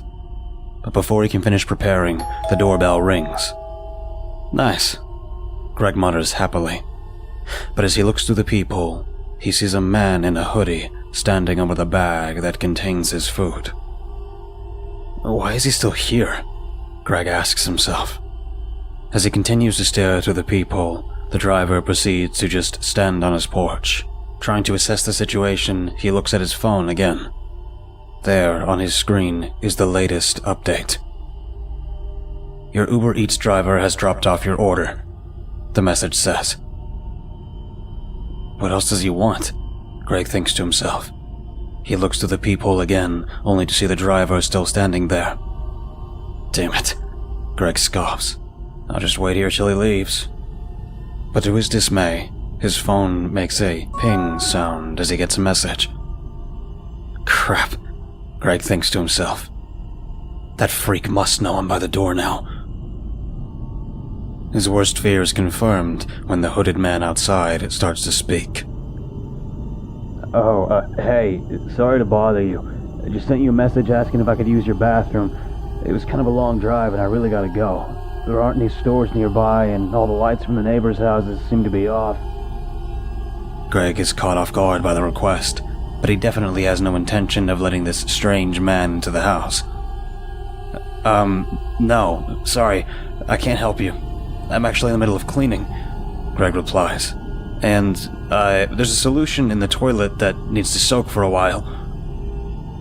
Oh, come on. Please? I really have to go. The driver responded. Just piss in the bushes if you want. I don't mind, Greg replied. For real? I can't do that. I might get arrested. The driver said. Then, sorry, I can't help you, Greg replies. Greg hears the driver grunt from behind the door. Despite the fact that he angered the driver, there's no way he was letting him in the house. As Greg looks to the people, he sees the driver finally walking away. Breathing a sigh of relief, Greg waits a few minutes to make sure the coast is clear. Upon seeing that nobody is in his yard, he opens the door to retrieve his order. But just as he does, the driver suddenly appears out of nowhere. He walks with a fast pace towards Greg's porch. Seriously, just let me use your bathroom. I really need to go, the driver yells.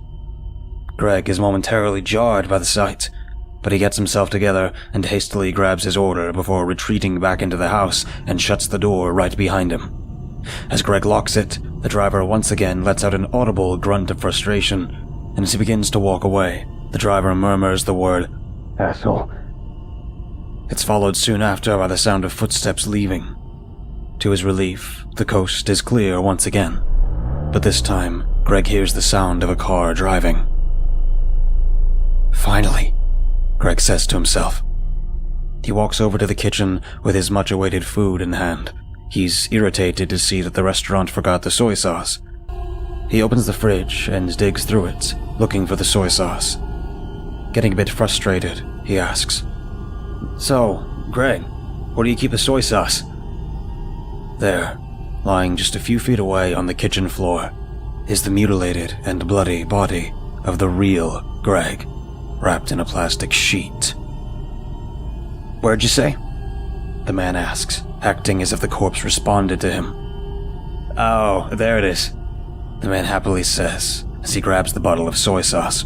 He looks towards Greg's corpse again. "Thanks, Greg," the man says. "Oh, and thanks for letting me use your Uber Eats account again for dinner."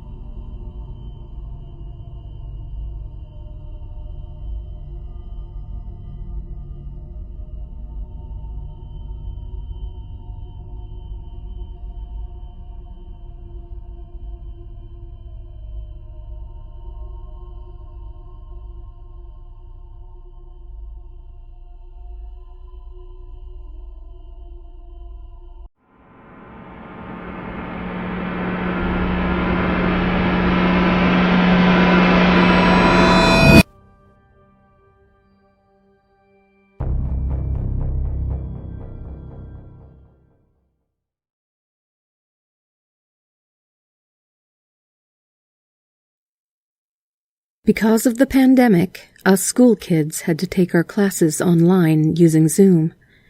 It wasn't really the best way to teach kids since a lot of us had difficulty paying attention, but I guess it was better than nothing. It was boring and uneventful most days, but I'll never forget one particular day during my last year of middle school. It was the first class of the day, and it started out just like any other day. All us students logged on, and the teacher took roll call. The day's lesson was mostly centered on the teacher giving us a lecture, which was fine. It gave a lot of us the opportunity to pretend we were listening while we played on our phones. Every now and then, I would look at my classmates on the screen. Everything seemed normal, but something was bothering me about one of them. It was my classmate, Tommy. He wasn't doing anything in particular. He just seemed to be sitting there, staring into space. Something about his wide-open eyes just seemed so creepy. His skin also seemed to be paler than usual, and he had the same blank expression the whole time. I also noticed that he didn't seem to blink at all. But I figured that maybe his online connection was just bad. Even though it was freaking me out, I didn't say anything. I was more interested in being able to continue to play on my phone. After 40 minutes of the teacher rambling, the class was about to end. But just as everybody was about to log out of the class, that's when a lot of us noticed Tommy tilting to his side in an awkward way. And before we knew it, he completely fell off his chair. A lot of us just laughed, thinking he was playing a joke, but the teacher was a little more concerned. She tried to ask Tommy if he was okay, but she didn't get an answer.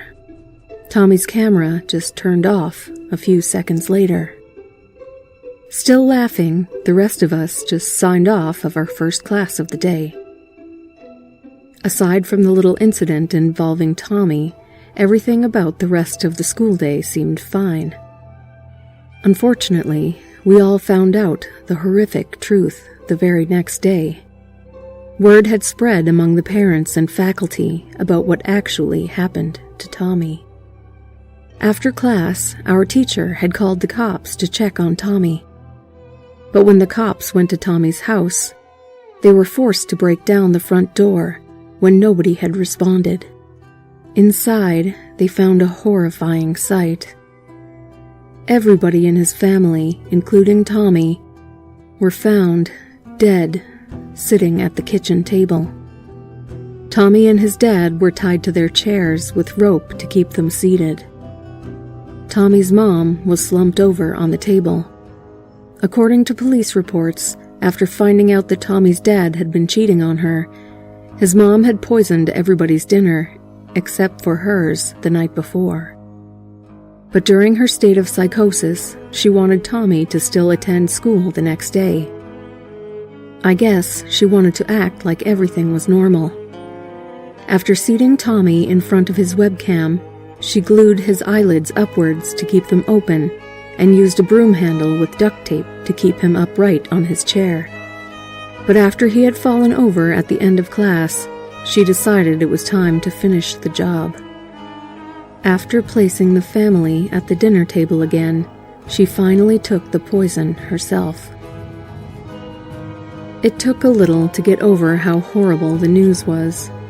Our teacher actually had to take some time off. It was disturbing to know that we had gone through class while Tommy sat there, dead the whole time. But as shocked and disturbed as a lot of us were, we eventually carried on with online classes a few days later. After talking to others, almost everybody did notice how weird Tommy looked that day. But just like me, nobody cared enough to say anything.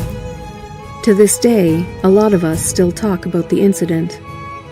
It was especially creepy to realize that when Tommy had said "here" for roll call, it was probably his mom talking. But the worst part of it all is, a lot of us, including me, will never forget the image of Tommy's face.